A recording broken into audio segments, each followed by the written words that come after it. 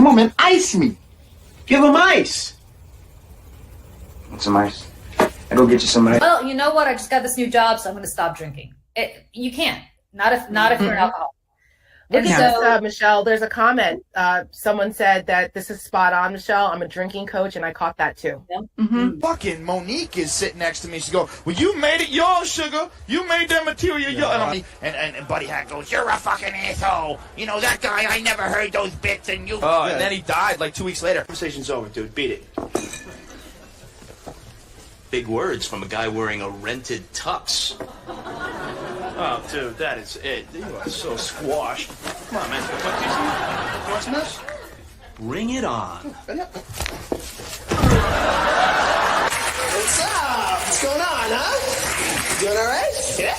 Well, life's going pretty cool right now, but I gotta stop dating bimbos. It's like the biggest problem I have in my life right now. If someone steals a riff from a song, that shit's in the news constantly. Yeah. Motherfuckers steal shit and make it on HBO. They steal shit, they put it on television. What are you saying? Listen, I know you guys saying that you're acting like a little bitch. No, you're not saying that. Yes. They're agreeing with me, motherfucker. They're not agreeing with you. They don't even know what the fuck I... I'm gonna do the spice sound version.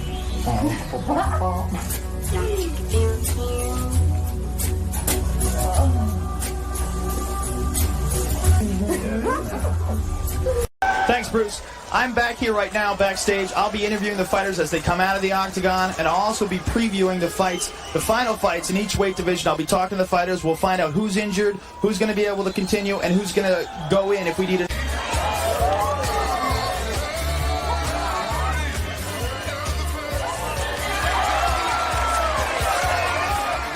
Today on the Game Man Show, we talk about bottoms. The guys who are always on the bottom in bed. Not like us tops. Top. Sorry. Why don't you write something there? I am sorry. Frank, this is not good public relations. Frank, what are you doing? Did you read his jokes column today? Look at this. I'm really sorry.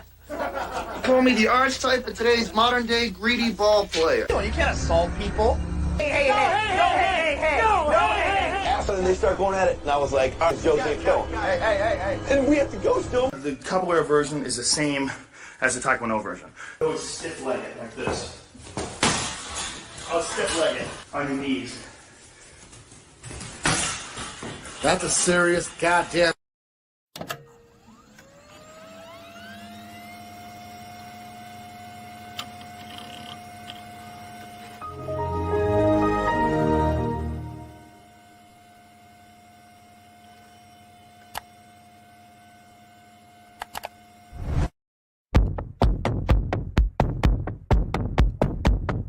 I could sit here and read live commercials and just make tons of money for the company. I could tell you the same thing over and over again. I can't be tagged as the guy who's a dick. They must be so jealous of me. I'm so successful, and they're just kind of not.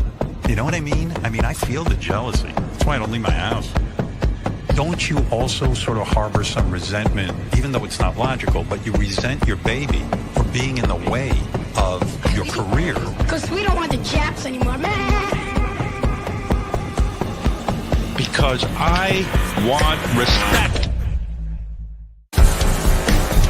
Some people say our show was the first reality show. I don't think there's one thing I've ever said on the radio that would have been found indecent or obscene. The secret to my show is honesty, reality.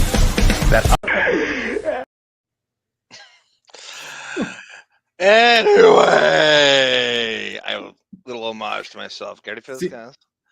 Go ahead, Davyd. No, just seeing Squabble Lane on like the Wine Moms Hour is the funniest thing. Did you recognize in that montage? Did you catch the drinking coach? Yeah, that's what I'm referring to. Okay, yeah. Okay, they're not. Yeah, is one of them a wine's mom? No, I'm just. That's what it looks. I don't know what the show is. It just looks like a bunch of wine moms. Like. Yeah. I didn't even think of that angle. They're not, but they should be. That's a fantastic. If you saw that, you would think that was wine moms.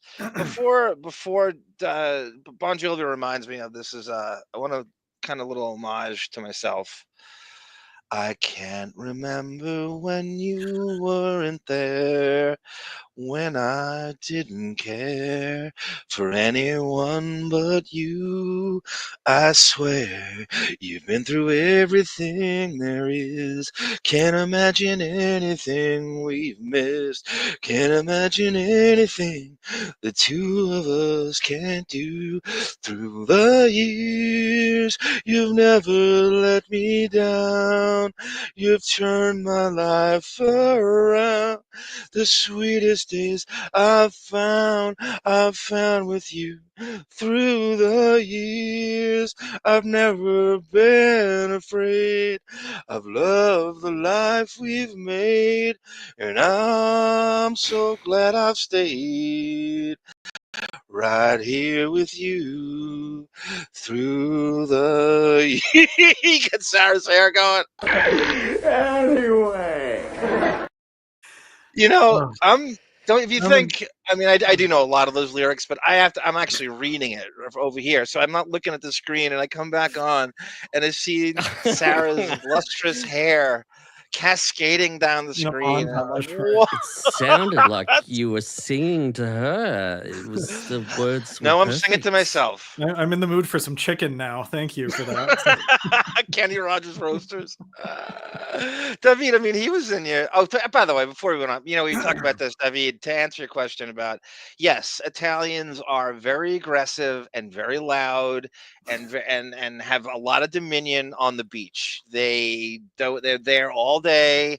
They get there and for about 9 hours talk about how and when they're getting home, who's driving, how they're going to do it. It's about tanning. There's like 3 coolers.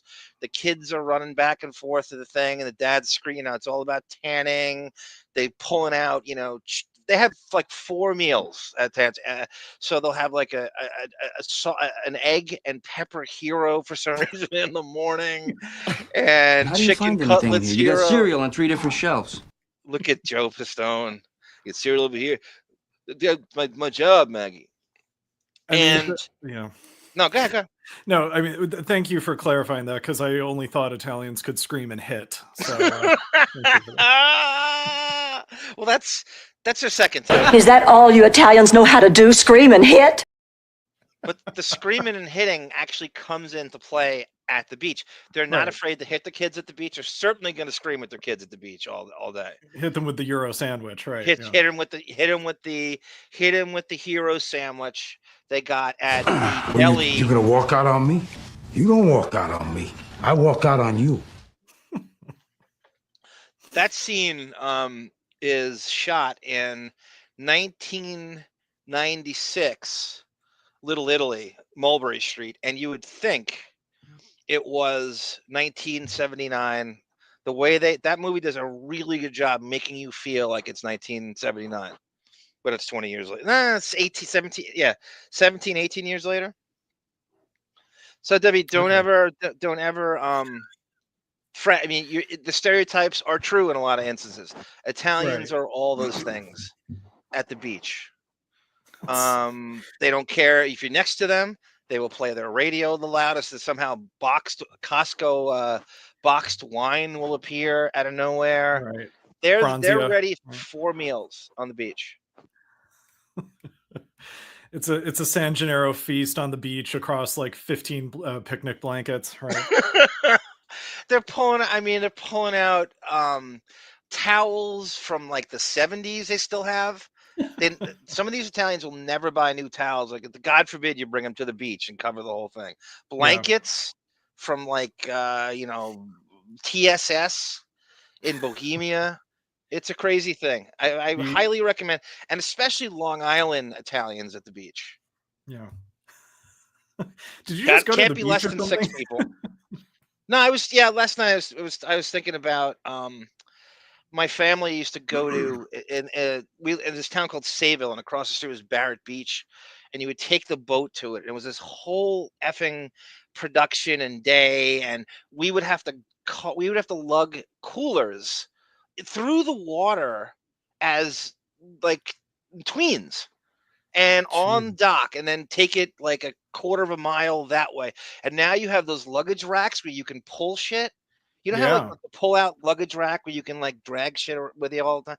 That would have saved us so much aggravation. And then we had to clean the boat on the way home. Nobody had it made more than my mother. Like, just get on the boat, doesn't help launch it, doesn't cook anything. Then she gets on, comes back. We got to clean the boat. She's not. She's got it made during snowstorms as a kid, and going to the beach. Doesn't lift a finger. Sits there making soup and hot chocolate and wants you to reward her for it while you're shoveling for 17 hours. Oh, you're in Cleveland. You people must shovel all the time. Do you people shovel, by the way, gay people? I pulled. Do I? I'm trying to make some sex joke. I can't think of one. Anyway, you got to put Pete Buttigieg in it. Exactly. Yeah, this Richie. Richie knows. Love dry sand on Appalachian childhood. Like that's a phrase. Richie knows. Look at Richie. Dry sand. Richie got to him. Dry sand on wet mozzarella. He's so right. That's right. All the sandwiches are ruined in like 2 hours because you don't even try. And the sand on everything food wise. These like Italians will have cut lime wedges for Corona. Like, when did you get a lime wedge? You're supposed to put lime wedges in Corona, and somehow they have like pre-cut lime wedges ready for 4. It's unbelievable the stuff they have, and it's all about the cooler. It's all about the food. It's not. It's not really about the water. It is about the tan, though. You know that. You know that. Yeah. I've known enough Snookies in my life that but the Coke cans, like I remember sand getting in like the coolers, and like you go to drink from your Coke can, and it's like a bunch of sand gets in your mouth. Yeah, it's not a practical day. Did you people go to Lake Erie? Wait, what's the lake in okay? Did you people go to Lake Erie in the summer? Yeah, absolutely. Damn. Yeah. How was that experience? It was fine. As kids, like I think we mostly were on the beach anyway. Like the water was kind of it's not very clean water. I think it continues to not be very clean water. So you just felt grimy and sort of like came out of the lake with a film on you. So it didn't feel good. All right. Jason STEPPIN OUT right out of the gate with line of the night. More like Lake Queerie. You got to admit, Davyd, I know you people get really homophobia runs amok, but that is where homophobia does good. You got to admit. if I haven't proven in countless hours on this show that I am down along for the ride. God, I know. You don't have to prove anything to these people. You don't have to prove anything to these people. Forgive me, I'm being a homo here. Yeah, Jesus Christ. Speaking of homos, is it Andy Cohen or Carson Kressley? The fact that I even know his last name proves that I could be like fucking bisexual. We could be married by this point. Who's it that said cheers queers? Is that Carson Kressley on Queer Eye for the Straight Guy? Cheers queers, or is it Andy Cohen? Cheers. That sounds like Andy Cohen's not that creative, so I would attribute that to. I think so too. They had all those clever catchphrases they would think of. You saw him in person with Monique, right? How do you remember that? I got a picture of that too, by the way. Oh, did you? Okay. Monique was trying to act too cool for school with Carson Kressley going. I'm like, you're not better than him. You're not. You don't. That is a huge get for you. You should be thanking me and congratulating me for spotting him. And she's trying to act like she's like over here, and I'm like, no, you. This is a big deal for you. I'm like, I'm gonna go over and I'm gonna start a conversation with her. She's like, no, don't do that. Don't do that. As if there's some reputation to preserve with these people. A Radio Gunk exclusive. Because he was on Stern. He did Artie's makeover. I know. He was drunk all the time. Right. I love my favorite part about that is half the cast was sleeps late and didn't want to get up to do the show. That's great. You remember that guy Jai Rodriguez? No, I only remember Carson Kressley from that he show. said something like when they did this special with the segment with Artie. I'm sorry, excuse me. I'm going to charge you per cough now, Bon, after that. It doesn't really matter. I'm going to charge you per it doesn't really matter, and I don't care. No. And per post. Where's the Symbian? The Symbian. So who was the guy in Queer Eye? Which Jai Rodriguez? Yeah. What was the story? He goes. Him. Remember Ted Allen too, the cooking guy. Oh yeah. So they both go. He goes. No. I don't get up that early. There's no way I was going in there to do that. I was like, good for you. That's why the show should move to the afternoons. Good for you, Ted. Just like every other show in New York, Letterman, Colbert, like they all do late afternoon tapings. Like that's when celebrities are at their best. That was your synapses are fine. I overuse the word circadian rhythm, but that's true. That's true. You want that to be at its height. Adam Carolla was there's a clip I'm actually going to play later. It's not in this clip. He goes, I don't like it. Nobody wants to eat roast beef at 6 o'clock in the morning. I don't want my comedy either at 6 o'clock in the morning, which I don't disagree with. I don't think you're not into rockin' and rollin' comedy. I want to say hi to everybody in the chat. Barbara DeRush. Speaking of Italians, DeRush, hurry, Barbara, come to me. Did you know that Kenny Rogers song, Davyd? Yeah, I've heard it before. I don't know it super Davyd? well, but I'm okay. here. Can you hear me? Yeah. It was really the anthem of like the end of someone's career, or you're retiring from, and so like anybody in the 80s that was retiring from something or moving on from, they would play that like in a montage. They don't play it. They missed out not playing it for John Stockton and Karl Malone when Malone retired. It's a song featured on A Very Special Evening With type of shows. Right? Yes. If you could read my mind, Babs, what a tale my thoughts would tell. That's such a Studio 50 for you people. Do you ever feel like robbed? You're the only one. I was thinking about you, Davyd. You're the only one outside of a teenager trying to drink beer that lies about their age to be older. Not just older, decades older. You're the only one that lies about his age to be older, that come across as older. That's really funny. Like a teenager trying to get a fake ID, but they get like, Grandpa Al Lewis's picture or something. There's nothing funnier than a bad fake ID and reading it. Cops must crack. Oh yeah. Did you have a fake ID, Bon? Yes, I actually did. Yeah, someone gave it to me, and I showed it to my sister. It worked, but I showed it to my sister, and I said, "Do you think that looks like me?" And she said, "Yeah, if you had a neck." Which I guess you look New Zealand in that picture. Hey, what's the update? Everybody wants to know, Bon. What's the update with you and Chubby Pickle in Australia, and Rondis in Australia? I do not know. I sent that email a week or two ago saying he should appear if he's in Australia, but I think he was seen in the chat saying he has left Australia now. That could be the new Lethal Weapon. And he has left, and he said the show will, with him driving his truck, will air in a few months, perhaps, maybe. And we thank him for coming to Australia. We praise him.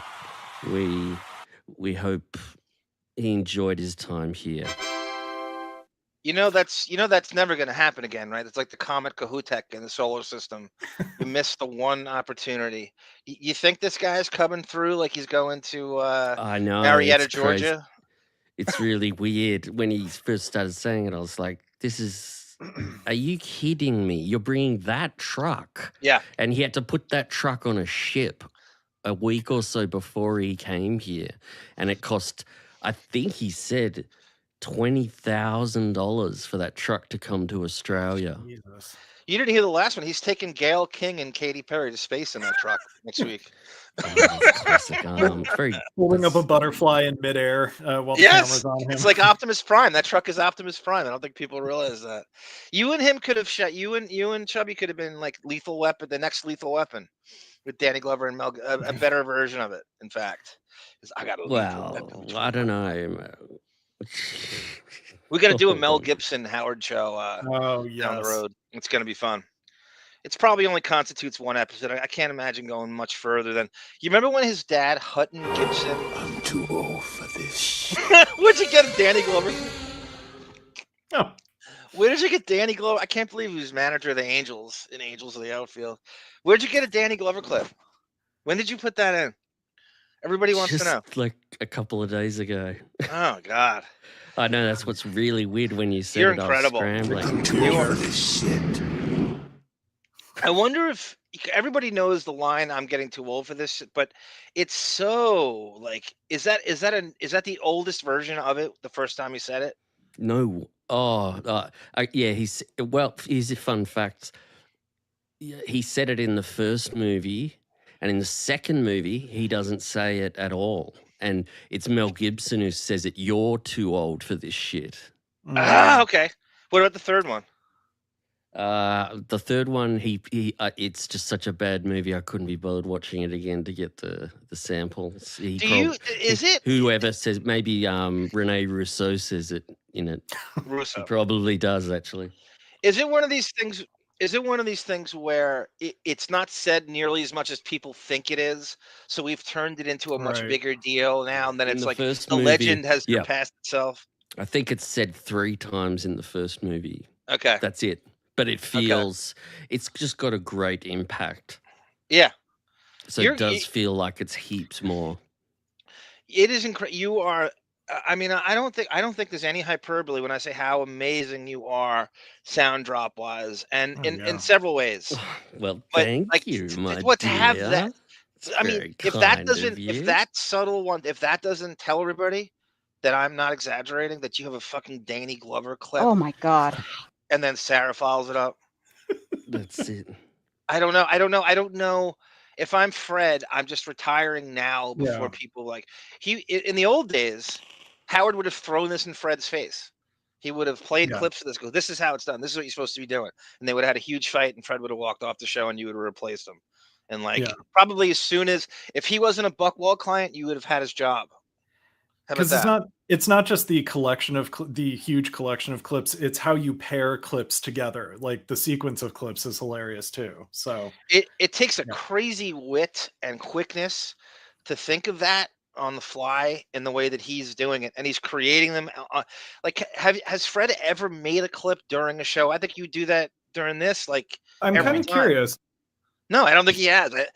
People are telling him to do it, and he won't do it. Yeah. No, I think he only relies on, like, for years it was the carts. You know, you could hear him like changing out carts in the 90s, which must have been just so hard. Right. I mean, I cut him a little slack there, but he had the worst time with the transition to Sirius at anybody on the show. He could not. Right. He's a dinosaur, and he couldn't deal with the new technology. And there was a crazy fight that got banned. I tried to post it on one of my 15 YouTube channels, and they blocked it immediately. Of Howard and him got to a huge fight over at Sirius with him not being able to roll with the technology. And basically, what I ascertained from it is Fred was supposed to go there to practice the new tech, and he just fucking showed up at the last second. Yeah, like they had a month. They'd actually well over a year and a half to do it. You want it to be kind of a localized experience as much as possible. Quiet, David's talking. No, I'm kidding. Talk, David. Talk. Because Fred, like, they switched to like a profit system or something. It was like some new board that Fred refused to learn, or it was like an updated version of whatever they had in the 2000s K-Rock days. And I kind of remember that fight. I feel like it was like on day 2 of them being at Sirius. I think it was the second week. Or it was the first or second week, but it was very soon. God, it's a really underrated fight, and I think a lot of people haven't heard it because it's so blocked. I would love to. I don't know if maybe this is a Patreon thing, but I would love to do those test shows. I don't know if the test show would be blocked because it never really. I have both of them, and I don't know if they'd be blocked. I think they were January 5th and 6th. Because I think Howard mentions Emily's article. I have that clip in my folder right now. Yeah, he's forced to address. I mean, he almost used that to. He went on Larry King, and he had to address it immediately. Right. Bon and I were mulling around, and again, he's such a tortured artist that he can't deal with like the options and stuff. And it's tough. You have to do it almost. We were talking about how there's all these documentaries. He's as good as like these guys like Porcelain that does the Joe Rogan documentary. There's a Joe Rogan documentary. It's phenomenal. Carlos Mencia. Thank you, Tendrils. I can't believe you caught that and know what that is. That's the Rogan's nickname for Rogan's a fascinating guy. As I dive a little deeper into his he is very slippery in a lot of ways. In a lot, especially like his personal life, politically, he's very slippery. And we'll get into that as we go along. But Carlos is obviously that he had a show. They basically they tried to do a Hispanic Dave Chappelle show on Comedy Central. And in the comedy circles, Carlos Mencia is known for stealing people's material, and Rogan calls him Carlos Mencia, which I think is kind of funny. It's a really funny pun. I really get a kick out of that. That's an arm pun. That's worthy. It is. Yeah, right. It is. Autobox says, Bashir, Seagal comes up in, oh God, I'm going to play that later. We did our friend Chaunce Hayden, whose book is out, by the way. He called Rogan on the first call, Rogan's first appearance on the Stern Show. Chauncey comes in at the end, and it made me think, let me contact Chauncey. And sure enough, the guy always comes through, gives me the full interview, and Bon Jovial and I put it to AI for everybody to hear. And it's a fascinating, and I don't think anybody's been this into sitcoms or must-see TV more than Warren Littlefield and Jeff Zucker. I couldn't believe the passion Rogan has for must-see TV during this. It was crazy. I can't wait for you to hear it. Casey Derula, welcome, sir. G Canada, welcome, sir. Oh God, G Canada, we got to do a duet. Islands in the Stream, G Canada, you and me and Dolly Parton and Kenny Rogers. I cannot wait to do that with you. Yeah, I just want to hear you sing in general. All right. How about I play for you? I said this last time because we had a weird time zone thing. Bon Jovi and I had a conversation about Rogan, and it kind of drifted into different things. And during that, we do this thing all the time where you go like, "Oh God, you should hear us off the air, and why don't you?" So he said, "Hey, how about we take this and we bring it on?" So I took the dialogue and I forwarded the exact dialogue, and I forwarded it to myself, and I put it to AI, and then I sent it to Bon Jovial. He's never satisfied. You can't just go with. Like Prince said, he's never satisfied like his father. And I sent it to him, and he did his magic on it. And I'm going to play it for you now. Well, Richard Marx. He won't give up until he's satisfied. I won't give up until I'm satisfied. Oh, but it sounds terrible if I don't fix it. And you've always got this clicking sound in your audio. It goes click.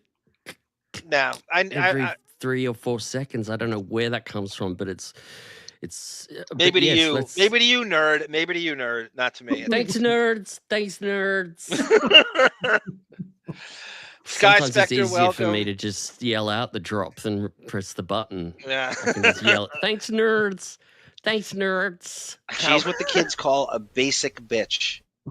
Howard is an old queen with a trick-or-treat hairdo. Quote, Don Rickles. I love it. Andrew Jenkins, I heard Bond's father was the guy from Midnight Oil. Are they from Australia? Midnight Oil? Hell yeah. Don't even ask that. Crikey. You know whose favorite band that is? Adam Levy. Adam Levy, our favorite writer from the Daily Mail. Or Daily Mail. That's his. So we're going to have him on, and we're going to talk about nothing but Midnight Oil, and you're going to lead the conversation. I'm a Beatle maniac.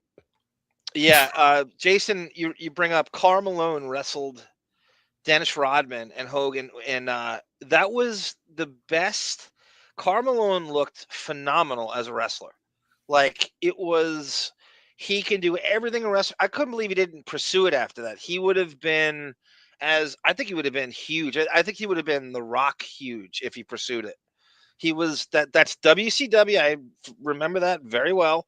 I think Malone was just finished the 98 Jazz season when they lost to the Bulls in the finals. I can't believe you remember. Tweedledee, welcome. G Canada, fake ID, bad boy arm. I didn't have a fake ID, G Canada. I'm so much not a bad boy that I was afraid to even get a fake ID. I thought Hanson and Penhall would bust me. So I never even, I waited. I was a good little, I waited until I was legal to drink. I really didn't drink a lot underage.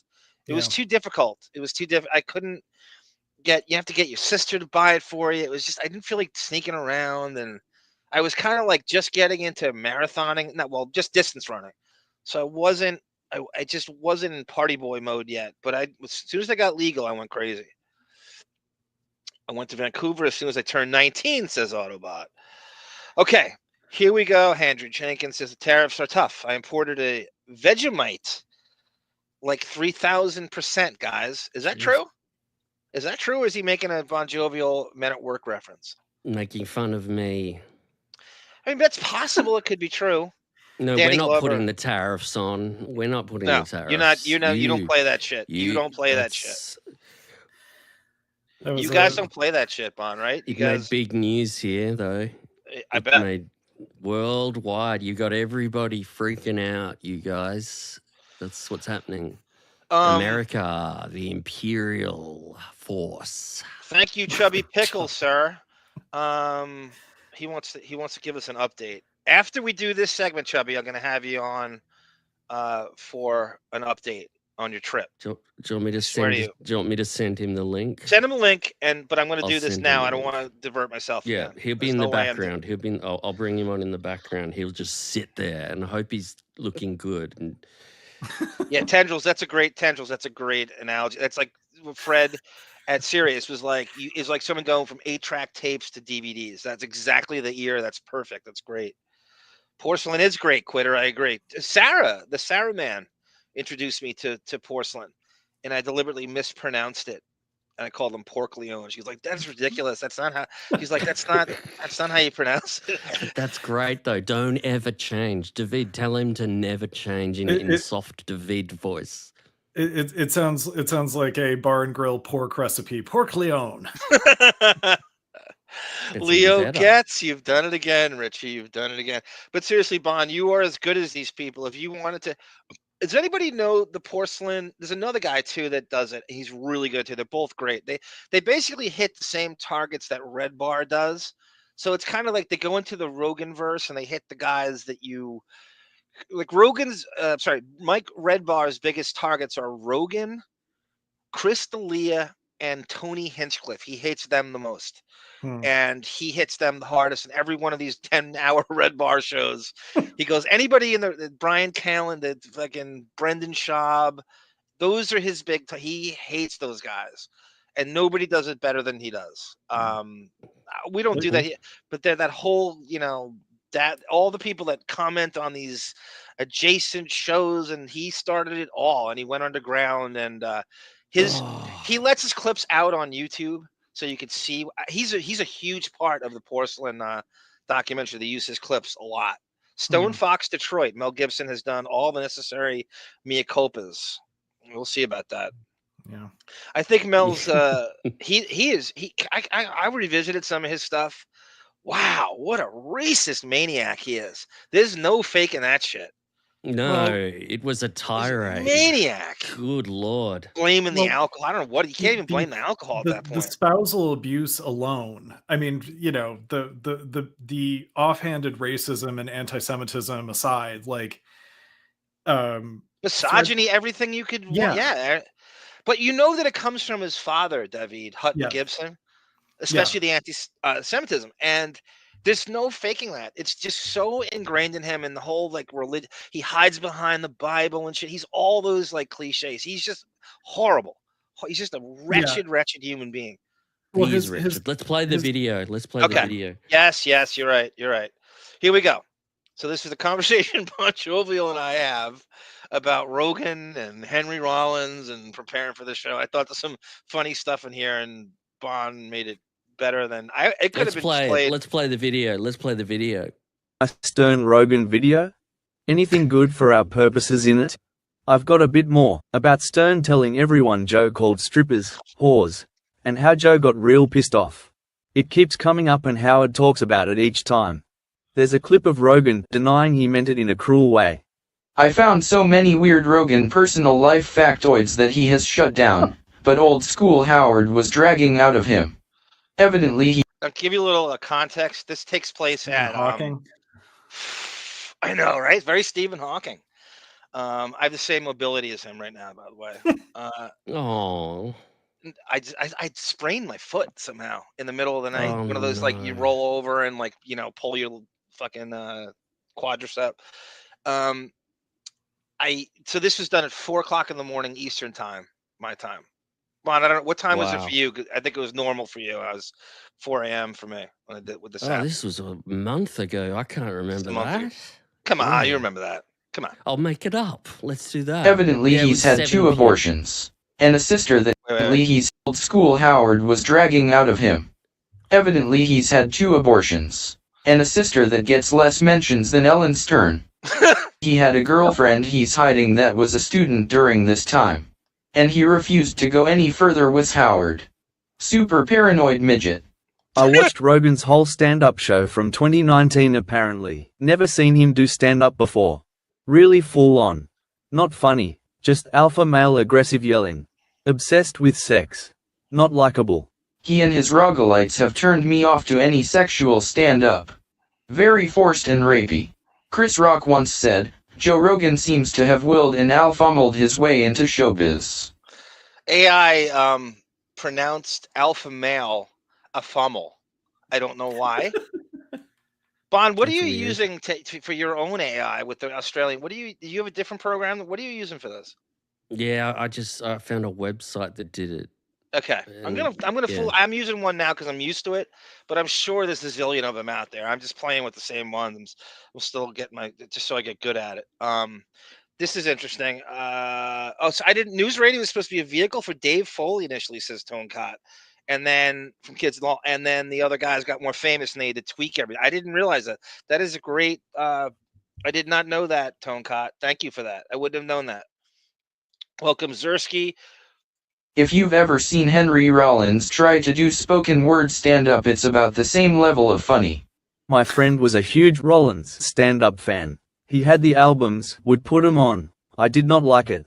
People are obsessed with Rollins stand-up. You know who else is obsessed with Rollins? Bon? Casey Armstrong. I don't know if you caught That doesn't those surprise shows. me at all. I swear to God, he loves Charles Bukowski and Henry Rollins. That They think surprises he's me. Yeah, he loves the tortured philosopher too. I think he likes Thompson and stuff. He really is into that shit. It was people thought, oh, you almost like Amber Heard pretended to be into those things for Depp. He really is, and I mean, this has been like decades now. He's been into this stuff. Rollins stand-up. They think he's a god. I'm not sure if I'd even classify Rollins' monologue stand-up. I think he hides behind that spoken word one-man show ambiguity so he doesn't have to be funny. Rollins was virtue signaling way before everyone else. Probably got standing ovations at his shows where he explained how the world should work. Rollins seems conflicted in that he doesn't know what he is. 1 second he's a spoken word poet, then he's a rocker, then he's a writer, then he's an actor, then he's a philosopher, then he's a comedian, then he's a workout guru, then he's a Costco sampler, then he's an astronaut, then he's an archaeologist, then he's a fashion designer, then he's a slave owner, then he's a casting agent. Henry was very lucky to have been accepted in all. Then now, mind you, think this is right out of it. This really happened. I am that great. I said those things in that text. It is I that love great. it. Coming off What the a rant. I have a lot of thoughts on Rollins. He go ahead, Bon. I mean, David. The most extensive polyglot in history. He covers like 20 areas of my career. God. A polyglot. Do you know Henry Rollins, David? I don't know if you people follow Rollins. Okay. A little bit. Yeah. He's so hard to describe to people. So that's what I was doing there. I'm like, what is he exactly? It's, he really is really difficult to describe to anyone who doesn't know. And why would you know who he is? Like, what would you really know him from officially? What was he in Black Flag? Black Flag. How do you know that? It's just one of the weird pieces of trivia that got into my brain. Oh my God! Yeah, he did. I remember he did a voice on the Justice League animated series too. Oh, okay. All of these fields without people shitting on him all the time. I agree. It shouldn't have worked. Jagoff of all trades, master of none. Speaking of which, Rollins actually jerks off to Iggy Pop more than Depp does. How pompous, not just me saying Kenny Rogers to myself, laughing at my own texts put to AI. That might be the height of pomposity. You It doesn't can't get help any it more. though. I can hear it in your voice. So that's why I put, look at, if you look at, everyone look at the screen in the left-hand corner, we've got 10th anniversary. That is valid for the rest of this year. So you're going to see that all the time. I'm tributing you every chance I get. So let your freak flag fly, my friend. Giggle away. You're welcome to laugh at all of your jokes. Tamara Francois asked me, like, why one of the reasons I hate Kobe Bryant so much, and there are several. One of the reasons is, you think this is bad? God, Bon, this guy had a retirement tour for 4 years on the Lakers. He dragged the franchise down. He's shooting 32% from the field, 25% from three. Couldn't have been worse, and just taking this and they did really good young players they wouldn't develop because they were obsessed with this guy. Had a 4-year retirement tour, and it was crazy. It was the most pompous thing. So don't be ashamed for this when I tell you about Kobe Bryant's 4-year retirement tour. More than Depp does. That's the fucking reference I remember from Rollins' spoken word album. It was a story about something Iggy fucking Pop told him. Rollins was even on an episode of Unsolved Mysteries back in the day. His friend got unalived. Rollins, telling stories that other famous musicians told him. Rollins spends 50% of his career just telling gushing obsequious Iggy Pop stories with absolutely no punchline or irony. Just funning worship. I could never imagine getting away with just thinking people want to hear me fawn over Paul Westerberg on stage while getting paid big scratch for it. And never having to be funny with it. Right. Hosting.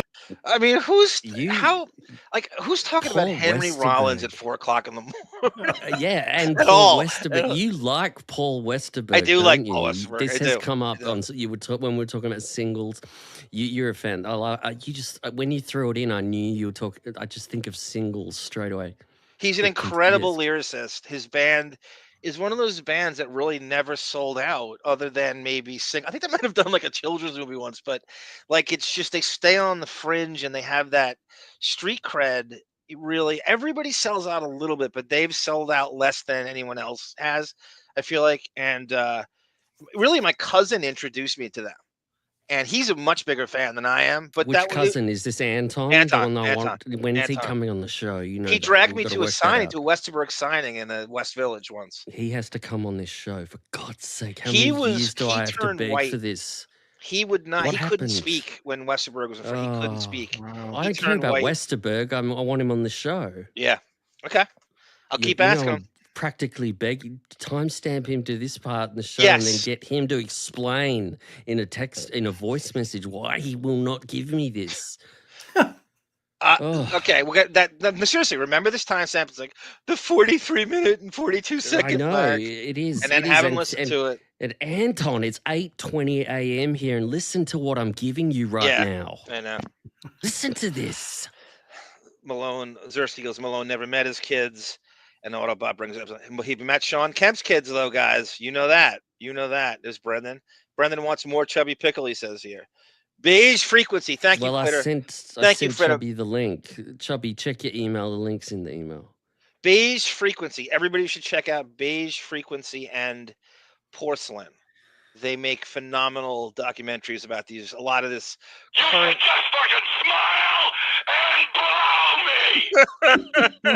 Yeah, that's the alcohol. Sure, Mel. Yeah. Right. Murder mystery shows and go flee to rehab 10 more times. Right. And game shows too. Rogan isn't too to be funny, big scratch for it, and never having to be funny with it. Right. Hosting murder mystery shows and game shows too. Rogan isn't too removed from Dice in his stand-up in parts. The gusto. Rogan even almost goes into Uyghur territory a lot. It's so I'm sitting there at 4:15 in the it? morning reading this, and I'm going, did Bon just say Wigger? And I'm like, I'm so proud of him. I actually had our favorite, Dope. I had Dope Thief on pause when I was the first episode when we were doing this. So it was like I was in the midst of that. I think I was giving you an update on what I thought about the first episode. I don't want you up at 4 a.m. though. You need. No, I was up. Davyd, You didn't doesn't wake that me up. You concern didn't you? wake me up. I was up. You No, didn't wake- but Davyd, doesn't that concern you that he's up at and then he's going to sleep later though, Davyd? Please weigh in on that. Well, I listen. I'm no one to judge anyone's sleep. My time zones are all over the place. Yeah, too, I wanted so- to ask you about your. I'm obsessed with your sleep patterns actually, because I think you people are erratic that way, but mine are more. Mine move around more than the time slot for Grace Under Fire. More than the that's time slot coming. for Caroline in the City. Yeah, I my sleep is. I'm usually asleep by at the latest like 2 a.m. And even at 2 See, a.m. that's very reasonable. That's. I But think if California were like had the bars closing at like 4, which they've tried for years to get them to move to 4, and they just won't. Like politicians block it. They're like, this is a party city. Why do we not have the bars open until at least 4? I think you would have been a later person. I think you would have been more. You would have been, you know, like sir. Or by the way, I have a question for you also. With you moving to LA, I was thinking about this the other day. Did you move to LA the exact year Howard went to Sirius?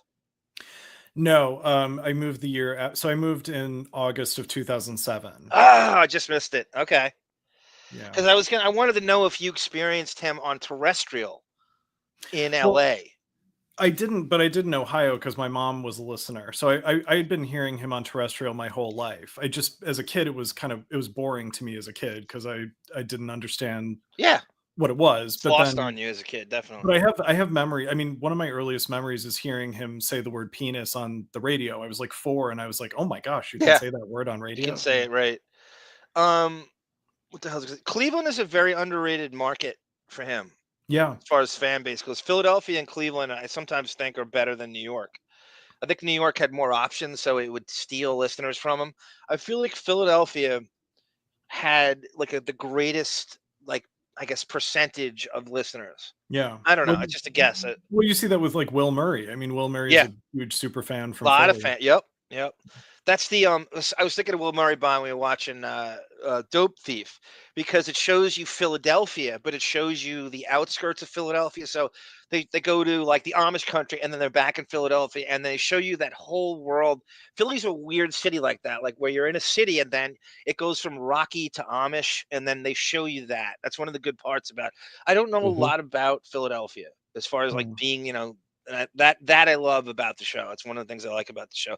Other than you, and I can't believe you didn't tell me that Dustin Gwynn is the lead in that and is a huge part of that show. And he's great in it. I don't know who he is. Who is Aoki. he? He's Aoki. He's their arms lead, the Vietnamese arms dealer that he's teamed up. Aoki. Dustin Gwynn. And you call him Loki. Aoki. You don't recognize he looks the same. From Jump Street. Yeah, he's great in this. Oh he's no, great I thought in you this. meant the other show. Oh, okay. How great is his mom? Confused. How great is his mom in it, by the way? And Loki's in it. You were all excited Loki about and Loki. Aoki. Yeah, that's the new show. Loki and Aoki. I don't know who they are. Thank you, Melvin. Melvin got a 2 beige frequency. Play the video. Play the video.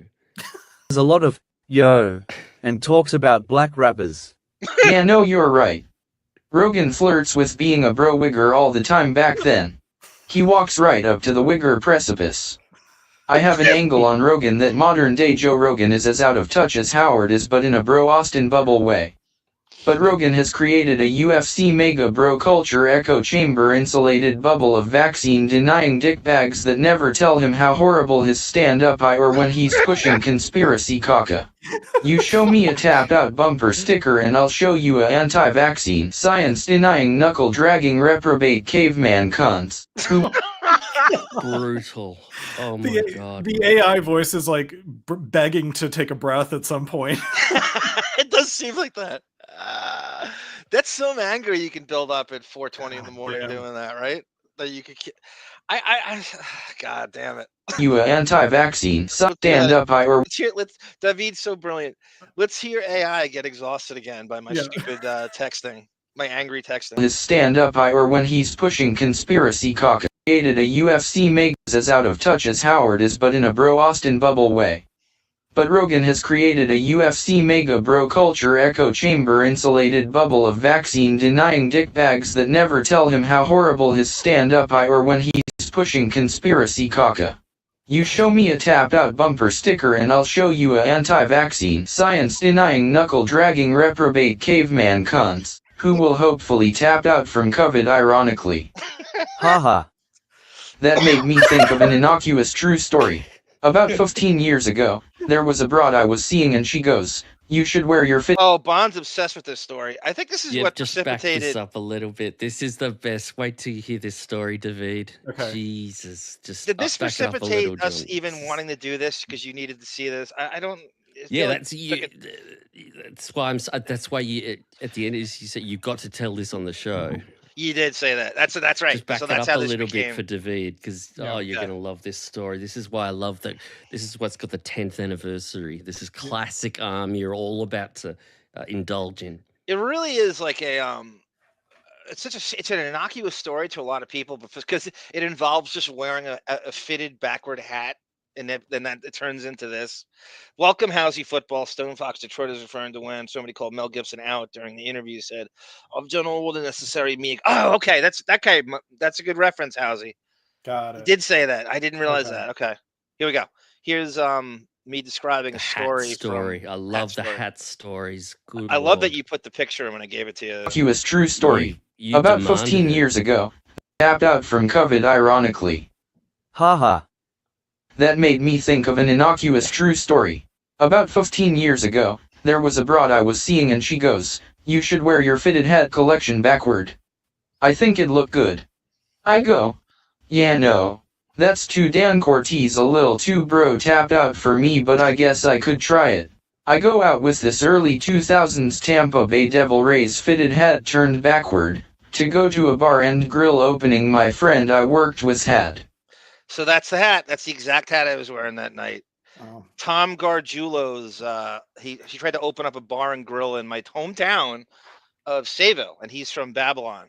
And this is what I wore that night. And I loved this hat. I loved this hat at the time. I still have it. It's right here. I bought it again, brand new. Had. My other friend Ryan comes up to me and goes, wow, that's a new look for you. You remind me of Bro Rogan on Fear Factor on Casual Friday. I think he meant it as a compliment, but I couldn't tell. Then I had flashbacks of Rogan doing that wiggerish stand-up with that look on an old MTV special and I immediately turned the Devil Rays hat back to normal facing front, never to do revisit. That again. I told the broad that I was with, that I was sweating too much from the fitted hat not breathing in humidity. Which I was, so it wasn't a total lie. Haha, that's a great story and you have to tell it on the show. God damn it. That AI voice is not that is a different great from you. story. Oh, don't say that, John. That's so That's a insulting. compliment. What That's a did you compliment. said you said the AI, the Australian AI oh, I can't even get the words out. That's The a Australian compliment. AI voice is kind of like mine, It's a compliment. but It's a I'm huge full of compliment. passion, aren't I, David? I mean, I'm just saying that you're soulless like a robot. That's all Yeah. I'm saying. Thank you. What an exactly. Australian That's what automaton. John said. It's a bit offensive, John. Okay, so let me see. What you want to do the Chauncey thing now? That was that's a true story. That's all true. I should do one thing because just a little updates because you copped a lot of controversy last show, and a friend of the show who I thought never would trash would get angry is Marta, and you can see what she wrote here about the last show, trashing Rogan, and 90% of what you are saying is not accurate. Rogan is a great friend to many comedians. He's helped so many people. Now, you both here, do you want to address Marta's concerns or apologize to the woman? That comment is more Florida than Tom Schwartz on Vanderpump Rules and his brothers. Yeah, let me see here. His friend, too many comedians. How does being a friend to comedians help us?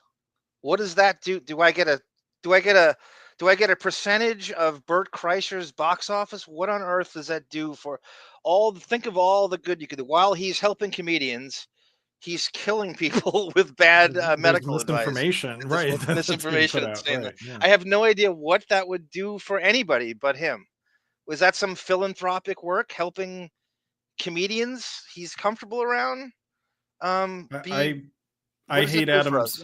I hate Adam Sandler, but he only hires his friends and family. That's you a know, great for right. Ruining movie after movie after movie. lowering standards. What about this though? Because things got really intense here. So this guy's really angry, and I'll help. Oh, you know what? You know what, Bon? I promised Sarah I wouldn't get political.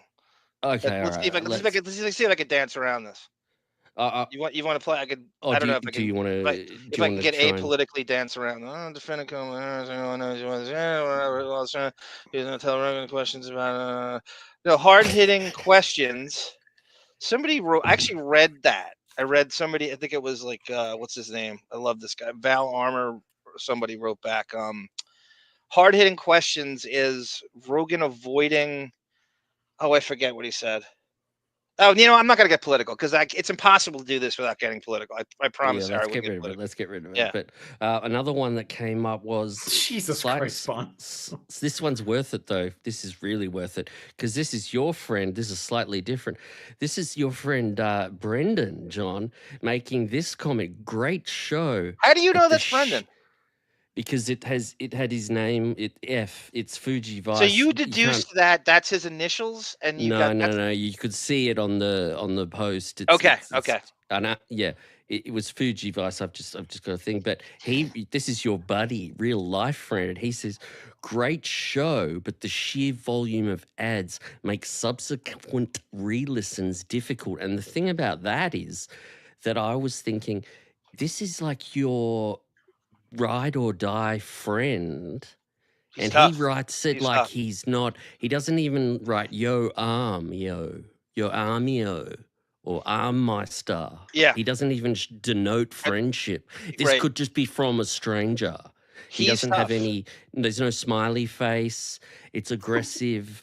It's sort of aggressive. It's just emptiness. And the question I'm asking you now, John, is yes or no, which is very hard for you, but is Brendan really your friend after reading that? Yeah, oddly, he's one of the. Okay, I got it wrong. You're gonna pre-digest my answer before. It was just a yes or no, and I knew you couldn't do a yes or no, but I just wanted. Yeah, no, to the answer is yes. sounds, The answer is yes. I don't like to give boring one-word answers. The answer is yes. He's one of the few people that can pull off derision, or he's got this weird immunity to being crotchety and cranky with his own friends that you just forgive him. He comes through when it counts. He's the best guy. I mean, when you win him over, you win over big. But he can turn on you. He has never turned on me. And that was a bit harsh, though. It seemed like he's turning on you because he's talking about your business here. That's true. That's true. I have everything to do with those ads. Business. Exactly. When you monetize your show, that's what happens. So I'll help you out. This one goes out to you, Brendan.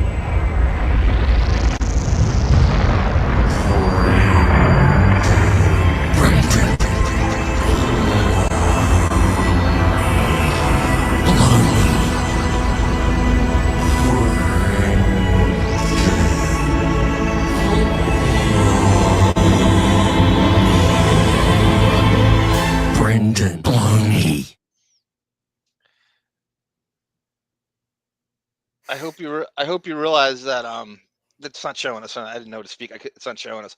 I hope you realize that G Canada just jerked off. It is you two will always have that in common. That'll resuscitate your friendship. Is that you both want to blow Brendan or have him blow you rather? Yeah, right. And tomorrow Brendan will compliment you. So you never know. I mean, that is an homage that he can show his family, Bon. I think that's infamy that no one knows, and I think he loved that. I believe he That loved can that. come up whenever he's in the chat being a bit. He was a bit of a look. Here he is. There you go. Got to call him the way I see him. Bonner, unlike you, that adds a brute word better than your name drops. Holy shit! I will say Not this. bad. I will say this for Brendan, and this is not a compliment necessarily. He loves this position. He's a trolls troll. He's a trolls troll before there were trolls, before there was an internet. Like, So is he he loves angry this. right now? This comment here, is he pissed off at all? Or is he messing with my mind? He put the ass in passive aggressive. Let's put it that way. But does he really think my drops are lame? No. That's the question I must. Are you sure? Said, they're not. They're not. I'm telling you, I'm as harsh on anybody comedically. They're not lame. They're great. They're unbelievably funny. I wouldn't You praise them. You give too much praise. No, I'm not. I consider myself an expert on this in this field. David, do you want to have the last word on this, David? Have the last word. Well, just to put you on the spot, David. I'm honestly, sorry. Yeah, my 10-year-old picture on the spot. Look at you. Look at the little face, the ears, the cute little ears. I gotta switch it back to the actual David, but no, you don't. I mean, listen, my job on the show is to be a blowhard. So if I haven't listened to all 100,000 shows of Joe Rogan, and so I don't know entirely what he's about. I just know the things he said that I've found sort of like, that is not true, and that is going to hurt people in the end. Not just even about COVID, but just about even, LGBTQ stuff and things that hurt friends of mine. So yeah, I'm entitled to the opinion that he is not helpful to society. That's right. Yes, you are entitled to it. And you know who else? You know who's entitled to that picture of you? Kevin Spacey would love that picture of you. Oh, God. No. Let's quick get it off the screen. It's scaring us. Yeah, I did it to just show me and my Browns t-shirt, but no, we love it. We love it. We don't dare look at me. I'm pressing, but I'm trying to get back to the normal. There's this is a real. People are standing up for me here. Would you leave that? Would you leave that comment on? I didn't even see that comment. This is a real concert Brendan and I went to. So this Living Color, the band, Corey Glover. Band. Great band. You can tear a building down, but you can't erase everybody loves you when you're by. That song's for David. So they're playing Patchogue Theater in Long Island, which Artie has played before, by the way. Time's up. What do you mean my credit's no good? And that's a line from the song. That's a great reference, Brendan. Are you going to it? I say he is. He does do that. He will go to concerts. Back to the ones praising me. Okay. I'm serious when I say I am not exaggerating whatsoever. You are that good with drops and they are that funny. And I can't think of one. I mean, occasionally it steps on something, maybe at your worst, because I'm in the middle of something, but that's not even. Oh, really? I usually get on. I know exactly what you're talking Edward about. Rush. I'm just kidding. I know. I've stepped on many a good moment with the drops. Hey, here we go. See, these are the ones with the. Hey, he has better drops than Fred. There you go. I think that it's not even close. It's not even close. I think they're being sarcastic as well, by the sounds of it. But we and Sky Spectre. Thank you, sweetheart. That's a broad, isn't it? Sky Spectre. Yeah, it's a chick. Yes, yeah. Yes. Thank you, my dear. It is a broad. It is a suspected broad. But the name itself is very androgynous. You would know. It's like Brendan's messing with me more about just this one. Your contributions get more and more homoerotic, Bon. Seems more about you than me. He's trying to mind F me with that. Yeah. I will not let you control my mind. All right, I'm going to stop. Says the guy who lived across the street from Cherry Grove, of all places, Bon, in Brendan, which is the gayest. It is gayer than Chelsea. Ironically, my contributions are getting straighter, so we're just trading. Yes, Zersky, thank you. I was thinking about that before. Iggy Pop is a huge pedo. He is basically Ted Nugent, and he gets that 70s statutory rape pass. Yeah. That a lot of these, like Steven Tyler, gets and everything like that. He is, and of course, friend of Depp, one of the many, many hideous friends that Depp keeps in his stead. Right. Depp Look at was this one, Depp's too. idolatry with him. He said he went up to him in a club in South Florida when his band was opening for Iggy Pop in, let's call it 83 or 82. And he went up to him and he's so wasted that he couldn't formulate a sentence to tell him how much he admired him. And he just went up to him and went, "Oh, Iggy Slop, Iggy Pop, fuck you, fuck you, fuck you, Iggy Slop, Iggy Slop." And then Iggy Pop looked at him and went, "You fucking drunk turd." And that's the story. Oh. Yeah. You look at this one. I hope Bon goes camping out in the bush. Oh, John, I'm just trying to sit. I hope Bon goes camping out in the bush and meets a hungry dingo. Hello, mother. Oh, there we go. That drop worked out really well that I played. All right, you know what I mean. Here's great timing. here's Tonecott. The Replacements got on SNL. I didn't realize Randy Quaid. So that's the 86, that weird 85, 86 season when they took the transition year. And so they were so drunk, Paul Westerberg screamed out the F word to Bob Stinson on the air, and they got banned from doing Saturday Night Live again. That's crazy. I knew that story too. Oh, that's crazy. That's a great thank you, Tonecott. You know, God, we have some great people in here that know a ton about pop. There's almost no name you can't bring up, right? And somebody will have like huge biographical data on it. Was Randy Quaid about to start Davis Rules, that stupid sitcom he was on? Speaking of Davis Rules, I can't believe you referenced that. Here is our next thing, Chaunce Hayden, and everybody should buy his book. What's the book again, Bon? Comedian book. It's just got a very like in cars with. Yes, with with Poppy. Comedians in cars with Poppy in Ireland. Irish coffee comedians. Google search it and you'll find it. There you go. Which one are we doing now? He's gonna pop in. So we're gonna do Chauncey, as I found out, interviewed Joe Rogan before he ever did the Stern Show. And he called in during Rogan's first appearance and he quoted something. And so Chauncey sent me the interview. And I put it to AI and sent it to Bon Jovial to tweak it. And this is the interview. And it's a Rogan you don't know. It's just this guy. He is obsessed with sitcoms and must-see TV like he's Warren effing Littlefield during this. And he's got strong opinions on. This is a Rogan I remember I like.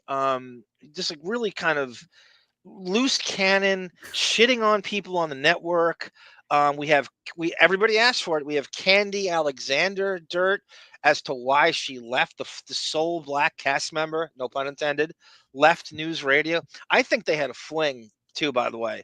He was in every scene with his character, who was supposed to be called Ted. I hope you left that in there, right, Bon? Speaking of Italians. Oh, I hope so. I hope I left it. So this is 1998.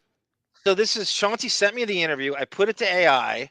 I had to transcript it again, and then Bon remastered it and put it here. This is Chauncey interviewing the Rogan in the late 90s, a full year and a half before he ever did Howard Show. 8. How do you feel about the way television rates which shows are number 1, 2, 3, and so on? Most of the shows today suck ass. Like The Single Guy. That show was number 6. What the fuck is going on? How is that happening? You're telling me that out of all the people in this country that were watching television, that show was in the top 10? That is such horseshit. That Nielsen stuff is bullshit. So this guy who's supposedly affecting elections with ivermectin speak, his primary concern in 1998 is Jonathan Silverman's The Single Guy, which was used to just bridge like fucking Seinfeld to Friends, and it being ranked 6th in the ratings. He's staring at Nielsen ratings, worried about The Single Guy. But isn't that crazy? This is the same guy. The Nielsen ratings are the most antiquated, fucked up system. 5,000 freaks living in the Midwest, picking their asses, drinking beer, watching Grace Under Fire. That's ridiculous. Out of the 5,000 Nielsen rating families, they have about 10,000 teeth total. They are all freaks and weirdos. And that's crazy. I think it was you, Davyd, that says, not to get political here, but that's his entire like red state fan base, right? That would announce Yeah. what he just insulted everybody that would be listening to. That's the whole UFC tap out, knuckle dragging reprobate sect he just insulted.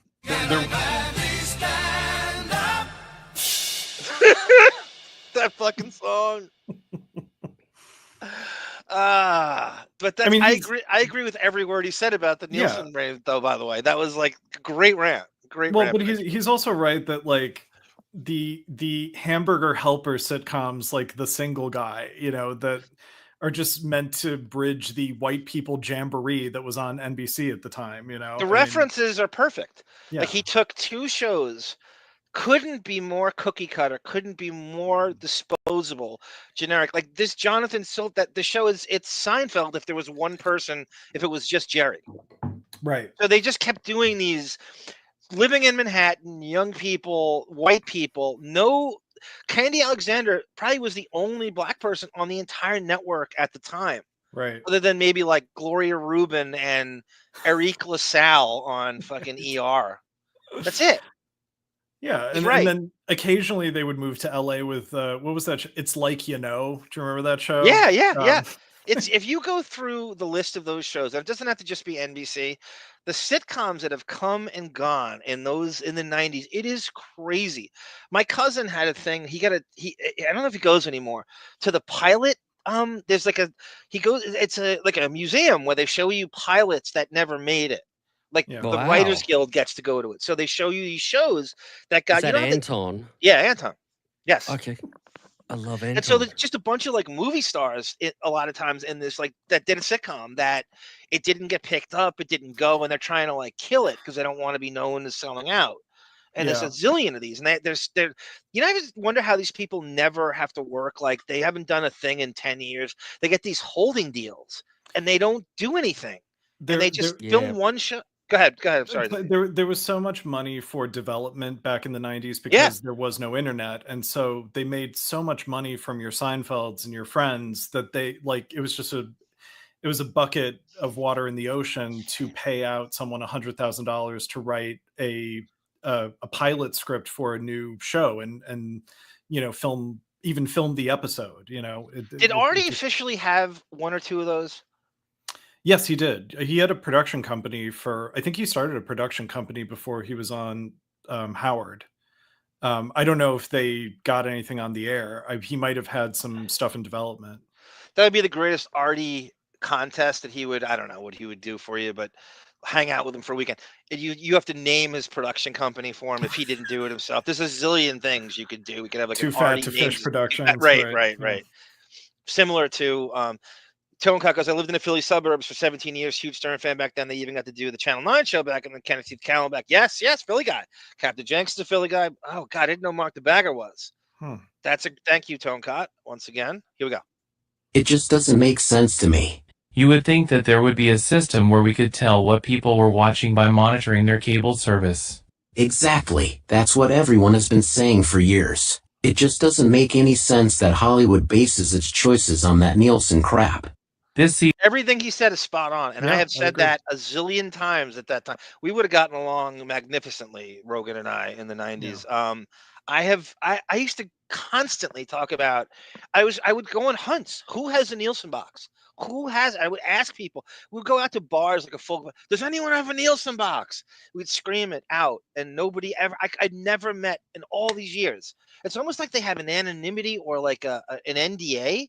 That they're not allowed to identify like who they are.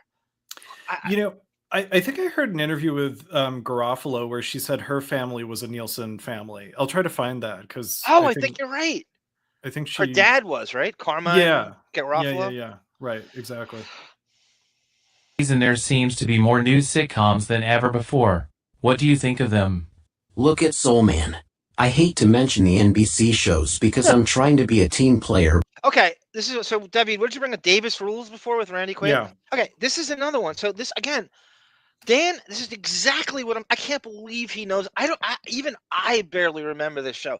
Dan Aykroyd got tapped to a pilot for ABC. No, a series, not a pilot. He did it. It actually aired. Yeah. And it was called Soul Man, where he played a like Bon, a I don't know if you priest can find a picture. He played a priest, but he was trying to be like a married almost like you could be married in a black church and he Anthony Clark was on, who I think knows Rogan, and this guy he's staying in on a, I don't know, was it on a Friday night, like, but and TGIF TV on the original one. Well, the sitcoms. The ad you sent me said, like, it'll be on after 2 amazing episodes of Home Improvement, you know? Right. So they sandwich it between, so they would use the massive shows. Home Improvement was so big back then that it chased Seinfeld off of Wednesday.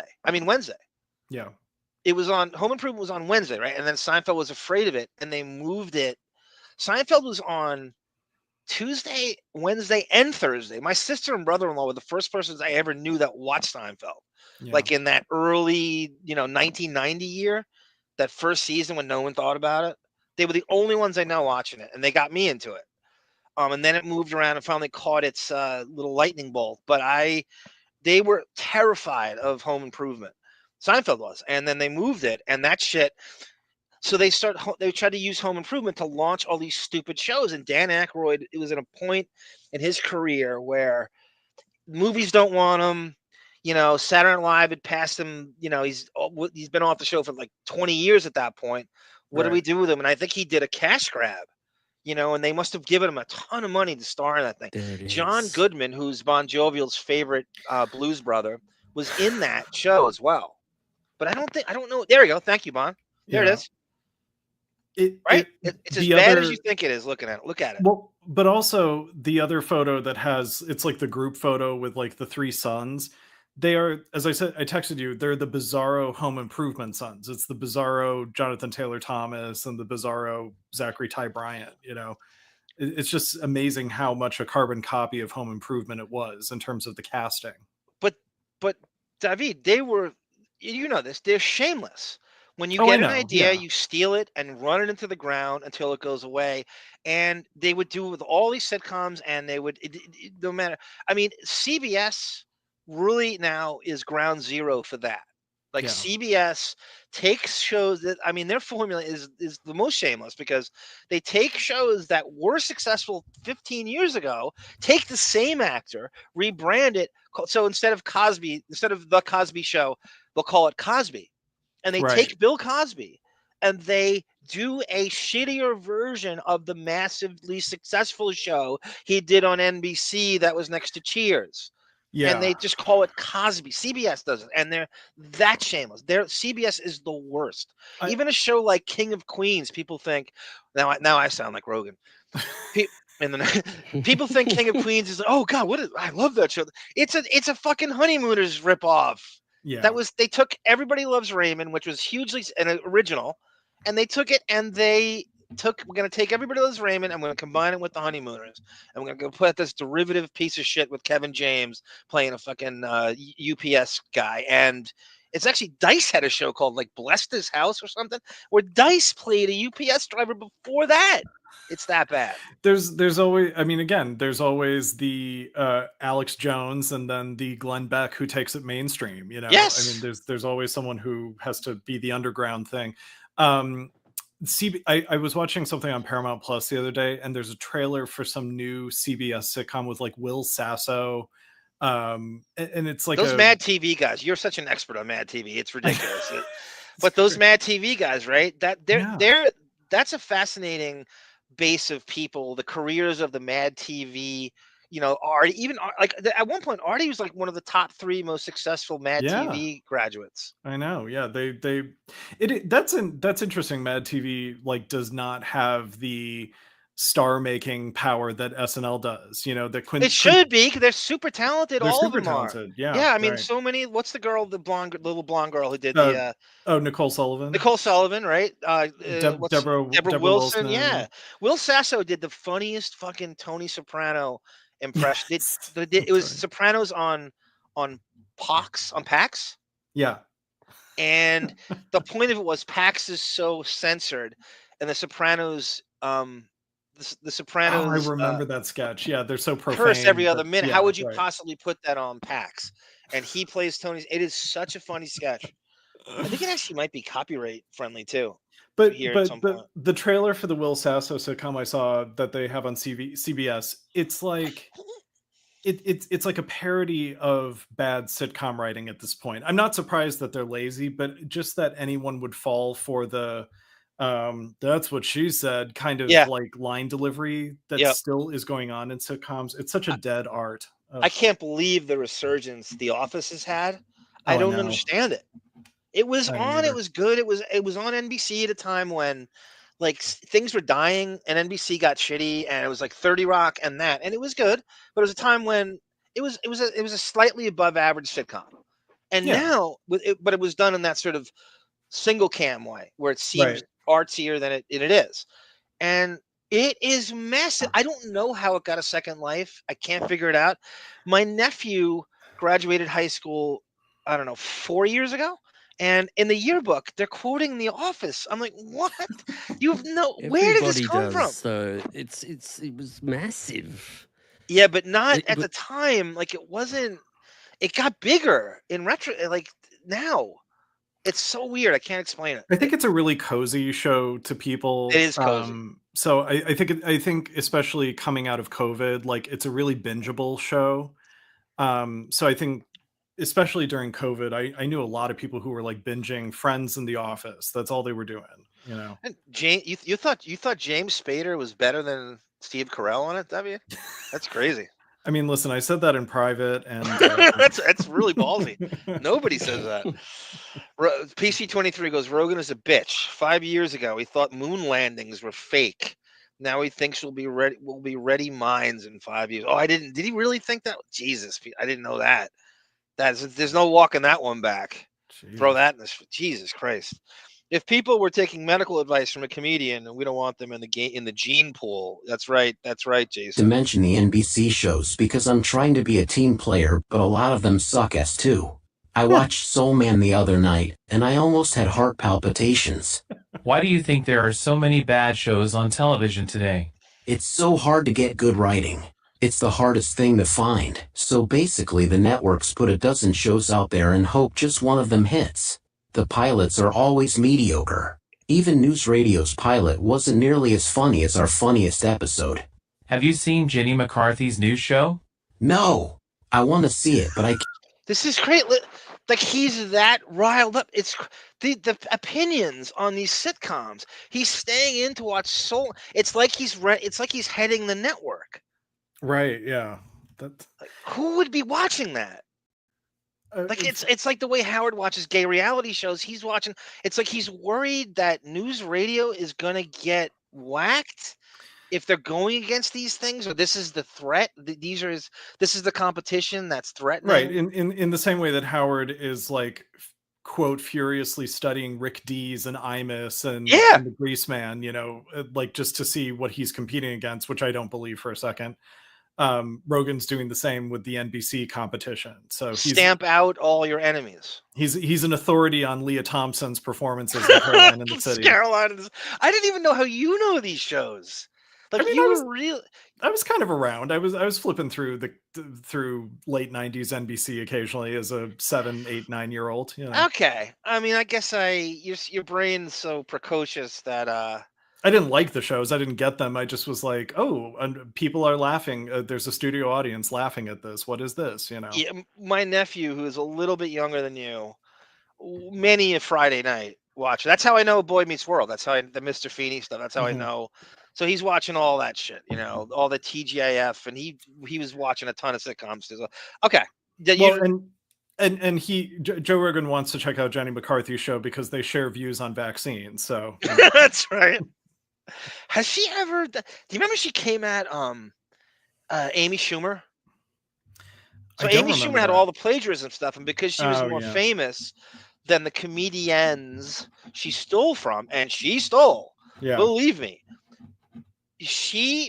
Rogan had on, and this is one of the times I really like Rogan.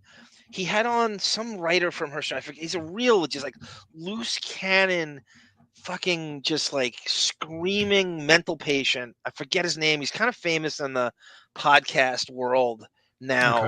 Okay. Somebody will get in the chat will get it. And he was trying to defend Amy Schumer. And Rogan's like, no, I saw the montage. And he considers himself the comedy police, which we'll get into later Right. on.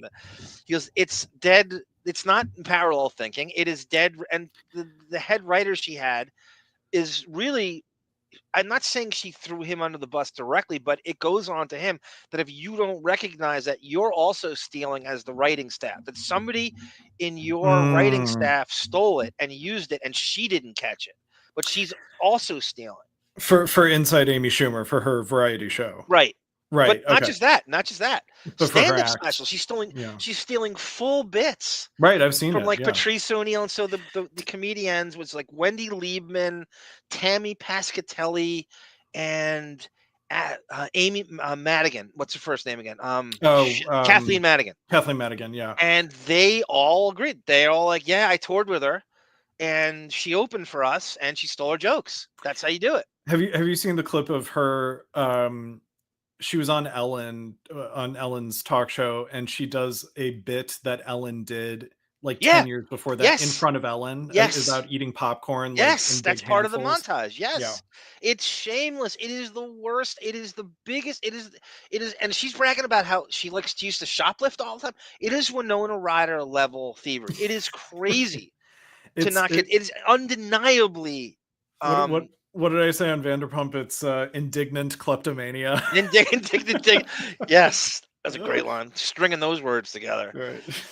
And so let's see if does anybody in the chat have the name? I don't know. I'm not. You guys always come through, and if you don't, I understand if you don't know him because I'm blank. I used to. I don't see him much anymore since Amy Schumer, Steve Aoki. That's not it. It's not Steve Aoki. It's another guy. He's from New Jersey. I know that. And it's all I got on him right now. It might come to me. Davyd, is there any way you can look up the cast of Inside Amy Schumer, the writing staff? Yeah, I can look it up. I think he was considered the head writer, and he was on there, and he was trying to like get really angry and rage, and the head. And Rogan's like, "I will kick Kyle the shit out of you." Dunnigan? No, that's not it. Even though he does Rogan show a lot. He's a great impressionist. He actually does Howard show once in a while. Let me just kind of spew off a couple names: Daniel Powell, Jesse Klein, Kurt Metzger. Kurt Metzger. That's it. Kurt Metzger. So he was on that. He has this real kind of like, I want to say anger issue in the worst way. He thinks if I get angry enough, I'm right. No matter how bad my information is, no matter. And Rogan was. Oh, I know this guy. The whole time, and it was great. He's like, no, she stole it. I watched it verbatim. There's no way that's parallel thinking. She stole it. Just admit it. Just fucking admit it. And he's trying to get angry, and like he could tell, like Rogan's like, I do not come over this console. I will just fucking. Honestly. Like I would love to see Rogan just kick the shit out of him. And that he's just defending the indefensible. Just. Right. But you got to understand. He's defending himself because he thinks he's going down. He's going to be known as a plagiarist because he's implicated. Yeah, he's in the writing staff, and if you bring somebody has to catch it, and if Amy Schumer doesn't catch it, then why is the writing staff not? Unless they're afraid to challenge her, right? That it's a thing, and they're not going to say this sucks or this is derivative that you stole this. They're not going to tell. They just want to keep their job. Press play. I'm going to deliberately not do it because you said that. Oh, because you arrogantly sat there mute for 10 minutes. I'm going to deliberately waiting. We're all waiting. You're waiting to jerk off to your own video is what you're waiting for. And I will play it. Oh, my God. Paul McCartney. Keep forgetting. I see it. Jenny McCarthy's new show? No. I want to see it, but I keep forgetting. I told everyone that Jenny McCarthy's new show would be the end of her 15 minutes. I said this is the time where she actually has to do something. She hasn't done anything before this, but yet she's this huge celebrity on the cover of all these magazines. But it's all hype and bullshit. This is my take on Jenny McCarthy. I do not think dudes want to f*** her. I met her with no makeup on in real life, and let me tell you something. It ain't no big deal. Supposedly she's a fun person, but she ain't talented. I don't care what anyone says. Jenny McCarthy is just not funny. If you're not funny and you're trying to be a comedian, what is that all about? Why would someone try to do something like that? She said she wanted to be the next Lucy or something. I'm sick of hearing about her. The tongue is back in the mouth and the show is screaming into the toilet. Good luck, Jenny. Enjoy your piece of the American pie. considering how Wow. That's some rant. I mean, that's it's like stepping out of your wheelhouse, right? Like, dude, it's like a comedian giving vaccine advice or something crazy like that. You step out of. I love how that whole rant begins with, "No, I've been meaning to see her show." Yeah, that's right. But here's where you got to give Rogan his props. You know, that's the same right. network. Yeah. That fucking show. She was on the same network as him. Yeah, That he Jenny shouldn't McCarthy show. be doing that. That's So, crazy. Yeah, I'll but give that him shows props. you the power of Steppin' Out magazine that nobody caught it or heard it Maybe. at all. Like Chauncey's hoping. Chauncey's sitting there in North Jersey hoping that something happens from this. Like, oh God, everyone's gonna they're gonna fire him. It's gonna be fucking pandemonium at NBC. Heads will roll. There's nothing happens from it. It's now if Joe Rogan had done this in Dan's papers, it totally would Dan's have papers would have Scott changed the Sasso whole down. course of the Right, game. Yes, exactly. yes. I'm blowing this guy on the What a air great- every single day, practically. What a great one up that was, Davyd. But that is a crazy rant. That's just like shitting on. By the way, so the Bill Maher, Larry David thing, Davyd, which we're going to do on the next Armfeld, I guess, like part of. And I'm not going to go any further than this, but what I realize is, and this should be obvious to everybody, that's HBO and HBO crime. Right? Yes. I didn't even realize that. Right? Oh, That's the power of Curb Your Enthusiasm. It's so massive that Larry David's like, fuck you. I'm just going to shit on Bill Maher in this New York Times article. Yeah, and also Larry doesn't have to kiss HBO's ass to get another season of Curb. No. It's over. So he's pushing 80. It's just refreshing to see white on white crime. Was that Alfonso? Alonzo Bowden, comedian. I'm not sure. He was on the season of Last No, Comic it's the Standing. Sportsman on Joe Buck's show, John.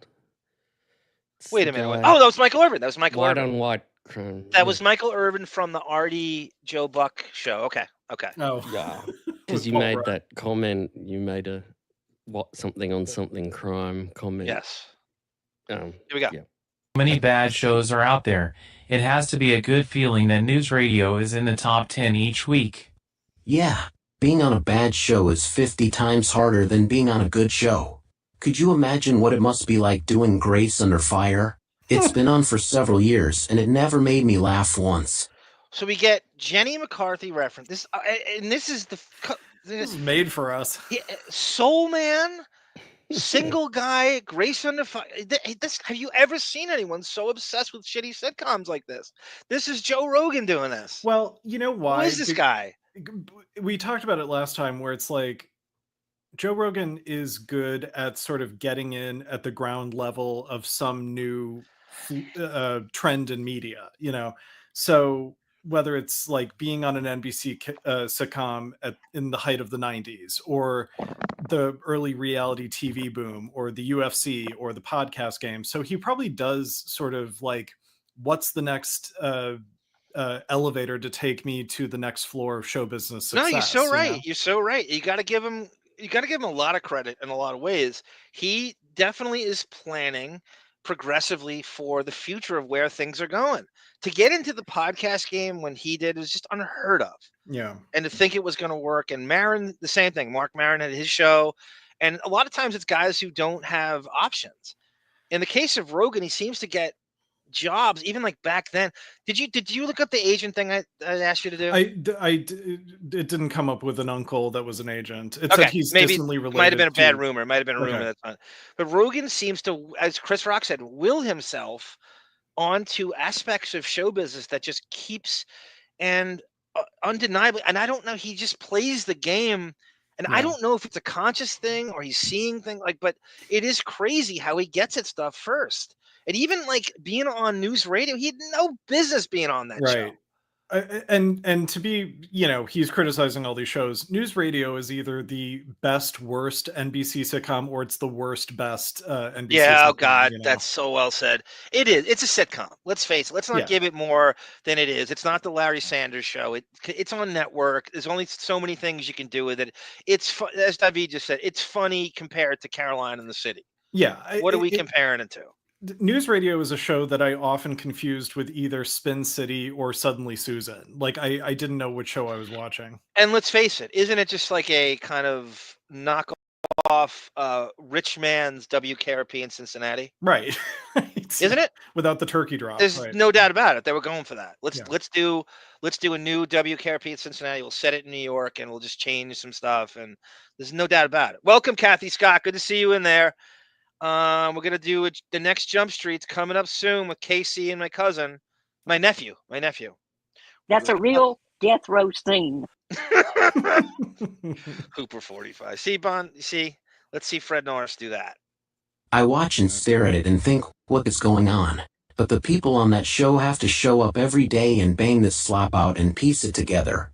He's so right. So Yeah. he's talking about Rogan's talking about how you have to work on these shows and you gotta somehow like a job you hate. You're on a show that you don't like, regardless of how glamorous you think show business is. And it's really funny the way he worded that. Bang this slop out every week. You know how when you go to Chipotle and you watch them make a burrito and they're just like the motion of like folding the tortilla over and folding it and putting all the things in. It's just like they're not even thinking about it. They've done it so many times. I do that all the time. When I looked at you at Panera Bread in Cleveland, I was like, this guy is destined for great things. I give him 2 weeks tops at this point. But that is how I envision, like,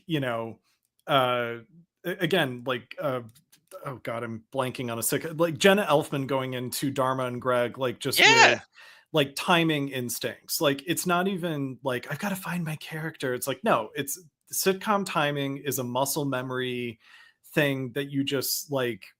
You don't even have to think about it probably at some point after episode 100. You want any other evidence, Davyd? Spot on with that. Just watch Charlie Sheen in 2.5 Men, yes, and then watch him in what was it, Anger Management, which is Yeah. basically the same show, a Sam Simon produced show, and you couldn't mail it in. You couldn't be going through the sitcom half asleep, half baked muscle memory more than Charlie effing Sheen does on these shows. There's nothing to it. I mean, I've heard stories. My cousin was telling me stuff on that CBS lot that Ashton Kutcher, when he filled in for when he jumped in Sheen's grave, it took them like 2.5 hours to film an episode. God damn. Because it was so rote and it was so like assembly line. Everything Rogan says is spot on, but meanwhile, he's working in the thing, and it's interesting. It's a guy who's giving you like a fourth wall account. He actually kind of reminds me of Depp on Jump Street. When Depp talk about shooting Jump Street when he started to get like really surly and shitty about it. Yeah. Show up every day and bang this slop out and piece it Depp would together. talk about Jump Push Street. it out on the cart and I'll give you Depp would say this about Jump Street. He would go, how does it go? He goes, but we got to season 3 and I realized it's just an assembly line of, filling up, commercials with Ivory soap commercials and stuff. It's just a big fucking factory assembly line. Just churn it out every week with no creative thought whatsoever. And to some extent, he's right. But then at the same time, he didn't appreciate what he had. And really, there's nothing that show should have been a juggernaut of a cop institution. It should have been Law and Order. It should have been. It should have. You can do anything with that undercover premise, and it's their own fault for shooting themselves in the teenage foot because they're obsessed with trying to appeal to fucking teenagers. Right. They could have evolved that thing into a huge, huge thing if the right people were steering it in the direction. That's Seriously, funny. there's nothing you can do with it. There's nothing you can't do with it. Yeah, that's funny that he says that about an assembly line and then cut to Pirates 5. Pirates 5. And thinking about doing 6, Kathy Scott. And we don't need we didn't need 4. I was like, okay, you did your trilogy. You swore you would never do sequels, right? That's what you said all through the 90s. I would never do sequels. Well, here you are. You did 3. Right. Get out of there now. He does 4. He does 5. 5 was hit.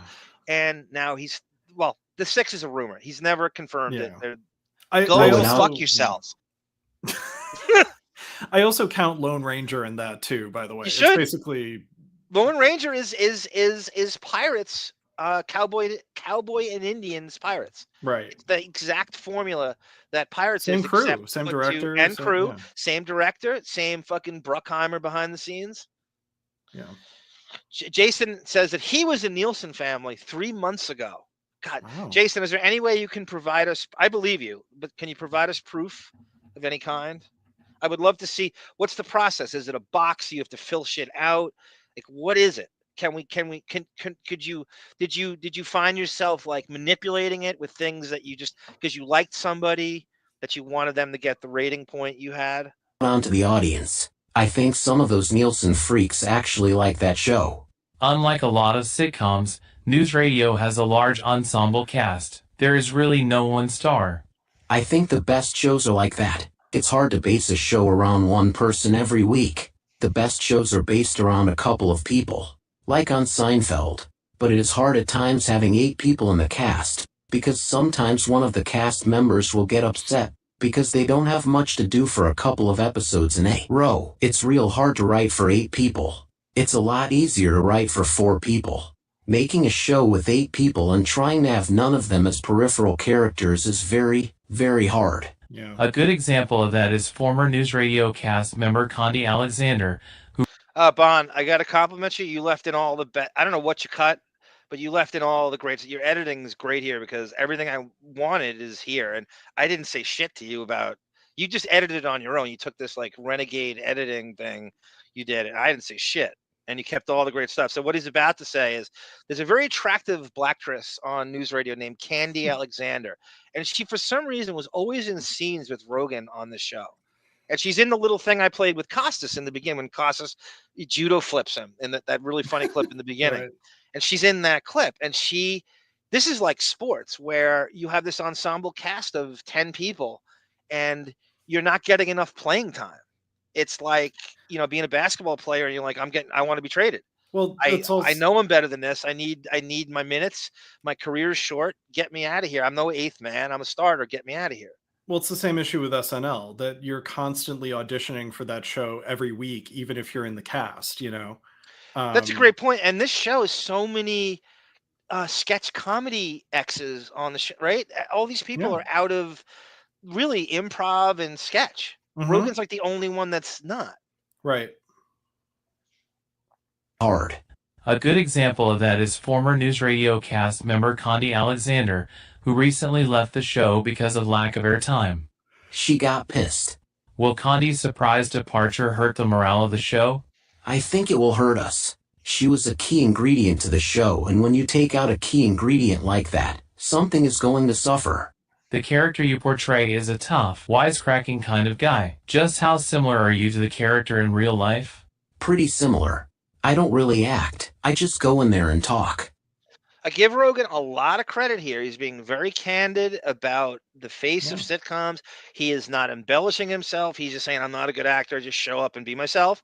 That's really candid. He's giving you what happened with Condi, which I thought you have NDAs about that stuff at that time. Obviously, Steppin' Out magazine is so powerful that this didn't extend past this. He's done things on this. He should have been fired 4 times in this interview with Chauncey. I mean, this is another example. Like we watched Cindy Crawford on Howard a couple of weeks ago criticizing Val Kilmer. And I made the point at the time that in the year 2000 or 1998, she probably thought like, there's no way for this interview to live if it's never going to be broadcast again. It's not like the internet is coming. Yeah. And I wonder if Joe Rogan felt the same thing here, being interviewed by Chauncey, where it's like, it's in print, it'll disintegrate at some point, and there will be no internet to have this resurface, No, that's a great point. But the progressive thinkers in entertainment at the time, like you going, I don't know. I mean, there's all sorts of cliches and sayings about people. The internet is forever, or you want your kids to, when I die, I want this in the time cap. And you have to think on those terms in show business to try to churn out the least embarrassing things you can, while at the same time you have to survive, right, and make a living. Which Bon, did you leave in the point when he says somebody's handing you a check for $140 grand? Yeah. Okay. Yeah. What do you suppose that's for? Before we play it, for this that show, yeah. What do you think he's getting that per episode? 140,000. Joe Rogan. Well, that's all he's done by then. This is 1998. Remember? I know. I don't know what else you could. He's getting that an episode, I guess. It's got to be this, right? I remember Kathy Griffin went on Howard in the late 90s, and she was on it, or she said for an episode of Suddenly Susan, she made like $35,000 an episode. Yeah, and that's the same time period as this. Right. So I mean, maybe that's a great catch by you, and that's a great. His role on news radio was no different than Kathy Griffin's role on he might have been getting that 100 and whatever for the whole season then, for a year.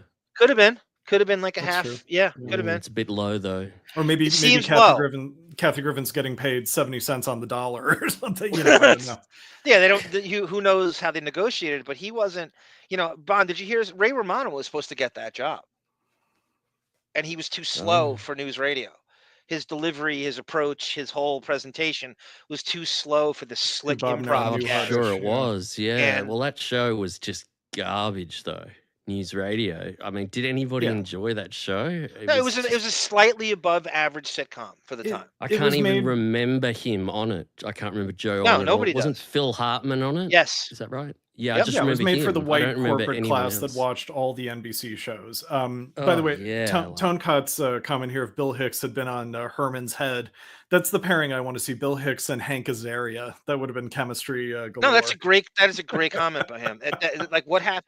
I mean, Sam Kinison, right? Like what? That's so funny. I would think Bill Hicks gets there's a lot of posthumous like worshiping we do about comedians who die, and I like Bill Hicks, right? But like, are we going a little nuts with him? Yeah, he's no, stolen we're not from at all. He's one of the best ever. He's my favorite ever. I think he's incredible. I mean, it's tough to say. It's tough. Your Rogan, your Henry Rollins, they're doing Hicks. It's all Hicks. There's a whole thing we're going to get to where Rogan calls out Dennis Leary on Howard show for stealing from Bill Hicks. And it becomes a huge thing to the point where Howard wants to invite Leary on the show to argue about it. Leary doesn't take him up on it. We'll get to it. It might be this one. We might get to it this one. And it's crazy. Yeah. And verbatim theft from Bill Hicks's early act. And I like Bill Hicks. I've seen him a lot. I just sometimes think we go nuts with guys posthumously when they die young. We tend to go a little crazy. I think we go crazy with the George Carlin kind of monologist teacher comedians. Yeah. Like they know how to fix, like you said about Henry Rollins, like they know how to fix the world. And that can be comedians who kind of step into guru territory. I get nervous about, because again, it's like you don't need to be funny per se. Right. Because now you're kind of ranty and I get you. And there's nothing wrong with that. There's no rules. Like we said before, there's nothing worse. There's nothing worse than Rogan sitting around with that circle jerk of reprobates over analyzing the rules of comedy. There's nothing worse. Well, and also Joe Rogan, and there are no rules. It's whatever you. Go. I'm sorry. I'm sorry to interrupt. I'm sorry. Go ahead, David. Joe Rogan is. Joe Rogan proves a really good point that it's very dangerous for a stand-up comedian to have legions of fans, because when you have that big of a cocoon of approval, you can bring out the worst parts of yourself and get applause for it, And I think it's Bill Maher panders to the. My cousin and I were talking about this. He panders to the. If you watch Bill Maher's show real time on HBO, it's 55 minutes. David, what would you say? It's 35 minutes of applause breaks, and he knows exactly what he's doing. Maher does that thing where he plays to the audience and goes, I love news radio, but it's no real time. And he'll pause, and he knows the audience is going to clap. Clap, and he does. It's half the show, and then he complains on top of that that his audience is doing it, but you're creating this. You're pandering. Go ahead, David. Well, and your head writer is the first person you hear laughing to try to get the audience to respond. They have a warm-up guy. They have a warm-up guy sitting in the front row. Yeah. Right. There's a person to make them seals. His audience is the worst. God damn it! I can't stand his audience. Yeah. So my point is with Joe, and it's not just Joe Rogan. It's Dave Chappelle. It's Ellen DeGeneres. Their latest stand-up specials have been like just basically them mounting defenses against past criticism. Yeah. And so instead of like as a stand-up comedian, like you have to kind of win over an audience. But if you can just choose who you want to be in your audience because your fan base is that big, that's dangerous for, you know, if your comedy is actually funny anymore, you know? Yeah, it is, because now you're pre-digesting something for the audience. They know it's coming. Like, you know, you're not, the audience can sense the rhythms and what's coming, and they're applauding, especially the trained seals that attend live tapings of these shows. Right. I mean, you might as well have a laugh track, because at least you can control the laugh track to the extent that you can get to. But with Mars show, I mean, this is like 5-minute applause breaks over the most basic bitch statement or joke. And he has to do that fucking Carson monologue. Enough of the monologue. God damn it, we got it. Right. And you know, at that point, if the audience is just going to laugh at everything, you're basically babysitting a party and not trying to win over an audience, which I thought was kind of the fun part of being a stand-up. But you know, I don't know. Oh, it's Colbert. I mean, good Lord. Yeah, same thing. Yeah, Absolutely. it's just, If rife. his audience was independently thinking on his show, Mars show, on Friday night, and they just fucking stone face and they didn't laugh at anything, you know how fast they would clear that out and replace it? You know how fast they would replace that audience with some new chimps that would laugh at everything he said? Does our audience know about you at a Conan O'Brien? Oh, yeah, I think I saw that story once when I got kicked out for not laughing. He did this Elvis. It's too long for now. I don't want to revert it. Benjamin, News Rated. Does anybody know that John Lovitz ended up actually replacing Phil Hartman when he died on News Radio? And that's like, it really is just like Spader replacing Steve Carell on The I want to see how many episodes of News Radio it lasted after Phil Hartman died. I'm curious. If I were to guess, I would say 1 season, but I could be You're wrong. probably right. Yeah, let me look it up. How do you find life in Hollywood? You meet a lot of celebrities here, and it's usually very disappointing. It's mostly freaks out here running around dancing. So speaking of The Office, so Howsy Football says, yes, my son, The Office got way bigger later on. My son is 22. He's kind of like, that's my nephew's age, my younger nephew. And he finished watching it not too long ago. It's just so, it ended so long ago, too. Like, it's crazy those kids would find that. And that they would even relate to the premise of it. It's just very, I don't know if it's like, is it Office blackface? Like where they're like that like Gen Z's biggest nightmare is working in an office like that. And so they need to satirize it's like an it. it's like an archaic thing of the past that is now to be laughed at, you know. It's Yeah. not even right. Who would, like, especially after like COVID and people were working from home and stuff, and it was like, we don't need to be in an office. Like, what, we're doing the same thing from remote, and I don't need to drive an hour. I think it's more that it's cringe humor. It's so outrageous. That too, yeah. That's why It you can become be. obsessed with it. That whole show is about that. It's about making you go, oh my God, I can't believe you put people in a situation like this. And I don't know why people are watching the US version. They should be watching the English version. It's just a million times better. It is. What's amazing though is that it's more effective, and Larry Sanders is good at this. The single cam, no laugh track is more effective comedically for that show than it would be had they had a live studio or a laugh track. That it actually works better, that and it's respectful that you're respecting your audience, that they get to laugh whenever they feel like it, whatever It makes the premise more real, though. The premise was that they came to film an office as a documentary. That's the premise of the whole show. So it's a documentary, a mockumentary. It's that This Is Spinal Tap mockumentary thing. Exactly. That's I never watched the Ricky Gervais version, so I don't know what he's the genius behind it. He's the Larry David of The Office. And I don't know. I never watched the British one. I'm not going to pretend I watched it like a lot of people do. You should have. You have to. Okay. I tend to not like Mobland as well. You're not watching Yeah. Mobland. I was The going to new ask you that. TV It's show a I British want everybody mafia. to watch this. It's so good. I've been harassing you, haven't I? The Real Deal with Bill McNeil. Thank you, Benjamin. And by the way, great Hooper, great reference. Subject change. I want you to watch Mobland. Okay. I hate British settings and stuff, but I'll try.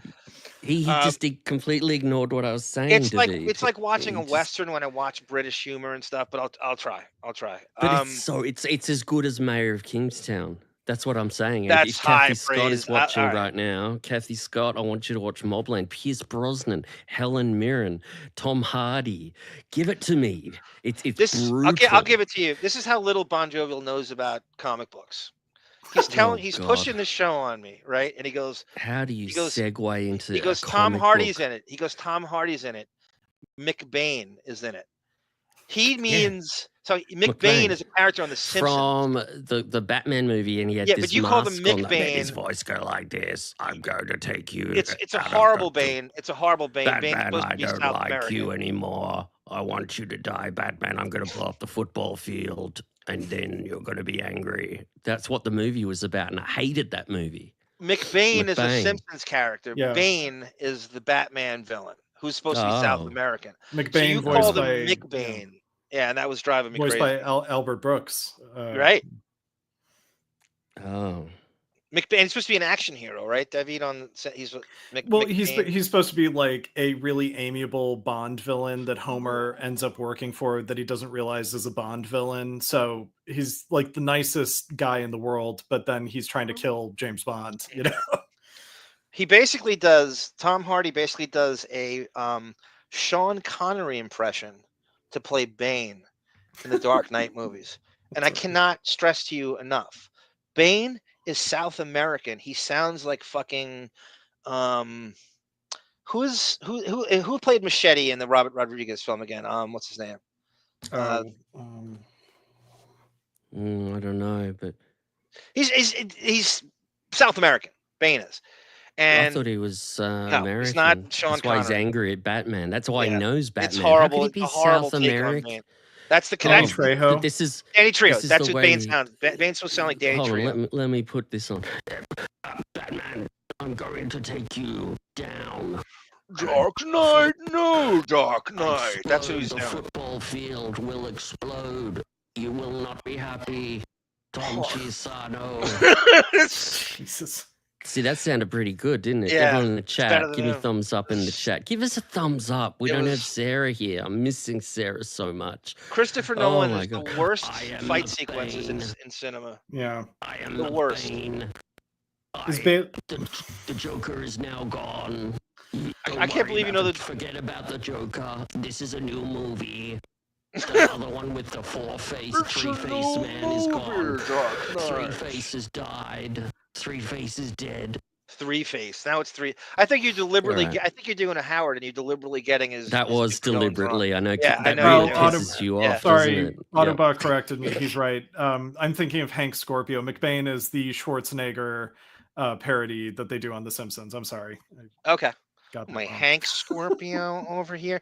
Hey Hooper, great reference. Bailey Scorpio over here.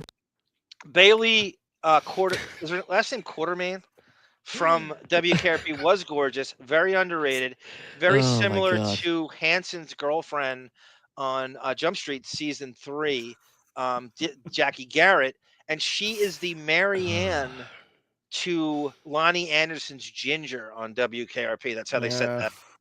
Wow. That's a great reference, Hooper.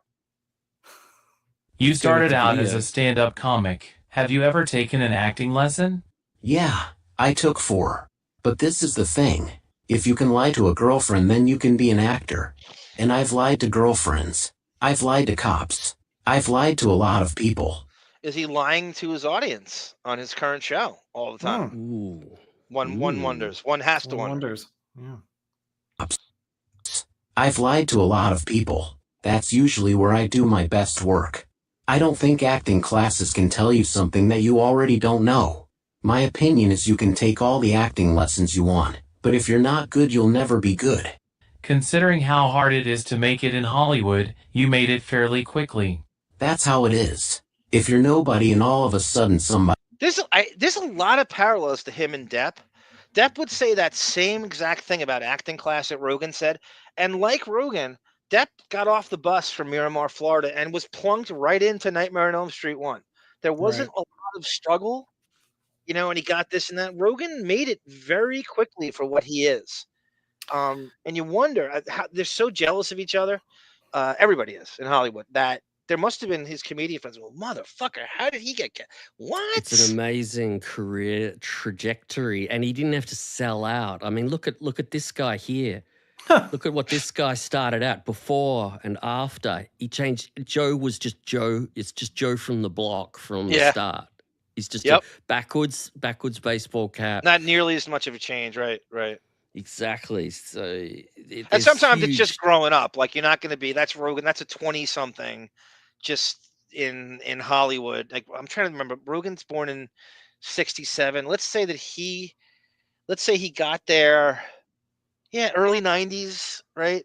I would say Rogan's probably stepped the first time he got to LA.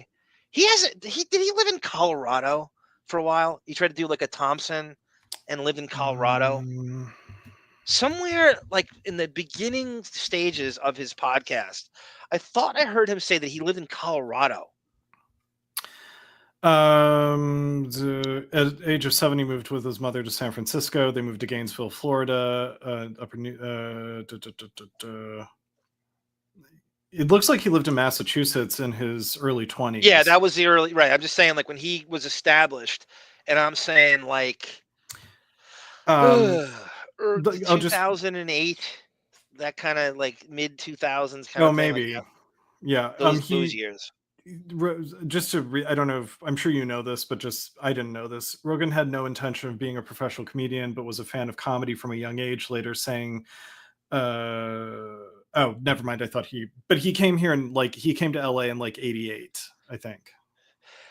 Okay. I mean, I'm gonna tap more into his timeline. And within 10 years, he was on a TV show and everything. I'm sorry, I misread that. In '94, Rogan relocated to Los Angeles, where I would have said that would have been my guess, like 93, 94. There you go. See, and he did an MTV this is comedy, why Howard resents him, I think, for that totally. trajectory. He had no struggle. Howard had to change this whole image. Look at this. Imagine the Buchwald discussion and Howard coming home to Allison and saying, oh, we're going to try and change my image. Buchwald thinks we should do it, and we're going to have some clothes delivered, and the clothes are delivered, and Allison's looking through them, jeans, leather jacket. And she's don't buy his. You're going to wear all this, are you? Don't buy his underdog shit, because his trajectory is pretty similar to Rogan's. Like he got the WNBC gig, like he was Howard was making 6 figures by the time he was 25, 26. It's not. He wants you to think that it's this crazy struggle, but it's not that different from Rogan as far as that. Yeah, if in the row of 100 dominoes in Howard's life, every single one of them fell into place the way they should have. Especially financially. Especially deals, financial dominoes. deals. Yep. If one had fallen incorrectly, he would have been a failure and we would have never heard from him. But just the failing up dominoes that just kept landing and landing and landing correctly. Thanks to Buchwald. Right. A domino reference. That's brilliant. Oh, dominoes and castor oil and dominoes. It's 1945 again. I mean, when he goes outside to roll a hoop, barbershop quartets, castor oil, dominoes. 5 and dime store. Vinny Johnson, the microwave. Alf was awesome, Benjamin, and Small Wonder is underrated. A. Smith. I am familiar with A. Smith in Arizona. She's the small wonder. Then everybody wants you. It's bizarre. It's like you're the flavor of the month. I went from how am I paying the rent this month to somebody giving me a check for $140,000. So I believe him. He's getting a check for $140,000, but it has to be for news radio, right? I mean, and that has to be a violation of an NDA, but not when Steppin' Out magazine is involved. Steppin' Out magazine is the international waters of NDAs, apparently. That is too poetic, Davyd. Oh, that's brilliant. The international waters of NDAs. You see, that's what Davyd would make, like a one-man writing staff with lines like that. International waters of NDAs. I've blown away, and I'll give you this one's for you, Davyd. Here. All right. Over here. I got your Glengarry right here. Daniel told me to say. Alec, you won me back. By the way, Rust just came out, and it's being reviewed They released it, the actual film. Oh wow. Helena Okay. Hutchins apparently is the best thing about the movie, the cinematography. The poor woman he shot. Oh my god. It gets really. It doesn't get so good about 3/4 of the way through the movie though. The cinematography isn't the same. Yeah. Well, you watched it already? What do you get? No, it's a bad joke I made because she was Okay. unalive. They You're replaced supposed her to go- with Nice. But I think they'd finished the movie pretty much when she was unalived, so my joke isn't particularly. You're the brilliant. Psychotic. I just got It was lucky. a bit too Besides subtle. It was a being bit an too act- subtle, wasn't it? You're the Pablo Escobar of Torrance. So I I thought know. you had Oh, I access to love Rust already. torrents.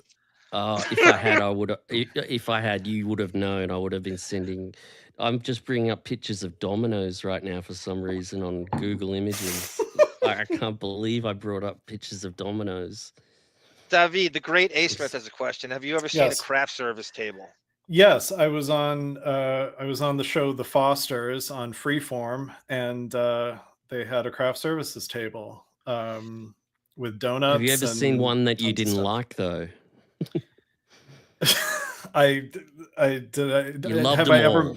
Have I ever met a craft service table that I didn't like? No, they all had donuts, so I was happy. Melvin's the only one that can jerk off to a craft service table. And why they even call it craft services, I have no idea why that is a term in I the don't know industry. either. It really always bothered me at craft service. What the fuck is that? Yeah, I was Look at so Domino's. fascinated Look at that. when I was a kid. I that. was so fascinated with dominoes, how you could line them. You know what I mean?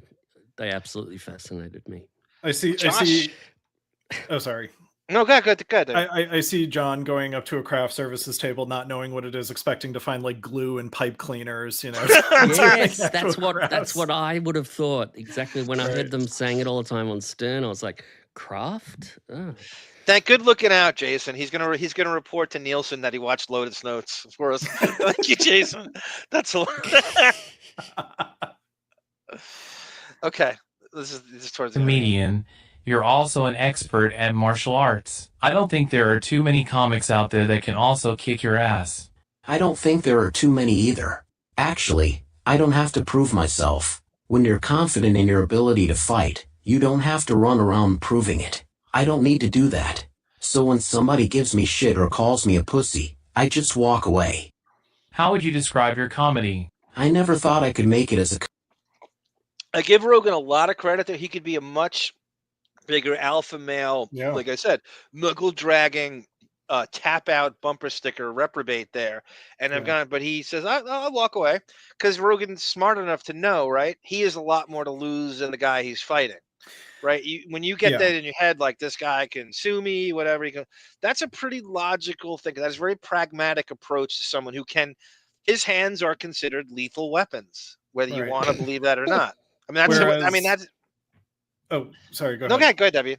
Well, the difference between him and like a Dennis Miller harassing the Sklar brothers at the airport, where it's like, Dennis Miller has something to prove because he doesn't have the, physical constitution of Joe Rogan, What happens to Dennis Miller if Rogan's the guy who has to pick him up at the airport? Right. How great would that be? He gets a spin kick over the He would flip him, because a trained martial artist would see that coming a mile away, flip him over his back, and then judo him. That's funny. Comic. My stand-up act is very honest and brutal. I look at things in a very cold and harsh way. Like when Princess D was killed in the car crash, I thought, that's not a tragedy. It was 3 more parking spots for me next time I'm in England. So that's Rogan's stand-up act? Does anyone know this? He did a bit on Princess dying, and he said, I don't give a shit. That's 3 more parking spots for me when that's right out of his act. I don't know his stand-up act that well, but I could see him trying to be edgy and doing that on stage. Yeah, it's the nihilism, edgy late 90s humor that, very vigorous, right? Yeah. Right, Bon? Mm-hmm. Right, Bon? Very vigorous. Want to know what tragedy is? Who's the Boss was on for 8 years. That's a tragedy. I was doing that on stage and people were going, oh my God. So now he's obsessed with Who's the Boss and how bad it is. Tony Danza. His whole entire adult life before the podcast is based on bad sitcoms. On it's every waking thought. It goes from a single guy, and now he's on, like A. Smith said, I can't believe we're not getting a Small Wonder reference at this point. All right. It's like, what did Judith Light ever do to you, Joe? Leave her out of this. Yeah, family ties. Who's the gay kid? Who's the kid now? The youngest brother. Skippy. Alyssa Milano's brother. Right, he's in Cujo too. Christ, what's his name? What is his name? Danny Pinataro. Pinataro, yeah. Yes. Right, yeah. He came out of the closet when it was not easy to do, if I remember right. That was like 20 years ago or something. Mm-hmm. The real tragedy, and this is the truth, is that they didn't force it down little. We talk about like anything with Davyd will go. We talk about Dope Thief, bringing up the people in the cast and stuff, and we talk about David's completely zoned out, and his people tend to not watch shows like that. And all of a sudden, we bring up a name, and he goes, "Oh, well, you had me at Kate Mulgrew. I'm in." My beloved Captain Janeway is in it. So. She's great in it too, by the way. I'm sure. Yeah, she's a great actress. Kids' throats that this is what happens when you get in a car with a guy who is drunk and on Prozac, and you don't wear your seatbelt. That's the real tragedy. But instead the networks use Diana's funeral at 4 a.m. to sell advertising space. But people... So Rogan's up at 4 a.m. watching Princess Dies. That's something Sarah would do in Oregon with Camilla. Her cat's named after the fucking...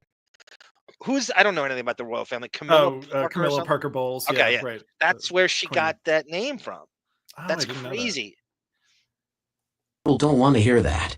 What do you think of Hollywood's two most famous fighters, Steven Seagal and Jean-Claude Van Damme? Here you go, Autobot. Here you go. Here we go. Don't want to hear that. What do you think of Hollywood's two most famous fighters, Steven Seagal and Jean-Claude Van Damme? Steve Seagal and Van Damme are bullshit. I would love to lock myself in a room with either one of those fat fucks. Seagal is just a fat load. He's like a non-action hero now. He's a freak.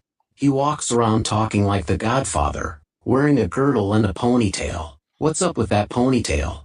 And Van Damme is just a dancer. He's not a fighter. He throws punches like a guy who doesn't know what he's doing. I love this. I love when a martial artist analyzes. I love that shit. Captain America used to do that in the comics. He would analyze other fighters and stuff and say that he can't fight because he does it.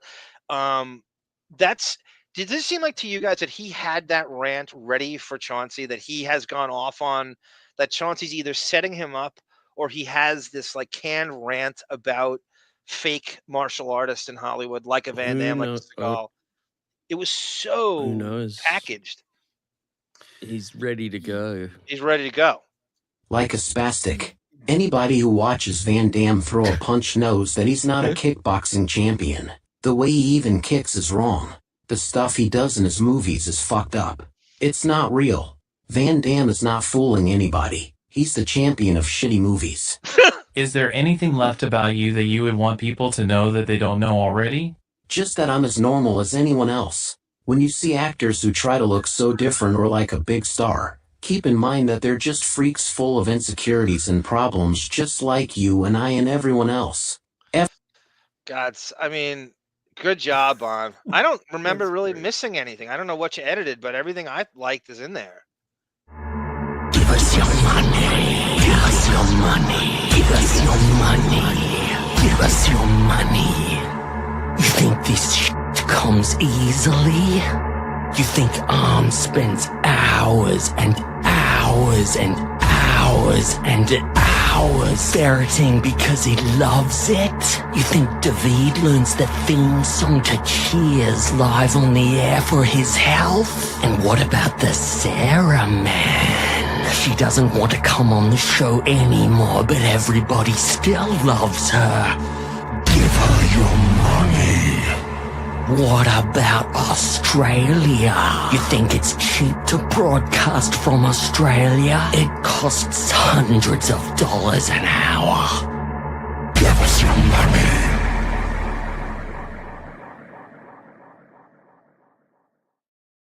Such an underrated gem. Anyone who can, hit like and subscribe, everyone, please.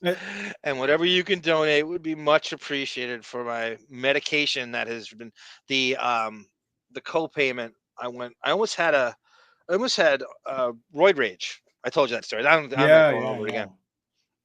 I love Joe Rogan saying, like, I'm a normal guy just like you, watching Out of Practice with Stockard Channing and Henry Winkler at 4 a.m. Oh, man, that is a great reference. Yes, Housey, right. Howard grew up way better than Rogan did. Oh, yeah. Way better, and he's 15 years older. And you're supposed to have it harder at that age, and it's more depressive. People from the depression. Rogan grew up way rougher life. No doubt about it. I don't think Fear Factor was on until I think 2002 was the first year with Fear Factor. That sounds right. Go ahead. I'm sorry, Davyd. No. I'm sorry. Just to like hammer that point home that Howard came from money. I remember Howard telling a story where like Ben Stern had a heated driveway. Did he really? I don't even remember this. When was this? It was in one of the stories he was telling about his parents, where he doesn't think that it comes off like he's coming from some degree of money. But in the 60s, that must have been so expensive to institute. If it's true. I don't know anybody who had one. And I've never even heard of it. No, they have them, but your wealthy people have them. When you get out of the car in bare feet, your feet are warm. No, it's for snow. If it's icy roads and stuff, so you don't have to. Oh, different world. Mel Gibson told me that Jews don't shovel their own driveway, so they have a heated driveway. Arm there. Thank you, Hooper. Never Thank you. heard of that. Says here's 99, so Bon can go to midnight shit oil concerts. We gotta have Adam Levy on and talk about them. What was they doing? What was they talking about? I don't know. Okay, before we get into Vegas and Rogan and the Stern Show in Vegas, I want to play this. I found this. Speaking of Henry Rollins, and I want to thank our friend Boff who got me this. I don't know how he did. Henry Rollins used to have a show on IFC, and it was basically a knockoff of Dennis Miller's HBO show in a way, but it was a little quirkier, and he tried to do like an interview, and he would do like interstitial sketches and shit. It's just bizarre. It's bizarre that he could get stuff like this, but it was on IFC, and Adam Carolla was on the show. So Carolla had just taken over for Howard in the West Coast markets, and Rollins is like way into radio, way too into it. And my boff video drop. Look, boff.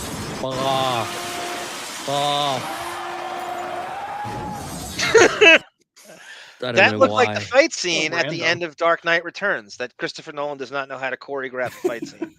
They're having pillow fight. I dare anybody to watch the end of Dark Knight Rises and look at when the cops fight Bane's goons. There is not a punch thrown, not a punch connected.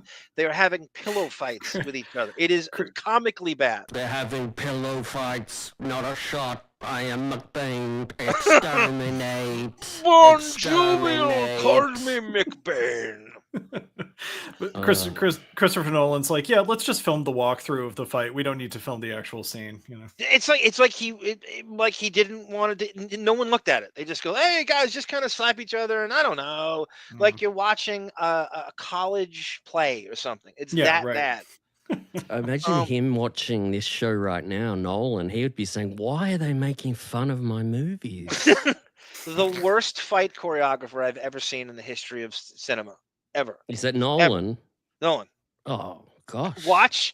Watch the fight scenes in Dark Knight and Batman Begins. It is the worst action you've ever seen. He doesn't know how to edit it. He doesn't know how to shoot it. It's too close. He doesn't edit it's it. Too choppy. He does edit it's it. It's horrible. Yeah. It's the worst. Horrible. No, but you can't deal with the fast stuff. We were talking about it's you can't not. deal with fast fight with cameras chopping. It messes with your eyes. So you don't like that at all. You don't like the Bourne Identity fight scenes, do you? He's trying to be artistic, and it's not working on any level. He's trying to do like slick camera movements, and it's not working at all.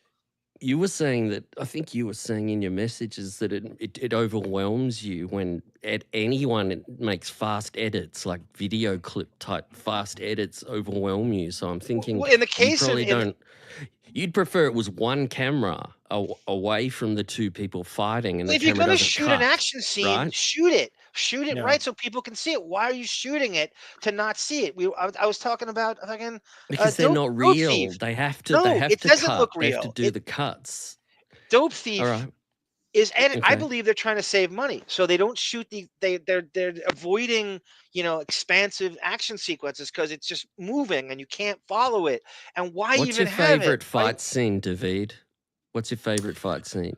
Let me think. You want to see a fight scene? I'll help you out. In David's Cleveland, you want to see a fight scene? Watch Captain America: Winter Soldier, where they have a lot of great camera stuff and they do it. And watch the scene when he goes on the I American can't Star. watch When he those takes, superhero movies. Have You're you watched so the new wrong. one You with? are so Have wrong. you watched That the movie's new so one with Harrison Ford in it? That got very bad reviews the other day. The new fight. That's not Winter Soldier. That is Sam you watched Wilson that as yet? Steve Rogers. Watch Captain America: Winter Soldier and Civil War, and I'll show you a fight scene.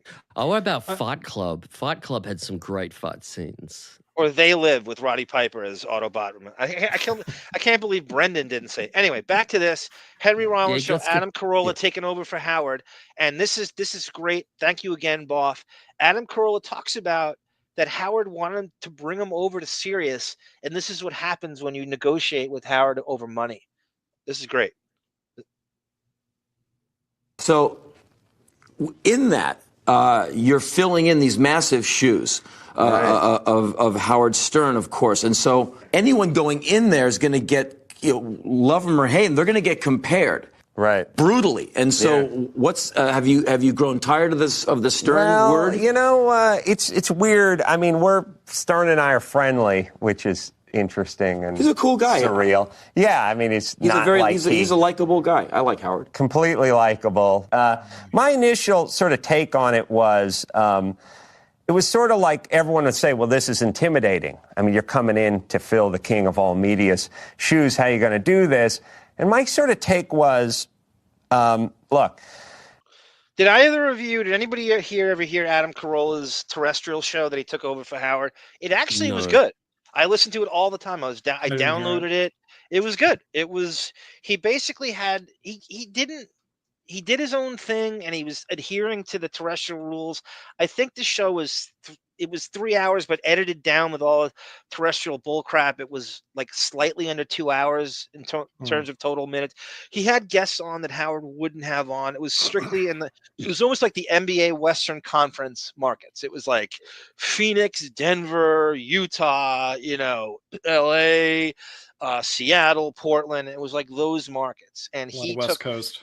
David Lee Roth, and then Opie and Anthony jumped in his grave on the East Coast, and this guy Rover, I guess. This is all Howard's replacements as it kind of rolled out. And Adam's show was really good. I listened to it. He had Kimmel produced it, by the way.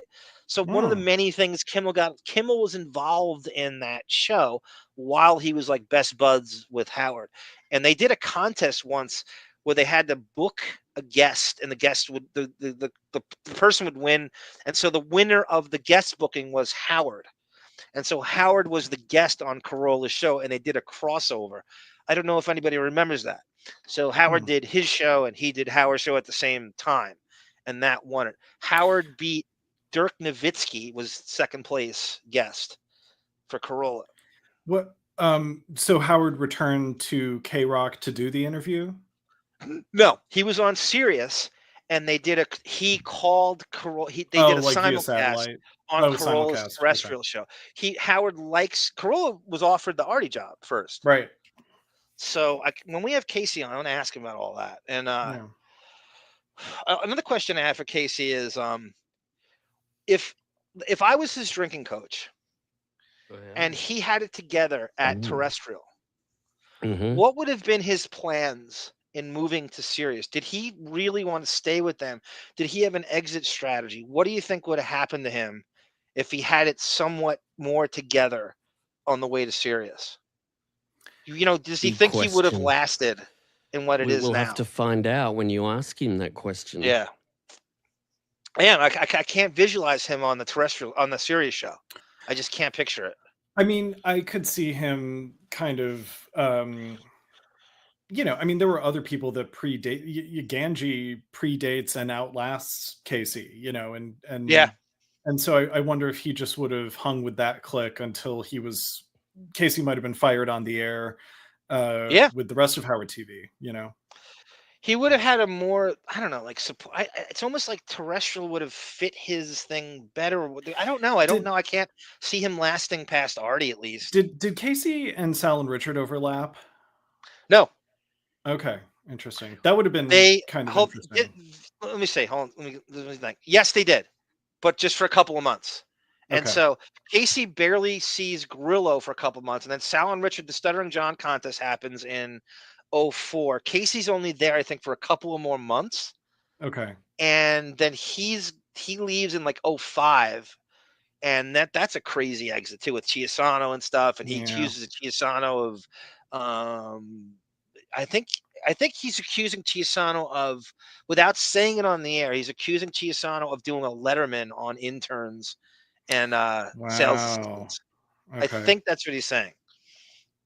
The only reason I ask is because Sal and Richard, I feel like were similar punching bags for Howard and everybody that Casey was too, like just criticizing life choices and making them do stupid bits and traveling with High Pitch Eric to like a football game, or it seems like Sal and Richard sort of took over the mantle. Yeah, that's a good theory. Casey's life is so, you look at, I was digging into, I forgot about this because I think it was Pell that brought up his coach at Western Kentucky was Jack Harbaugh. Jack Harbaugh's two sons are the two best coaches in the NFL right now. So Jim Harbaugh coaches my Chargers, and John Harbaugh coaches the great Baltimore Ravens, a rival of the Steelers. And they couldn't be more successful as coaches. As Casey's at Western Kentucky, Jim Harbaugh, who kind of doesn't know what to do with himself, he just retires from the NFL, becomes like an all-purpose, like running back coach, backfield coach, offensive coordinator at Western Kentucky in the entire time Casey's there. And then he told me over text a few days ago that Harbaugh paid for the entire Western Kentucky. I guess they were on austerity, and he paid for the football team to get like new equipment and shit. And it's I cannot really tell you how much lineage. I cannot tell you how massive those connections. I feel like Casey, if he played his cards right, or he just kind of went on a different direction, could have been a great coach and hitched his wagon to the Harbaughs. Who knows where he'd be NFL wise? Right. He said that Jack Harbaugh was his dad. He checked up on him for years. Like he was like his favorite guy at Western. It's a crazy, crazy thing. I don't think it gets enough traction. I really went into that the other day.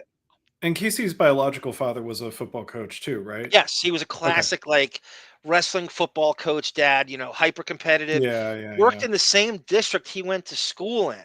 So he's watching. Could you imagine how torturous that would be? Oh, God. Your dad's watching everything you do at school all the time, and then you have to play sport. You're a 3-sport athlete. You never get a break. You never get to go home after school and watch cartoons like I did. There needs to be a little. Casey's dad needs to cut the cord at some point. Go to a different district. Do you see Casey going home and watching like Bionic 6 or Ninja Turtles or GI Joe? That's what I did, and I'm considered an athlete, a Division I athlete, just like he is in the same conference.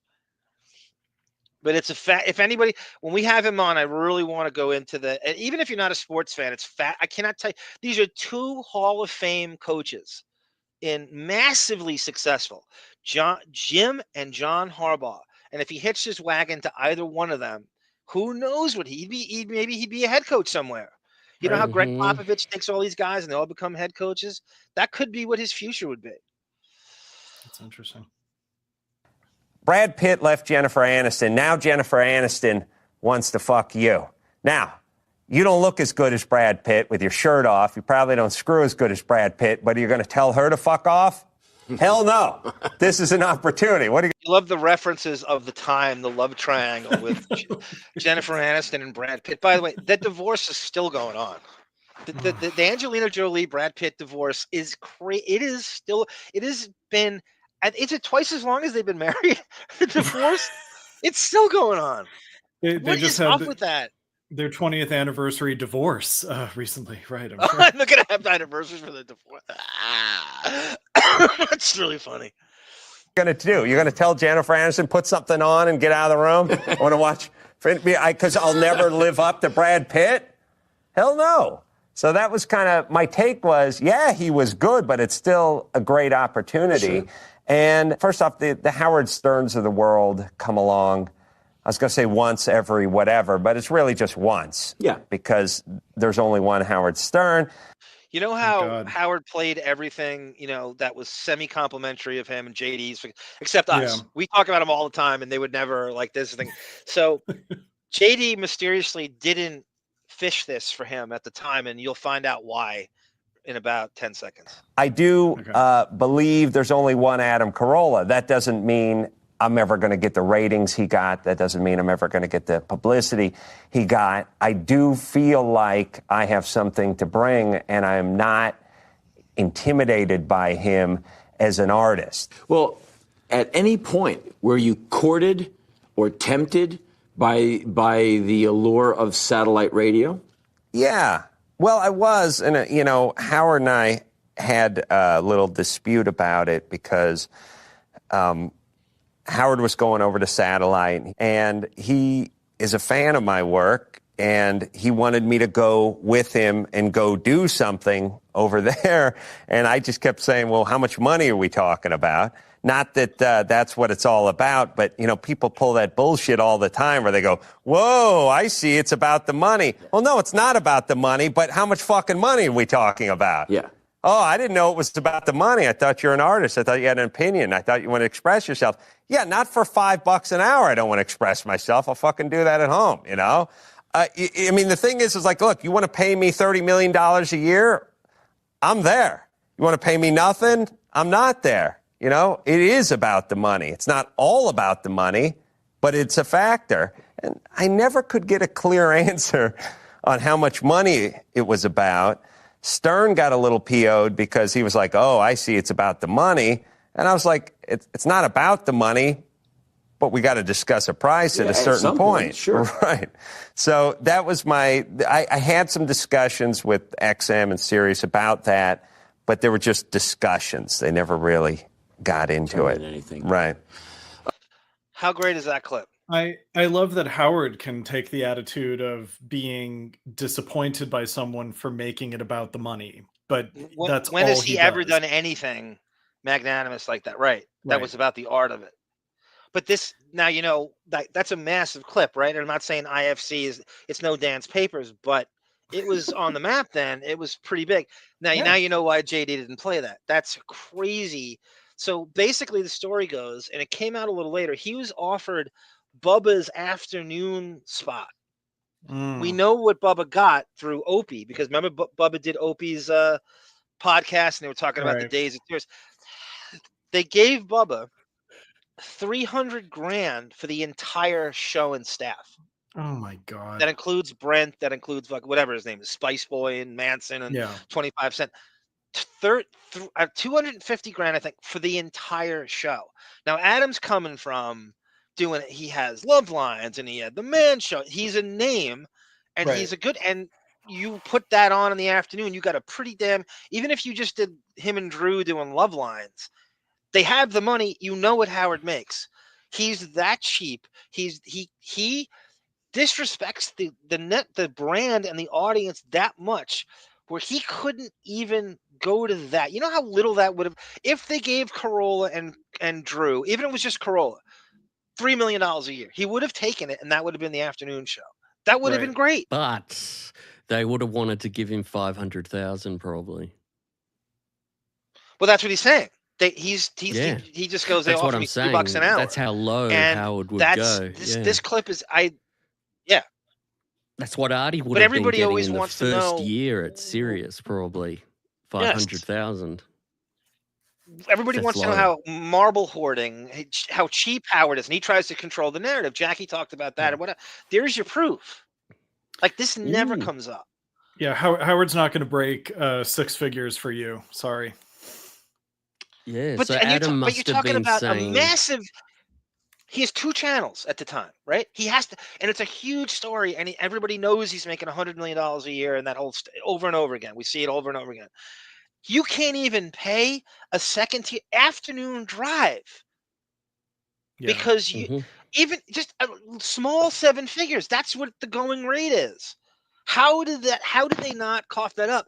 That's how cheap he is. That's how threatened he is by everybody. He couldn't even do that.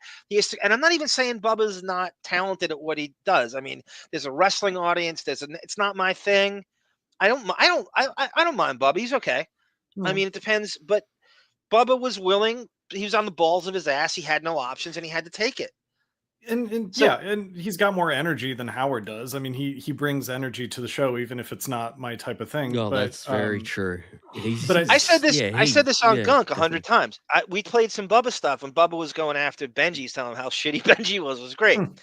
He goes, "You can't," and I'm like, if I was a Martian and I came down and someone said one guy's making $100 million and the other guy's living in a trailer behind his studio, you would think Howard was the guy living in the trailer, and Bubba was the guy making $100 million a year. That's the difference in energy and passion. And when I played the clip simultaneously, right, agree. No, well, and everybody, I mean, the fact that like there was so much money that went into that move to Sirius, and you'd think that even a C-list broadcasting talent would have a show on there, but it's all like F through N list people. It's like. But you know how Buchwald works, Davyd. You know that they sat there in a room, Howard Buchwald and his agents and his lawyers, and said, "We cannot have any talent. We cannot have anybody who thinks they're something. We have to be able to control them. And once they get good, we'll whack them." As soon as like something like Back Office Radio got a little bit of heat, he whacks it, and then the whole thing got whacked. But you want to see some? Oh, sorry, go, John. Oh yeah, you go. You want to see some energy? Watch Bubba go off on Shuley recently. Just watch this energy. Oh, and then Shuley, don't get me started on you. I mean, Shuley. I mean, when I was at Howard Stern, I was afternoon drive. You were a piss boy.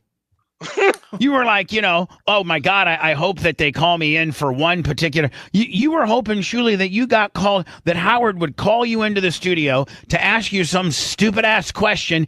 And you were there like every day, like a little lapdog, just hoping that you could get called. There were days, maybe weeks, that you never even got called upon. You were a little piss boy. And the overall radio thing, the world of radio or content, whatever, you guys are now, Alex, you obviously have better social numbers than me, but you guys are little podcast piss boys. And you know what this is not? This isn't some, let me start some viral gimmick with Shuley. How about that? Huh. You can't beat. How long is that? You're right, that was phenomenal. I know it ends so abruptly, but you're right, Davyd. You see that energy. Yeah, still got it. I mean, he's you got to remember, Bubba's from the pro wrestling school of interviews and shit, and that sounds like a pro wrestler being interviewed, like Gordon Soley or something, or Tony Schiavone. It's also great taking a stand against someone as insignificant. This is why, like, Howard can't even muster the energy to fight anymore. That's the only reason I don't think he gets into arguments with people, is because he can't deal with it emotionally. He's just too weak now. He's been so insulated, right? He doesn't have the reps. He doesn't have the rhino thing. You know how you get a guy who gets into a fight, you kind of like you're used to it. He can't take anything anymore. Yeah. He's been insulated, and he's been in that echo chamber for so long that he can't handle any pushback on any level. That's that. Like that, I looked at that and I'm like, that's the guy who should be making $100 million a year. Right. That's what you want. That's what you're supposed to do. Have you heard Howard now? How fucking the stilted tone he has, and the 15-second pauses between each fucking word, and he's Now. Did you put that back?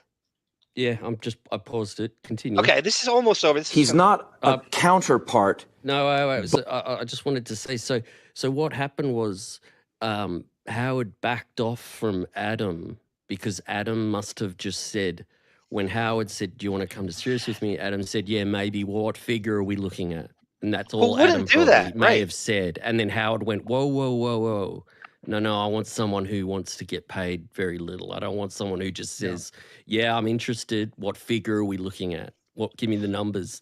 That's what Adam was saying there, is that he just said, yeah, I will, but I'm worth something, so tell me how much. And they couldn't even tell him, is what Adam He couldn't even spit out a number like how's he football. They didn't even saying, make an offer. $200 a show. Couldn't even say which that. shows because I think what Howard was looking for back then was someone who'd say, "Oh, I'm so excited, I'm so grateful," and that's what you got from Artie. He was like, but also, I've got to, I'll do whatever you want, man. I'm on your team. Yeah, like Howard, like, by that point, Howard had been doing his show and having people come, Jackie or Artie or Craig Gass or any of these people that would come on.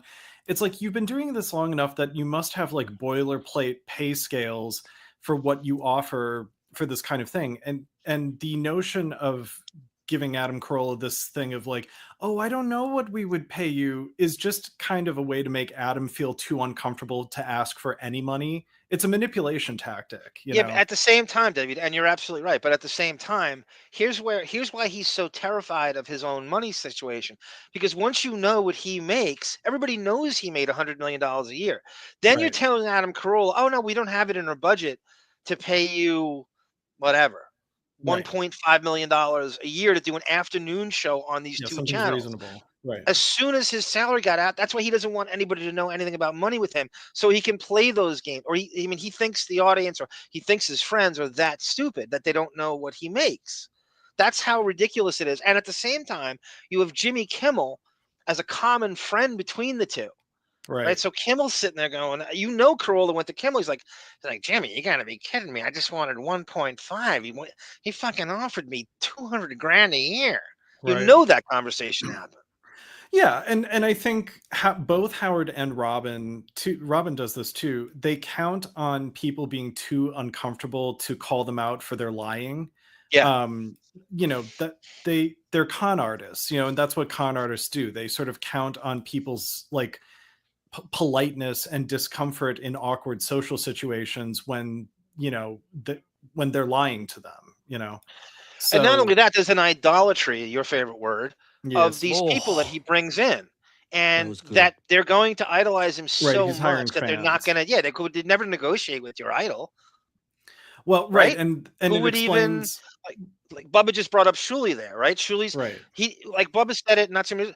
If anybody remembers the early days, Shuli used to run around Sirius trying to get on other people's whoever had a microphone. He would run through those booths. If you ever see Sirius, there's like these fucking glass booths in a big row, and they're all different shows, and Howard gets half the fucking building. Yeah. And he would run in and try to drop in on shit he just and like Jay Thomas is like, what the fuck are you doing here?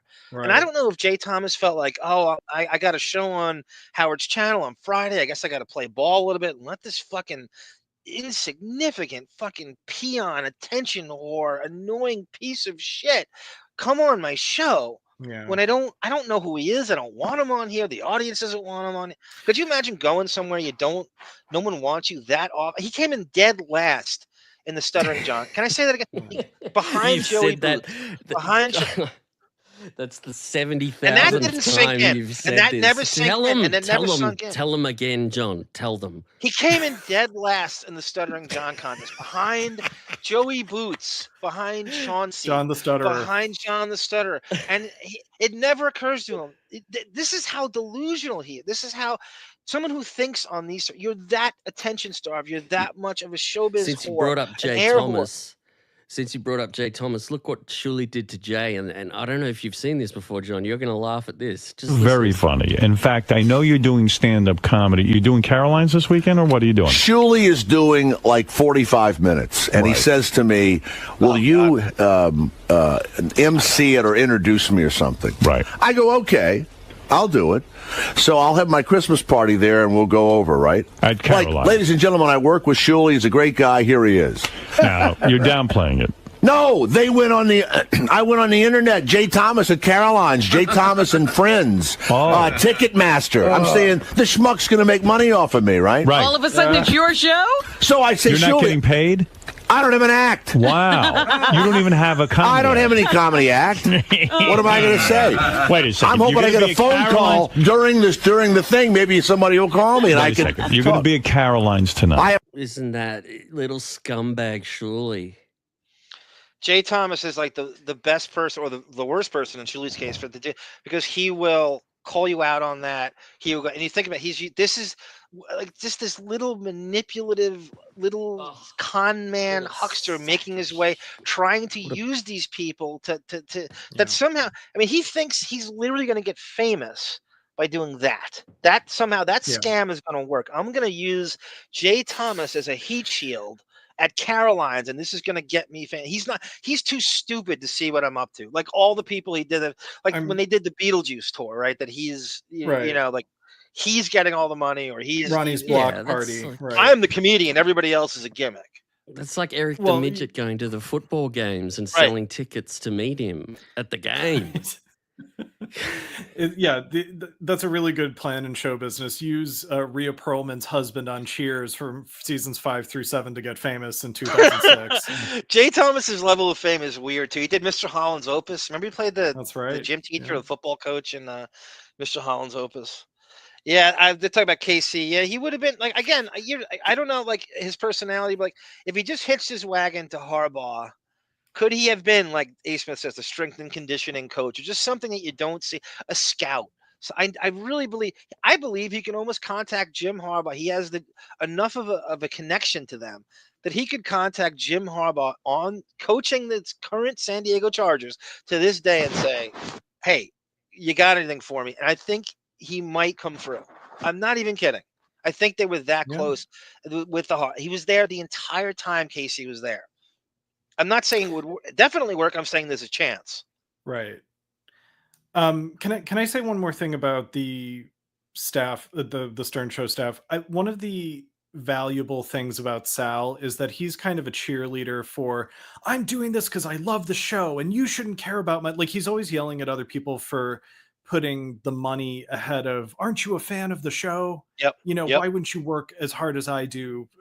You know, so I think he's valuable to Howard in that way because he is sort of the poster child for, you know, just do it for the love of the game. Fanboy, right. Love of money. The idolatry fanboy for the love of the game. A blast in Vegas. Go ahead, Davyd. I'm sorry. I just wanted to set that up. Go ahead. Finish. Oh, that's all I had to. I just think that like within the context of hiring your fans, you have a Shuli who's trying to kind of manipulate his own situation outside of the Stern Show, like whether it's going on other shows or going on RD's direct TV show. And then you have the Sals who are sort of like a company man who is like, I can't ever ask for money because it's my childhood dream. And I've just got to, it's more about approbation from Howard than it is from actual pay, you know? So approbation. Did you catch that, Bon? It was pretty solid. Not adulation, approbation. He has his own synonym for approbation. And I think he thought he was going to smooth by with that. Approbation, everyone. Can I tell you, I feel the silence after I finish a sentence where I used a big word and I'm just like, oh no, it's coming. It's coming. Who am I to talk when I threw an equipoise and equanimity at you in the same sentence the other night? That was a great moment. You see, that's better than Bill Maher's crowd, Bon. That laugh track he just provided. That's way better. That's as ridiculous as Bill Maher's crowd laughing at what I just said. How great would it be, Bon, if you did this, but you take Shuli and you give him that laugh track, right? If is anybody more in need of Bill Maher's audience or a laugh track than Shuli just walking around life? Right? Just that. I'll give Shuli this. Thank you, Mr. D. Good to see you in there. So this is Joe Rogan in Las Vegas when the show, I thought these Vegas shows are massively overrated. It was kind of like everything I didn't like about it. But sometimes they'd have people show up. And so Rogan and Kimmel show up, and this is Vegas. I believe it's 2002. And they're just doing a lot of this and a lot of that. By the way, I didn't realize this until a couple weeks ago. Casey got to ride the private jet guys with Howard and Ralph to this. Wow. You wonder why he got to do it. So when he comes on, we're going to ask him, how did that go down? Is he coming today? Nah, probably next time. I mean, I sent him the link. I left it wide open. He's going to speak to this Vegas show because he's producing it. He's in the crowd. putting the mic on people. But I was He's going to always ask. getting DoorDash delivered. That's his whole life. Is every it? time. Yeah, that's why he had to go last show. DoorDash was coming, I think. So a lot he of got to ride the secrets. private jet, guys, with Ralph, Right. Howard. I think Buchwald might have been on it. Robin. So we gotta know that. I want to know everything. Where did they get the jet? Where did they arrive? Where did it come in? Is it at Food on the Newark? jet. Food, What's everything, in the everything. jet? Yeah. Yep. Who got Is the denied from it? Is the toilet clean? What's Yep. it like when after Howard uses the bathroom? You get imagine the queue when Howard's in the bathroom. Yeah, he can't have a People private. wanting to right, he go can't in have a private. after Howard's gone in. People that just want to go in and look in the bowl and just go, "This is the toilet Howard just used." He can't have a private bathroom in a fucking private jet. That's right. That's got to drive him crazy. I bet he's wondering if there's two. Like the pilots have a special bathroom. Bet Howard would want to use that one. Now think about that, Bon. Right? That is the only situation where he has to share a bathroom with someone in his life. He'd go first within the first 20 minutes of getting on the That's plane, how and he then he'd be thinks. fine for the trip. He'd just hold it. Yeah. So this is Rogan. He decides to come on the show live. This is now it's really hard to find video of him on the Stern Show. This is about the only thing you can get. Everything else, I have full shows where he's sitting in the Jackie chair, and everything else is pretty much audio. This is like one of the only full videos you get of Rogan. By the way, his Stern Show stint only goes from late 2000, so September of 2000 to early 2004. That's it. And as what happens is he turns into an Opie and Anthony guy at that time. He can't handle the salaciousness of the Stern Show. They're asking him too many personal questions. They shit on him when he's not there. He's had it. It's like a guy, it's like a serial dating himbo, right? And he is tired of the hot chick who's too high maintenance, right? They're just way too hard to deal with. I can't deal. It's too much money. It's too much everything. I would rather date the 6 or the 7 and do whatever I want and be happier. And you know, so very good. That's Very what good. guys I did agree. with Opie and Anthony. Like Kevin Smith is another one. Kevin Smith is just like Joe Rogan. He got shit on way too many times. He took advantage of him, and Kevin Smith became an Opie and Anthony guy. It's just like what Joe Rogan did. And in about 2004, you never hear of him again on Howard because once you got a do Opie feeling- and Anthony, you're pretty much dead to the show. I've got a feeling we're about to go into this kind of territory, everybody. Yes. You hear the beat. Hear the beat? It's ferret time. Right, everybody? Give us your effing money as well. Sorry. Thank you, John. That's it's ferreting. First thing we got to do. Go ahead, play. You can play. It's ferret. No, I'm just putting it back up for you. It's is, ferreting just 101, tell everyone right? that we're here in Vegas live, and to prove it, there's a big crowd here at the Hard Rock Hotel and Casino. You can come down and say hello to us. Look at that. Are there oh my any God, women? it's a Talk about real crowd. Sausage fest, right, Davyd? Are God, there yeah, any it does women look- there? Back it up a little, John. Let's see. Is there a girl there? I don't Oh, think yeah, there's so. one. There's one in the there's bottom left, Bottom but- left. We picked her quick, didn't we, John? But that's about there's it. There's a guy in a baseball cap, John. Did you see that guy?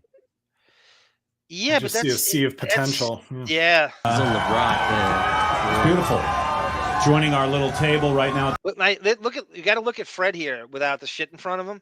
Yeah. So here's Fred with a pack of papers in front of him, and he's got like a fax machine or something in front of him. He looks like an accountant or something. What is he doing? He's doing his Yeah. taxes.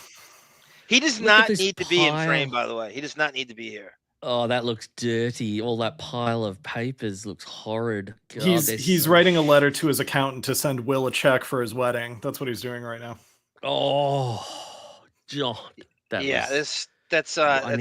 need a drop for when Davyd does these things. I need something, not just a prize. Maybe that's good. Yeah. That was gold. The blackjack table that we're sitting at is Joe Rogan of Fear Factor. It's always great having Joe here. How you doing, Joe? Thanks, man. Great. Yeah, good. Fresh off his Playmate Super Bowl halftime thing. Hey, by the way, I loved it. By the way, so Rogan is promoting Fear Factor. Mm-hmm. I sometimes Fear Factor. You know how Howard, you know that he made a deal with AGT saying, "I'm going to promote it on my show." and he's lying about the listeners to NBC and Universal, going, "I'm going to promote it on my show the whole time," and they paid him 50, thinking that it's an infomercial on Sirius to promote it. I think Rogan made a lot of promises to Fear Factor that he was going to go on Howard a lot promoting it, and he did. That was like the nature of a lot of his appearances. Telly Savalas, welcome, sir. It's interesting that he's doing a Playmate thing when he said in the last episode he would never go to the Playboy Mansion. Yeah. Yep. The Playmate Super Bowl thing was just brilliant. I haven't seen the second half of it yet because I TiVo'd it before we left for Las I was Vegas. gonna say you still have been. There's a lot. He's kind of a walking contradiction, Davyd. You're absolutely right. You can catch people just doing a 180 on everything, whether it's politically or your behavior. But he seems to be he's trying to be the anti bro in a way where he's saying, "Oh, I'm not, I don't want Jenny McCarthy, I hate her, she's gross, fake tits and everything like that." But then he contradicts it, here and stuff. Why would you go to the Playboy Mansion, which is ground zero that's literally how Jenny McCarthy got her start. Well, and you literally, and he said last time, like, I don't understand why Hugh Hefner is the cuddly pornographer. Like, the cuddly pornographer, right? Howard's the cuddly. Isn't Howard a glorified pornographer when it comes down to it? In a lot of ways, people would look at him like. Able to tell me which girl won. I don't know, but don't ruin the suspense. I'm going to get to see it on tape. I saw a tape of it. It was good. Yeah, it was good. I was too depressed to watch it during the Super Bowl because I bet the over. Yeah, he stayed with Bono. That was more fitting with a guy who bet the over. Right. Artie can crowbar a gambling joke into any situation at any time. That's his superpower. It doesn't matter what the topic. He can somehow crowbar a gambling joke. This is pretty boy Artie era too. Yeah, that's a good looking guy, so to speak. That's a great looking guy. Yeah. I saw Artie in San Francisco. Says Telly Savalas. Shuley, Bob Levy, Beetlejuice, the whole fucking crew were there. Shuley got no laughs at all. He went 10 minutes max. Oh, that's a great story. We got to put Bond's laugh track to that. Yeah. But Joe, a lot of success with Fear Factor, right? For now. Yeah. By the way, Joe is as high as a kite, so it's not really going to do No, please. It's not going to do any good to talk to him. What? Huh? What was he doing? Now I'm panicking. I don't even know where to begin with what's going on. Yeah. Here in Vegas, the plane trip, everything. Artie's behavior last night. Behavior last night. Last night, were you a bad boy? What did I do? Artie. This is more stuff we can get out of Casey. Could you imagine the stuff that we don't know? So Casey was obviously right on the front lines in the mix here. What went on with these guys at night? And I'm sure he's got many stories they never told. They can't Guaranteed. remember. I want Casey to recount like Will Murray's observations of Howard in Vegas, about like them. This is the next year. And... That's the next year you're talking about. That's a great reference by you. That's the next year, the next time they go. Okay. Wilmer, that's also a great thing to have Casey speak to. That's what I'm saying is like, I would love to ask Casey directly, like, what was your perception of, like, do you think Howard was ogling you, or do you, I'm curious about that just in general. Tendrils goes, I had quite a few friends that worked for Prince and none of them enjoyed it. That's got to be difficult. I remember I saw this thing on Instagram the other day with Prince saying that and Davyd, I was thinking of you because you play a ton of it, how hard it is to be a musician in Prince's band when he thinks he can play your instrument better than you can, right? No matter what it is, right? Yeah. To be a keyboardist, to be a drummer, and he thinks he can do that better than you. So there's pressure on you to. Oh, he could though. Maybe. Well, I don't know. Much. We know Prince. We don't know these people. Like, they're nameless and kind of unsung heroes. You don't know who's good at what. It's arbitrary. Well, but also when you're in an ensemble, when you're in a band, you have to accept that I have to share a stage. Like, I can't be, I can't make it miserable for an ensemble. Otherwise, just be a solo artist that doesn't have a band. And you're just either at the piano 100%. I always wondered that about like Britney Spears, right? She has guitarists and shit, and she has like drummers and keyboardists, and they're sitting there in the background. And in so many ways, they're better than she is, right? But it's not about them. Yeah, it's not about them. I've heard like guitar riffs on like pop songs. I'm going, that's better than the goddamn. Like, what? Why doesn't this? But that's a gig for them. Like, wasn't Sheryl Crow that for a long time. She's a backup singer and she's playing guitar. She plays keyboard and stuff, and no one knew who she was, like for Clapton.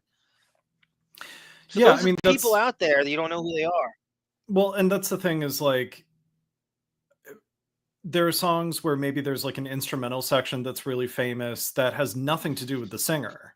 They didn't write it, they didn't perform it, you know, and it's someone in their band doing it, and yet it gives the song this cachet that is just ultimately all of it is attributed to the talent of the singer. Same with writing. You want to hear a weird one if you get a chance? Cachet. Definitely. Watch Sheena Easton has a song called Strut Out, put it out there. So guess who's playing keyboard on that? Bruce Hornsby. Oh my God. And he's in the video and no one knows who he is. He's not famous yet, but like he's way more talented than she is. And he's just sitting there taking a gig and he's playing and he's got the sunglasses on and he's trying to be one of the, but he has no right. You know, it's what's going to happen in a couple of years when The Way It Is comes out and Tupac. But those are the people those are the jobs you take. You know, you're not the star, and it's weird. You're playing music. That's why I always Mr. say Vegas. That's right. I'm sorry. Go ahead. Just final thought. That's why I always say like, music is basically an extension of the fashion or modeling industry, in my opinion, because, or at least pop music is, because it has so much more to do with the fuckability of the singer and not the musical content. They're a conveyance for this musical content, but people don't care about it unless them as that conveyance are fuckable, you know. I blank when you said conveyance, my brain just stopped. And you were saying really great stuff, and I heard conveyance, and I just stopped. I just stopped in my tracks. When I heard the cursing, and that just blew me away. When he curses, when I use the F word. Yeah, he's the new Frank. He's the new Frank Stallone. I'll tell you something. It's just Now, you know Artie's friends with Norm, right? When you love making Frank Stallone references. Right. You guessed it, Frank Stallone. You drink. She's been hiding up in her room doing nothing. I'm trying to stay straight. You should have a sex on the beach. I'll have a sex on the beach. Joe, what are you drinking? Oh, the Guinness. A Guinness? Right. Yeah. What are you drinking, Artie? And since I'm heterosexual, I'll have a Jack in the water. Fred, what are you drinking? Scotch on the rocks. All right. There you go. Artie, here's the question as to whether you're heterosexual.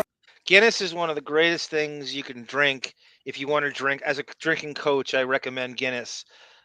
Because it really, you can drink tons of them and nothing happens to you. It's almost like Corona, but it gives you a little bit of a light buzz. So if you want to keep your equilibrium, you can drink like 40 Guinnesses and really nothing's going to happen to you. When I used to brew beer, and I did used to brew beer. Did you really? Like 15 years ago. Yeah. My brother-in-law does that now, Bon. In it. My brother-in-law does that now. Yeah. I had the kegs in it, and I used to brew like a Guinness type ale that's thick like Guinness. It's always that. And Every time people brew their own beer, it's always Guinness. John, I made this Guinness so strong that if you drank a pint of it, you would just be sitting there going, "Oh, I am like spinning." It was awesome. Oh, I believe it. I loved Guinness. My brother-in-law's beer is better than you can buy. I think it's better than anything you could buy. I couldn't believe how good it was. I brewed the shit out. If your brother's doing what I'm doing the boiling up all the herbs, the hops and stuff, and then adding it into the keg, the thing, and then all of that. My brother-in-law is like a left wing. He's like a left wing Adam Carolla. He's really just like, he has all the same like home improvement skills, like effortless. You know, he just can we get him on the show? Maybe I'll ask him. He's retired. Does he talk like Dice? He coached. Oh no. What's up? Oh damn it. How many times I tried and he won't even just lie and say yes. I am Sam. I'm not doing the Sean Penn movie. I am Sam to his Aiden Quinn and Benny and June. That's the difference between us, like mechanically and stuff. Oh, he's like my idea of what a real man analogy should be. for us to That's for the Depp heads. From that pool party, okay? Why is it? This is beautiful. Oh, Artie's way heterosexual. And the only one that can outdrink my brother-in-law is my nephew. So my nephew Chucky. That's Anton, isn't it? No, it's Chucky. He's a nephew. I thought Anton. Just say they're Anton's a cousin. Anton's a cousin. Anton's a cousin. Anton's from Holbrook. I am Sam. You caught that, Mr. D. Nice. What about fentanyl? What did Prince? What is the deal with Prince's death once and for all? Why is it such a? Can we get an autopsy on this motherfucker? What? He died of fentanyl? I think it was a medication. This autopsy is longer than Angelina Jolie and Brad Pitt's divorce. Oh, nice. What's the? How did he die? For once and for all, for Christ's sake, how did he die? I want to know. I think wasn't he a Christian Scientist, or there was something. Yes, I gotta look it up. Yes, there's some weird religious bend to it as well, like that. What? He was walking into a CVS or a Walgreens. I can't even see him getting his own. I mean, who was that? Tamara Francois was there. Was she giving him this? Is she responsible? She murdered him. She unalived him. Is that what you're saying live? No, you're going on a bit of a rant here, John. Fire up. It's been bothering me forever. Potentials, because I'm a huge Prince freak, and he was overdosed. He was also a Jehovah's Witness. It was a Jehovah's Witness. That's what it was. Yeah. Oh, and he believed in chemtrails. I bet Tendrils has seen the clip of him. He believed that he said that. Yeah, these planes would fly over and your shit would come out of them. And then half an hour later, everyone would be fighting in the streets. And he believed chemtrails they were poisoning the suburbs. It was great, a great clip. Weird. Fentanyl epidemic. And we're not getting the story on it. And they're trying to make it look like it's like this. Was he a fentanyl addict, or is this like treating some illness? Like what? The fuck? Why can't we? It could help someone. It could help for the Prince info. I'll look it up. I don't know if he can, Bon. It's like they won't give you the real story. It's pretty long. The other thing about Prince that I always thought was kind of creepy was he kind of groomed one of the women that he married. Everybody. He got every light skinned bitch in Minnesota. There's like 10 of them. There's like 10 of Apollonia. This girl was like 17, and she like sent him a tape to be one of his dancers, and she was kind of underage when they met, and then he married her like right away. Or I think he adopted her and then married. There's some weird. If someone in the chat knows that story. How about and Blackmore Tisha Adams is a huge Prince fan. She was next. I think he was coming after her next as the next wife. Tendrils goes like this. Tendrils is to Prince what Sarah is to Kurt Cobain. She goes, there's signs that as a fan he never picked up on. He sucked on lollipops, which turns out they were dosed with drugs. I've seen him sucking on lollipops, by the way. Also, he used a cane as a prop in the 90s, a clear sign of his hip problems. Okay. If I gave you diamonds and pearls, would I be a happy boy or a girl? If I could, I would give you the world. Chemical Trails got declassified. No, he was on pain meds now. See, it changes again. Now he's on pain meds and Vicodin. Is that for the Minnesota Vikings, Mr. D? The Minnesota Vicodins? He was on 16 when they met. Street dealers and fentanyl at the drugs.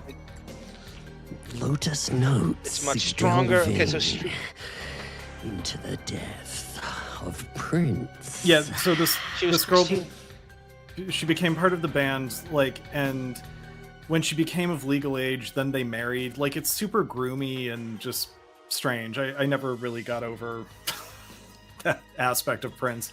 Well, that's Seinfeld and Shoshana Lunstead. Right. No, yeah. You know he met her before 7. You know she was 16 when they met. And he's waiting it out. Oh, we're together now. They're legal. Surprise. There's school teachers that do that. Wait till you're legal and then I'll wait you out. I believe that. Yeah. Here we go. All right. Sexual. What happened? Pool party. Artie was throwing a football around with Casey. Hey. Don't worry about it. Artie was spent. He was done? Yeah. Casino, first of all, I want to thank Peter Morton, who owns this place. This guy gave us a pool party today. He put it together, didn't he? Okay, these are the pool parties they were talking. Remember they used to brag about these pool parties, right? You never got to really see it. So this is from Howard TV. This is Stuttering John, by the way, pissing in the grotto here. You see it turning yellow? So this is John, of course, horny John in the mix, of course, playing volleyball. By the way, that is the worst volleyball rotation I've ever seen. But I want to tell you everything that went on last night and at the pool party. And but first, I want to start out on a rather somber note. One of our guests over the years, a guy who's always participated in many different events, is dying. We're about to lose him. Are you serious? Yeah. He ends up not dying. It's Joe Cancer. He doesn't die. Very serious. Oh, yeah. Joe Cancer has a 20. The dealer has a 5 showing. He's going to live. The dealer has 15. The dealer has busted with a 9. And Joe Cancer wins $2,500 at the Hard Rock Hotel and Casino. You won $2,500. $2,500, Joe Cancer. How do you feel? I feel great. I really do. You're drinking here at the Hard Rock Hotel and Casino, Robin? Another one. Yeah, me too. I had a, what is this? Sex on the beach. You've already forgotten? He's the chick drinks, right? What? Sex on the beach and Madrid, all the chick drinks. He really is gay, doesn't he? That's you like don't even me. drink that stuff. I know. That's like me going to Vegas and be like, I'll have a white wine spritzer. You know? I see my ex-wife in the elevator. I had to have 5 spritzers just to calm down. This is the second clip here. So Rogan, they have Rogan do he goes to a hotel room. Halftime. Do a remote. Now they could have used Casey for this, but they used Joe Rogan because I guess they're trying to do like a fear factor. And it's Jenna Jameson having a lesbian massage with this fan. And Rogan is doing a play-by-play for it. And I'm just going to play a little bit of it. And then we're going to play, wait a minute. Let me see if I have a timestamp of what I want to really show you. They accused Rogan the night before of hating women. And that's the big thing with him. Okay. Oh, here it is. Here it is. I'm sorry. Here it is. Got Joe Rogan, the host of Go ahead, Davyd. I'm sorry. I'm sorry. I was just thinking about this the other day. Like the amount of content that they got out of Jenna Jameson is kind of incredible. Like they really milked her for all she was worth. And she became almost like a thinking man's porn actress after a while, where she became almost too famous for porn now. She thinks she's better than the industry. That she's no Tara Patrick, I'll tell you. And so she became almost like not, passed her by. Oh, I'm bigger than this now. Like she became like a household name in porn, which is bizarre. I'm at least on par with Elizabeth Berkley now, Yeah, yeah. Elizabeth Berkley Showgirls is not better than me. Right. Or Jessica Alba, for Christ's sake, doing Sin City. Right. Jessica Alba's life is so charmed. She's the only one that can do an NC-17 movie in Sin City, play a stripper and not have to be nude in the movie. Yeah. And they still let her do whatever she wants. Isn't it crazy? And she's not a good actress at all. Yeah. Fear Factor up in a room with Jenna Jameson, with a girl who just won.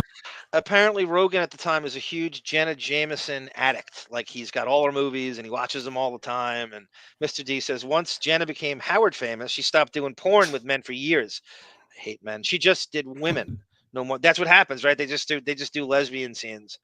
That was when they go to that point. Thank you, Mr. D. Massage. Lisa, let me go up there and check on them. Look at this shirt Artie's got on, trying to keep it nice and Jersey, right? Trying to be a regular Jersey schmo at the docks doing oranges. AG Contracting. That's his nod. It's his wink to the mafia, right? AG Contracting. He should dress like the Voed teacher in that America What a Town Jump Street episode with like the pea coat and the winter cap. What was it? It was canned orange juice is what Artie as the longshoreman, I guess, was. I think so. Yeah, he worked in. That's right. Joe, has the massage occurred? The massage has not occurred yet, Howard. We're right about to get started. Lisa is lying face down in her bikini, and Jenna is on top of her. Jenna is now pouring the oil on Lisa's back. Wow.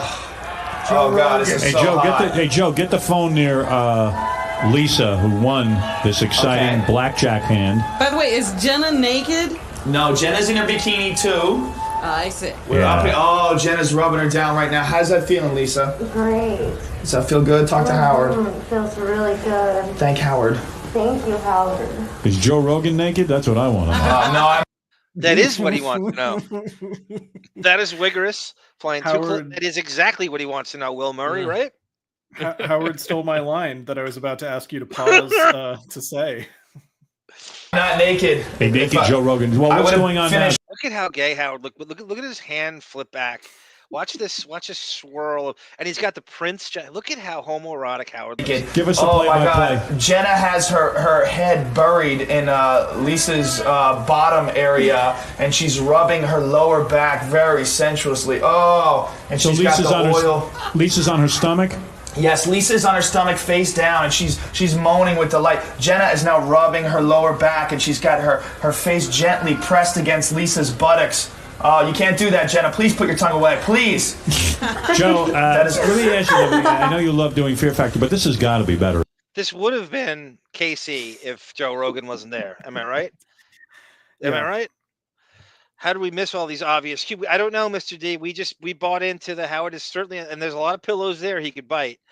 I guess, we were just kind of fooled by he was trying to make it locker room talk, and but people were on his own show calling him out for it. And we just did not see it right in front of hiding in plain sight, as one says. Well, also, again, Howard rode the wave of male sexuality being perceived as funny, as being comedy, so he can get away with it saying that, oh, it's a joke when we have Cocktober, or I make, Sal and Richard, jerk each other off, or whatever he was doing. Like, it's funny, it's comedy. Men love this kind of locker room humor, so.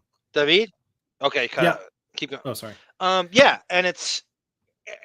now it's cut to, even like in the crap in modern day, it's so forced down in modern day. I don't know why he bothers anything that's not but it's like, if it's male nudity, that's right. You said that's comedy. We can dismiss that as satire. But if it's female nudity, Beth is affected, and I'm going to be Me Too'd now, and everybody's going to forget what we did for years and years and years. Where Ralph also, Cocktober is incongruent with his sort of gay rights, stance. He's Mr. Gay Rights now for over a decade, and yet he's still doing Cocktober as if men being attracted to men in any way or being sexually with men is, well, that's hilarious. Who would ever do that? We have to laugh at this, I'm being sexual with incongruent right now. I might add. You can incongruent me anytime, Davyd. I was about to say, like, 2 of the 3 of the Lotus Notes co-hosts have hard-ons right now. I leave it to you to go. Okay, so after this, and this is a very key thing with Rogan's dissolution and his exit from the show. So this comes up over and over again at 8:30. They call it out. To Howard and the gang's credit, they call it out to Joe's face. They don't argue with tapes. They do it to his face here, and they say that he is absolutely crazy obnoxious with the dancers, strippers, women that they had the night before. And Joe denies it, but they kind of have their receipts. And he brings this up over and over again. So it's Joe Rogan, the host of Fear. 8:30 mark here. Let's go to 8:30. I believe it's Robin that brings it up. 8:30. I have it marked. Here we go. This Henry Hill, by the way. Oh my There's God. Ray Liotta himself. Wait. I actually died. I actually used some self-discipline, something you don't know about, Henry. Yeah, sorry, Henry. In paradise. We were just having such a good time. This is the best time. Right after the show, I went out to dinner with Richie Notar and Stuttering John. Oh, Stuttering John was at dinner? That's how John worked his way into that circle, right? Richie Notar is the owner of Nobu, who's like De Niro's partner and shit. And he is, just if you can get in with that, this is what John had angled himself. That Gary's so jealous of this, by the way. By the way, that reminded me of. I remember one time Howard was yelling at Stuttering John for like not checking his emails or something, like after he got, and Stuttering John's response was like, "Yeah, I'm trying to get Jeff Schick to look into it." Like, so he's co-opted Jeff Schick too. Yeah, he's like got all of Howard's friends. Chaunce had an argument with Jeff Schick. Which someday we'll go over. And it was about because he did that IATA show, and Chaunce was one of the original internet shows. And so he was arguing with Jeff Schick over technology, which is kind of bizarre. It's a weird fight. He went at it with everybody at some point. If you're going at it with Jeff Schick, you've done it all. If you're Chaunce, you've interviewed everybody. There's no one left. I mean, the show is called Lotus Notes, for Christ's sake. I'm waiting for a cease and desist from Jeff Schick, and then I have to go, oh, my dad worked for IBM in Jericho. Throw that in the face. He's the guy. He's the father who wouldn't buy his own family a computer to let him learn the home keys. And Ralph, we went to.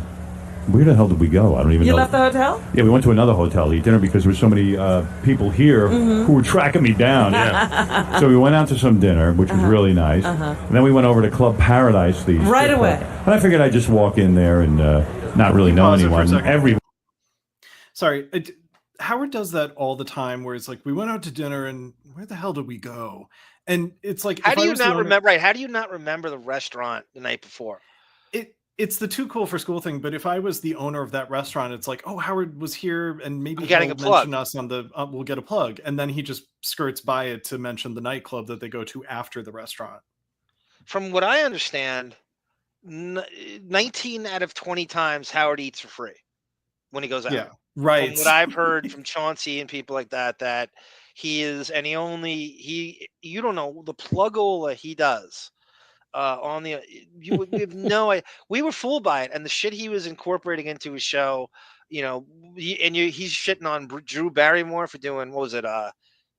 Crafts. Yeah. Or something. Yeah. Sarah says Arm is not gay. I will not comment further or reveal my sources. Yeah. Well, let's hear who your sources are, Sarah. I thought for the longest time Arm and Davyd were in a long distance relationship. You wish. Oh, by the way, I should tell everybody here, G Canada is the only heterosexual in North America. The testicular providence runs so deep. His dream and his thoughts, he would have you. Everybody's gay except him. Everybody. My spinal column shuddered. The future of the population continuing is dependent on G Canada. And he has no kids. Right. Yeah. Ironically, he has, like Bill Maher, has no kids, but the population hinges, like you said, on his heterosexuality. Right. And he gets a pass because he uses the word assuage in this. One was there from the show. I just want to see him shirtless in 1994. Artie had an appearance here, and Stuttering John has one there tonight. But Joe Rogan, you try to act like you're above this strip club. Oh, come on. So he's calling Rogan. Now Kimmel's joined the show. This is the next day. And Kimmel's next to him on the show. Kimmel actually lived in Las Vegas for a while when he was, I think, a teenager, or in his early 20s or teen, and he knows the landscape. And so the calling Rogan out here, as you heard there, so Artie and Stuttering John are working Vegas into doing personal appearances while they're there, which is odd. Sarah says, yes, we are $250 away from Arm's monthly fund medication mental patient goal. If able, please donate or make Tamara Francois hook him up with pharmaceutical at the window like Prince. Don't make him turn into Prince and drop dead from Vicodin overdoses. Are all the ladies and gays? That song has been stuck in my head on a loop for decades.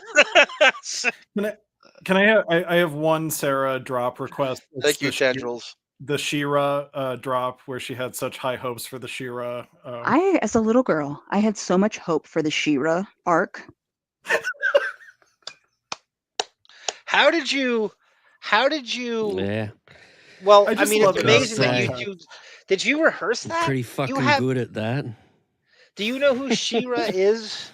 Guys? I just remember Bond played that a couple episodes ago, and it just cracks me up. It's such out of context. As a little girl, I had so much hope for the She-Ra arc. So She-Ra is the female He-Man. Okay. And the animated series, she's like, they needed to do a chick version of He-Man, and she came along. Again, it was a weekday. It's the thing I rushed home from school to watch while Casey was at wrestling practice. Okay. With 30-something. And the best part about playing basketball, guys, we had practice at night. So I could go home and take a nap and then come back. Oh, nice. Okay. I mean, I want to ask Casey if if he was jealous of the basketball players, how fun practice is, compared to the bullshit they're doing. You ever see them wrestling practice where, Brendan, you're a wrestler, singlets, and they're eating peanut butter sandwiches, and they're losing 20 pounds, and they're gaining 15 pounds, and they're running in place, and they're fucking dry humping each other on a mat in this homoerotic bathhouse that is Greco-Roman wrestling in the referee position. Like, you have to He's be a jealous ghoul. of basketball. He's a ghoul. Exactly. Brendan, I heard you were the wrestling. You had the Greco-Roman position with Beastman. All right, I'm done. But yeah, Artie had an appearance here, and Stuttering John has one there tonight.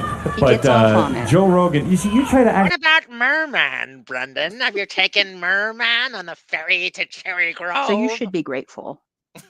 Like you're above the strip club. Brendan says, my weight was unknown all the time. I would not. Hi, cutie. I love you. Lest you think Sarah's not on the show, here she is now. This is I consider put this on your IMDb, Sarah. This is an official appearance. Thank you, Tendrils. We have a I crush don't on give you. a flying monkey shit if Johnny Depp sues me. Great with that, P. A cease and desist from fucking Ben Chu. Come on. How am I trying to act like I'm above it? You should see this How guy's am I moves. trying to act like I'm above it? Here we go. Here. Okay. No, let's go back to this from the beginning. Hi, Mary Jean. Welcome, Mary Jean. I have a crush on you. How did you know? Remember the Jets? You remember the Jets? They were in the Jump Street soundtrack. There he is again. I've seen more testosterone on a 2025 Golden Girls reunion show in this panel than you guys have one straight guy in the group, and you're talking about Rogan. Tracking me down, yeah. So we went out to some dinner, which was really nice. And then we went over to Club Paradise. Right away. And I figured I'd just walk in there and not really know anyone. Everyone was there from the show. Yeah. Well, I had a big appearance there. Well, what? Yeah, Artie had an appearance here, and Stuttering John has one there tonight. But Joe Rogan, you see, you try to act like you're above the strip club. Oh, come on. How am I trying to act like I'm above it? You should see this How guy's am I moves. trying to act like I'm above it? Well, I mean, you're always like, How? oh, these girls, they don't What? like me. They're hot. What are you talking about? This is a very seminal clip here because this comes up all the time. And a lot of people who talk about Rogan on some of these podcast shows that, you know, this adjacent stuff with it, all that, this whole dabbler verse and all these people that this clip is a theory that people have. Oh, this is the proof that Howard hates him. They're feuding because Howard thinks Joe hates women. So this is kind of them confronting him in real time, which doesn't come up. It's usually kind of firing shots from afar.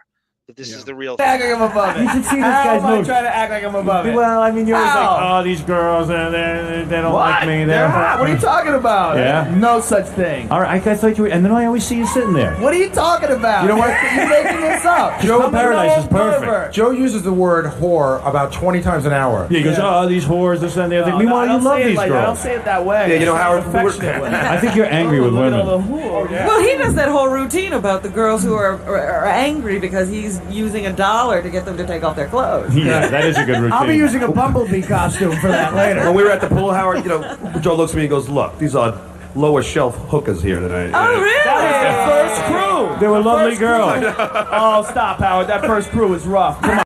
They're getting to him here. This is not his last appearance, but it might as well. He does the show for about another year and a half. They're getting to him here, and they keep hammer it home when he's not there. This is one of the things that gets to Rogan. I'll show you the other one after this. Maybe he shouldn't wear. Maybe he shouldn't wear that Ricky Martin shirt when he goes to his The plunging neckline. You think because a girl takes her clothes off and dances that she's a whore? No, she's not. All of them. Not all. Whore. This is this girl. Bottom shelf whores is what he said. That's what it was. The first crew. What did I say? Fear Factor guy. Look at you Fear Factor guy. You're just paranoid of women. Look at you. Girls are hot. You were I'm not so mean talking about yesterday. you. Oh, so they're calling him out. Then you got 10 people all on the same page here except him. Who's lying now, Joe? This is pretty crazy. This girl bottom shelf whores is what he said. That's what it was. The first crew. What did I say? Fear Factor guy. Look at you Fear Factor guy. You're just paranoid of women. Look at you. Girls are hot. You were I'm so not mean talking about yesterday. you. You were mean. How was I mean to who? You were mean. We're gonna put you on Fear Factor. How was I We're mean gonna to make you? you eat worms. Okay? Hey, remember this later when you're banging him and shunning the fat guy. Yeah. So according to what she said, she's not really. I guess they're screaming at her. He's screaming at them. I'm going to put you on Fear Factor and make you eat worms. I guess mocking them and heckling them, whatever went on that night. And I guess she's parroting it back to him. Well, yeah, I mean, How was I? he has a show where people come on to voluntarily degrade themselves, but it has another purpose. He can force women to degrade themselves for his own, misogynistic anger, being fulfilled. So it's a weird gig to get too. Like, who else was up for that hosting Fear Factor besides him? It's on NBC. They're trying to get edgier with the reality craze and stuff. You know what I mean? Like that's a network show, and they're pushing it to that limit. It's an odd thing to host. Do you have to have ability in the with dares and shit that of yourself to do that? Can John Fugelsang host that? Well, remember we always talk. Where would they draw the line? Can David Hyde Pierce host that? We always talk about the Jerry Springer, like the head lice shows that spawned off of the Jerry Springer show, whether it's like the Charles Perez or Jenny Jones or any of them. That they don't need any skill set other than being a carnival barker to host those shows. It's not like they're psychiatrists or sociologists or social workers. Well, Howard's a carnival barker for the most part. Yeah, Joe Rogan hosting Fear Factor just needs a sort of carnival barking. It's the same as a game show host. It's not like Alex Trebek knows everything in the world. He has the answers in front of him. He just has a good broadcasting voice, It's also too like it's almost. Don't you think they're implying too that this host might do these dares too if we tell him to do? He has ability and acumen in this arena. He could do this if we asked Joe to do this. He would do this. He's not afraid of this. He has no fear. I've done the stunts in all 55 episodes of Fear Factor, so now I'm an authority. We just did it off camera, so I don't have to prove it to you. Yes, I did all these, right? I tested it all out first, right? Right. Mr. D writes here, this is interesting too. Again, this is network. Rogan doesn't want them to out him as a misogynist. It could hurt his career. Yes, it could. That's a great point. I didn't even think of that. I mean, it's network. Like that's and back then, like today's cancel culture, that could see. This is what we say. How Rogan's always in the right place at the right time. Like cancel culture would not have hit then, and he avoids all that. He rides that show out to the end. That's a great gig. And I'm trying to there is no sort of correlation to his character on news radio in another show. Like I don't even is he the dumb guy? Is he the sarcastic wiseacre guy? So he's not a type that can really just drift onto any other sitcom, so he's got a lot of strikes against him in the acting world. It seemed like on news radio they were trying to make him like a Joey Tribbiani type. In a way, the Italian sort of lunkhead, but he's like a tough guy and he needs to be different than everybody else on the show. Like he's nothing like Stephen Root. He's nothing like Phil Hartman. He's nothing like Dave Foley. He's just like Andy Dick. And so they couldn't have everybody be the same, right? You had to go the complete opposite way and that's what he said. He admits that it's really himself. He's playing himself. Right. That's right, Josh Foster, Howard Lansing. Well, it's not even just Howard; it's everybody, Josh. This is a nest of vipers, but he deserves it. It sounds like. Well, yeah. I mean, these women here don't know the nest of vipers policy of the Stern Show. They're just being forthright about what happened to them at the hands of Joe Rogan. Telly Savalas goes, to defend Joe, they are whores. Yeah, not necessarily. I mean, they're not prostitutes, although maybe. At the same time, who's not in Hollywood, right? Is Jessica Alba doing fucking Sin City any better than this? She's playing a stripper. You're there, and I say this all the time. You're there to jerk off to Jessica Alba. She has no other function. She could try to. I'm doing this great work, and I saw that. There's nothing else to her career than guys jerking off. She could try. Jennifer Love Hewitt, same thing. There's nothing else going on. They can try to spin it like they're in it for the art, and I saw the script, and I'm an actress. Bullshit. You are there. They cast you so guys can jerk off to you. That's it. Full stop. Same with like a Taylor Lautner in the Twilight movies. You don't see him in anything else after you're acting. Is but another thing is okay, they're being paid to strip for men, but you're the ones paying them. You know, You're the so ones it's like- there. You're the ones there paying them. Yes, like Right. anybody, like, and I think Joe does carry around a guilt. Like anybody who goes to a strip club, if they have like a bit of a conscience, they think, oh, you know, these girls are looking at me like I'm the biggest sleazebag in the world. Like I just like, you know, they can't look at me respectfully. They have to know that what are you doing here? No, most dancers don't respect their clients that are there. Like they're looking at you like, you know, eventually you start hating everybody that comes in there. You know, some dirty old man. Like you got a fucking 22-year-old giving a lap dance to a 68-year-old. I mean, it's the grossest thing on the face of the earth. That girl was in fucking 11th grade a couple of years before that. It's the grossest thing in the world. You're right. Yeah. Right. And that they looking at that resentfully at a certain point. And she's there also too. They're whores in Joe's to use Joe's term, but they know who they are. You know what I mean? Like you don't have to remind them. They know exactly what they are and who they are. Well, I think part of it too is that they are in that situation in a strip club. They're in a power position over the guy, and the guys don't like that because they're used to being the one that, if it was like a regular date, maybe the guy would be paying for dinner and picking them up and doing all the work to ensure that they were in control of how the evening went.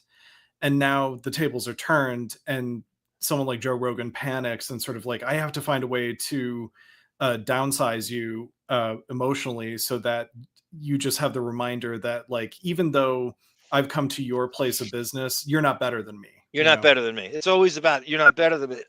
At the same time, thank you, Brendan, because it stopped denigrating Jessica Alba.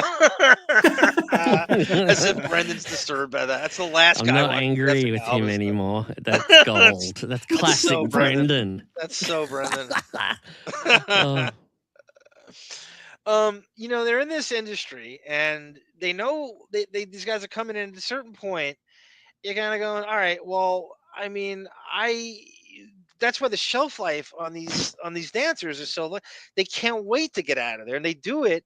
And it's in a way, it's a noble profession. You're almost giving them what you want. I'm giving you exactly what you want. And it's the old argument about like the Charlie Sheen line. He says, I go to prostitutes because they do the one thing I want. I pay them to leave. I don't pay them to have sex with me. I pay them to leave. Meaning I can't deal with anything else, any of the hassle that comes along with relationships. I can't handle it. I'm a spoiled brat. No one says no to me. So I pay them to leave. Is the big Charlie Sheen. That's a really good point, actually, where it's like, I've heard straight guys my whole life just say like, oh my God, I'm dating this girl, but she won't put out, or like we're just like not on the same, you know, schedule in terms of when I want to have sex. Right. And then you go to either a prostitute or you go to a strip club to get some kind of sexual gratification, and then you're mad at them for being available. And then you're mad at them, and then you're exactly. And they're being honest. They're giving you exactly what you want. You want this to be, I'm upfront with what I am. I am a dancer. I am there for you to copulate to. I am there for you to jerk yourself off to. I'm here. Yeah, I'm not an actress playing a stripper in Sin City like Jessica Alba, pretending I'm an artist when you're not. Right. I'm here telling you, I'm cutting right to the chase. This is what you want, and I'm giving it to you, but now you don't respect me because I'm giving it to you way too easy on a silver platter. Yeah. Now I'm regretting that. Now I'm regretting it. Totally. Hey, what are you talking about? Right now they're all highfalutin. Joe Rogan's meeting. Later they'll be with him, and I'll be like at the blackjack. Meanwhile, they think he's cute, and then they go for it. Oh, you're right. Yeah. They're angry at me. Jimmy, you're married 16 years. Are you coming out 14 years? Don't be ridiculous. Don't make it any longer than. Yeah, Jimmy was married for a long time. He got married like 19 or 20, first wife, and he got divorced. And I think he was secretly happy about it because he could do a Howard. He could imitate Howard's divorce trajectory. I think he literally aspired to get divorced the same age Howard did. Was he dating Sarah at this point? Just after this. Okay. Just after this. It's funny. As soon as he got his talk show, which comes around about a year and a half after this, that's when he starts dating Sarah Silverman. And you didn't know Sarah Silverman's claim to fame was dating him, really. Right. But she has never done anything successful. I have no idea how she's famous. I really don't understand She has never done anything successful. Not a show, she had a small show on Comedy Central that like went a season or two. I don't, for the life, she's never led a movie that worked. I have no idea why she's famous. The Sarah man is more famous than Right. her. Sarah, right. Our Sarah should be more famous and is more famous. I love our Sarah, and everyone in the credits of this, at the end of this show, in the credits, you'll see Sarah's Twitter handle. Everybody go and follow her. She is incredible on Twitter. I know when she wakes up. She is good on Twitter. I know when she goes to, I know Sarah has woken up because I see the comments. I guarantee she wakes up and then she goes and looks on Twitter and just makes comments. It's like 10 p.m. or something here at night, and at like clockwork every night at the same time she starts tweeting. Yep. And I go, this girl is a machine on there. Well, Mr. D. I've got a screen grab of like 65 notifications in my lock screen from Sarah on Twitter. 65 tweets she's made in like an hour or two. You screenshot of them? Some might consider that stalking. Am I off base saying that? No, I was going to screenshot it to show everyone how prolific she is, but now I've said it, there's really no reason to bring up the screenshot that I have archived. Mr. D, I'm not off base. I knew she was out there. She was famous before Kimmel. Her fame took another level when she dated Kimmel. It went on to another. She started to get things she didn't from fame, but she was always. I remember her very well in the 93, 94 Saturday Night Live season. She didn't even make it the full season without getting fired. And then she just would do things that would fail over. And I have no idea why she's kind of a household name. She didn't earn it in any way. In show business, you usually have to have something successful, somewhere. She has nothing worked. When she was famous, but she became more famous on another level of fame when she started dating Kimmel.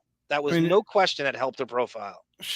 Before that, she was kind of infamous for making like a ching chong joke on politically she had that Asian defamation. Yeah, with Guy Aoki from the Asian defamation. Okay. Yeah. Are you coming out with us tonight? Of course I'll come out. Well, maybe you should stay in. I mean, you are a married man. All right, bring them over to the room. Jimmy, when do you go home? I don't. I'm never going home. And Sarah Silverman's thing is she started this. No, she didn't start it, but they all do this now.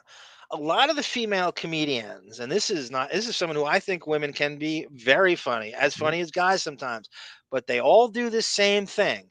And they all do cute chicks saying shocking things at a roast. And they all do the same thing. They get overly sexual where it's forced and contrived. And there's a zillion of them. And they all have the same. You could take Sarah Silverman's act and you could replace it with Amy Schumer's act and you wouldn't know the difference. It's the same material. It's the same exact style material. They all do the same shit. Except Janine Garofalo. That's why we love her. And have you seen the comedian Maria Bamford? She has a bit about turning into a stereotypical female comedian. I did not see it, but I would love to see it. It's so funny. Okay. I'll send it to you because she does exactly what you're talking about. It's either that or it's the I hate men kind of Whitney Cummings thing, which is just as tedious and just as redundant. Yeah, and then there's Rita Rudner, And then there's Rita Rudner. Now say what she will, she's corny and stuff, but at least she's original. Right, yeah. Never going home. I've been gone for weeks. So anyway, I keep thinking. If you guys like. Really? Wow. Split the 2,500. We don't have a problem with Well, you'd have to bet the 25. Let me talk to the girl on the left here. You're a hot chick too. You got the nice belly shirt. Everyone's got the belly shirts going. Thank you. You would kiss and make out with Gary the retard? Understand what I say? Terrorism, how it affects innocent people. It's not just against the military or something like that. Let me tell you something, Arnold. How innocent people get lose their lives because of all this craziness. Arnold, you're being interviewed by guys who are sitting here drinking Jack Daniels. Yeah, Artie's down 2,000. That's why he's so belligerent. Arnold, I agree with you. Terrorism is bad. Hey, anyway, Arnold's new movie Collateral Damage opens this Friday. Go see it. The great Arnold Schwarzenegger. Thanks, Arnold. Absolutely. Nice to talk to you. All right, see you next time. Just so you know, too, Howard, I turned down $5,000 for dirty work too. They should really make bumper stickers that say terrorism is bad. Okay, so this is Rogan. So now cut to, and I'm going to jump around timelines here, but it's the same thing. So now Joe Rogan is doing Fear Factor for a little while here. They come in and they catch him.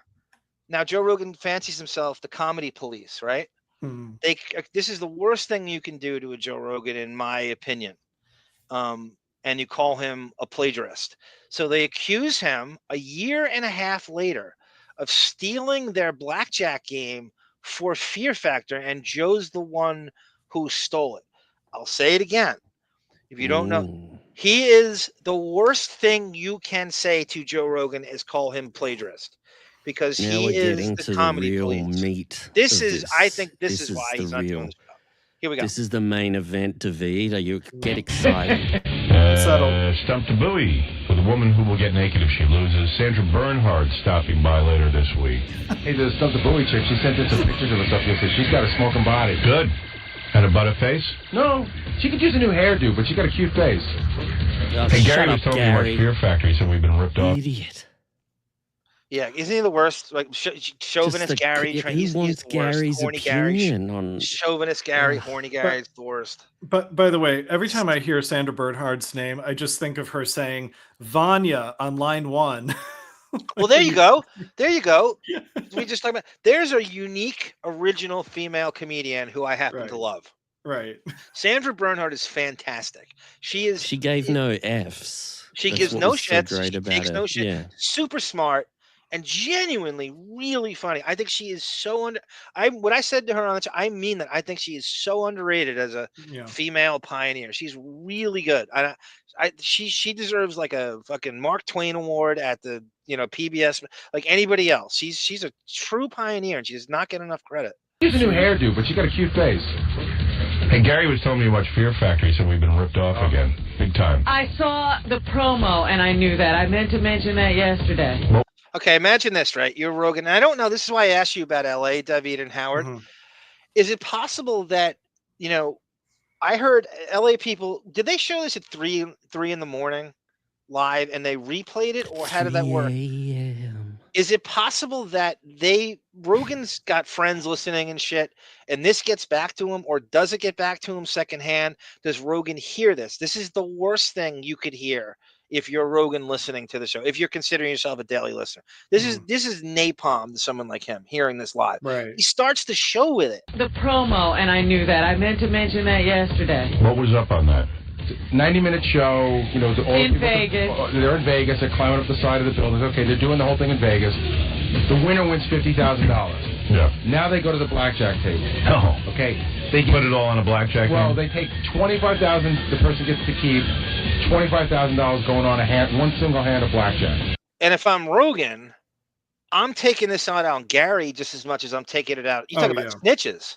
Right, so Gary's sitting there telling Howard, "Oh, look at they're stealing from you," and if I'm Rogan, I'm going after Gary as hard as anybody here, because it looks like Gary has something to gain by reporting this to Howard. Like somehow he's being ripped off, as if he's some creative force behind the show, or that Gary will be rewarded for his toadying. Like he'll be rewarded for tattling, and Rogan doesn't want to see that. Like, you will not be rewarded for tattling on me. Thank you, Tendrils, because Arm, I was trying to think of how to compliment Sandra Bernhard. She filled in the blank with Je ne sais quoi. I know, I use that all the time now. It's like my favorite French. It really is. It means like an undefinable quality that you have it. You have it. We got to play that call again sometime soon. We do got to play. That's a good call. I missed that. Yeah. And it hits Howard pretty nicely when she wouldn't do it. She's not invited on the show anymore. Right. And the Depp impressions in it and stuff. And blackjack. Well, they take $25,000. The person gets to keep $25,000 going on one single hand of blackjack. Yeah, wasn't Joe sitting next to me drunk when? Yes, he was there. Was it Howard? It was so unbelievable. So the first hand was a push, and then the second hand he lost. But it's just just like the dealer's mic and the dealer's interacting, and Joe. So Howard, right there, Howard says to Gary, "Isn't Joe sitting next to me a year and change ago, stealing my ideas while I'm doing it?" That's what he's saying to him. quick question, John. Have you ever done this kind of gambling with boys, like guys' nights with cigars? Are you that kind of guy? I think No, I'm I'm actually poker illiterate. I know nothing about. I'm a video game guy. Yeah. I don't understand poker. I don't want to understand it. What about I don't get Davyd? it. Do you understand the rules of poker, Davyd? I don't even know what it is. No, I'm kidding. Yeah, neither do I. I don't. Yeah, we're good. We're all the same. Yeah, in this a regard. G Canada, we're all pussies comment is coming down the pike any minute now. Oh, it's coming. It's coming. Yeah. A friend tried to make me play it, and we're all drunk a long time ago, and they're trying to tell me how to play it while they're playing it, and I just threw the cards down. I'm like, "Fuck this!" Yeah, that's what I did. And I just drank and smoked. I just sat there drinking and smoking, and I couldn't. That's what I did. I didn't care about the game anymore. And you turn your cards around to them, and I go, so what does all these cards mean? And they're like, well, this means you could do this. And I was like, oh, no. We're trying to have a good time. Yeah, this isn't a good time. I agree. But this isn't a good time. And I just said, I'm happy to sit here and we'll just chat while you play. Let's just talk. And I just chat away talking about movies and shit. It really is. That's such a great point by you. It really is a hindrance to the fun. I couldn't agree more. That's so true. It's because they want to do everything else but that. Yeah, they're all like hiding their cards, and it's all weird. Yeah. I hate it. And they're playing for nothing as well. They're just sitting there. All right. Want some Anton Dirtbon? He got walked out of a casino for winning in blackjack too much. Oh, yes. Nice. So they had like security come up to. But I mean, how big of pussies are Vegas casinos? How much sore losing pussies that you can't take somebody's good at it, and you can't like Anton's gonna bring down the whole fucking city for winning a couple hands at fucking blackjack. So he won what, a couple of thousand, and then they wanted him to bugger off. They accused him of I didn't understand this. Counting cards. Counting cards. Like what? He's too. You're penalizing because he's smart. How can you prove that from someone just looking at cards? It's like stealing third base coach signs. Like, I'm gonna steal. I know you're doing it. I'm stealing them. That's the game. I'm not gonna let you steal a base. I see what you're doing. I'm taking your sign. Why would you not do that? It's so stupid. Did Anton do this when did Anton do this when they did that, John? Got a beef with my set. Keep playing it. You're gonna play a Jump Street clip and stop. That's Calavera. That's all I got. That's it. That's you got a beef with my set. And Depp goes like this. Oh, come on. That's loped out. That's fucking loped out. I've got the next bit. Now I'm scrambling. This has turned out. This has worked against me. This has been a disaster. No, that was a great clip. You don't understand. Here's another one. Because you was running around with them fools from 13th Street. There you go. Does that make you feel better? So that character's name is Psycho, and Depp's character's name is Calavera. Tom Hansen is undercover in a Latino gang. They're basically the Latin Kings. That's who, Trump's kind of going after 24/7. And Depp is playing a Latin King kind of guy in there, and his name is Calavera. And that is Psycho. John goes straight into this, Davyd. He knows all the story. John, when you were that age, or when you were 15, did you do the homie flannelette shirt like we did? And we looked like complete idiots. People were doing it. We only did the top button up, and we hung out with the cap backwards. That morphed into grunge. So we were doing it in Australia. That's the funniest part of it all. It was so stupid. You kept the flannel, and then grunge came along, and then the buttons went the other way. Then you rebuttoned it on the button. And we were scared. We were scared of the older kids who were doing it, a few years older than us. But we're in Australia, and there's no culture for it at all. Thank you, Josh Foster. Thank you, because I hate you at Gone off UES topic. I'm sorry. Who am I, Robert? I thought I could just slip that one in, John. I thought I could slip it in, but then you did. were No, I'm so always excited. No, but you were like a thirsty beast. Well, I can't. Now I have to watch the whole episode. Now I have to watch. Josh Foster. Thank you, Josh. Look at you, Josh. Let's talk about Josh for a moment. Who am I? Tom Chambers over here. He says Robert Chambers. I love your cousin like counting cards and the security coming up to him. It's like, this violates the Geneva Convention of you shall not count cards. Like there's some more. How do you? Wouldn't you love to see it's that like court Casino, case with that? the scene in Casino when they send the guys out. That's the imagery I'm getting. And this guy's just sitting here. He's just playing. Anton's just playing game. He's the straightest son of a bitch you've ever. I don't think that he wouldn't jaywalk. I'm the Ricky Henderson of jaywalking. So we would walk around Manhattan going out, bar hopping. And he would wait for the light to change. I'm like, Anton, there's no cars. Walk. And I'm sprinting across. Oh, no. He's like Sarah. He should get together with Sarah. It was just like, I couldn't believe he wouldn't walk. I hate these people who don't break laws. I break This isn't them a all the law, time. though. It's in New York. This is New York. You can jaywalk all you want. The cops have better things to do than get you for jaywalking. You know what we need, John? We need a picture of Anton. Look at 10 years ago, 15 years I'll ago, get you a picture. an old picture. That's what we're begging for. Next I will get you a episode, picture. everyone, get ready for this. And that's a great one, though. He got kicked out. That's why I want him But in the how show. do you 'cause prove that? How do you prove that shit? Like, wouldn't you love if Anton took him to court and like, no, prove that? What are you talking about? Yeah, what I'm are the sitting here damages? playing. Prove to me that I'm. How do you prove I'm counting cards? What is that shit? You're just jealous because I won. You're just fucking bitter and sore losing assholes. Did Anton pull his gun on them? Oh, you had no idea what he's packing in I that whole know.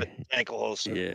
You have no is he idea. a good looking? Is he attractive guy? Anton? He looks like Is he David good? Arquette. He looks like an Italian David Arquette. Okay. Oh, that's great then for him. Yeah, David Arquette's considered a good looking guy. This is great. Show this clip to Anton after the show at the 4.5 hour mark. Tone Cock goes, I was at parties where we did Magic the Gathering game. That's like the guy with alcohol and weed. I attempted one game and I said, fuck it, I can't do it. I watch TV. That's what I do, Tone Cock. It's taking you away from drinking. It's taking the fun. It really is. Oh, you put me on weed and I wasn't playing any games. If they were playing computer games, John, I would just sit and watch. I couldn't even play the game.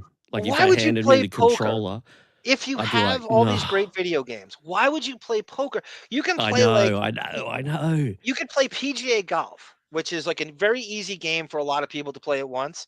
And you just play 18 holes and then drink that way and play like $5 a hole.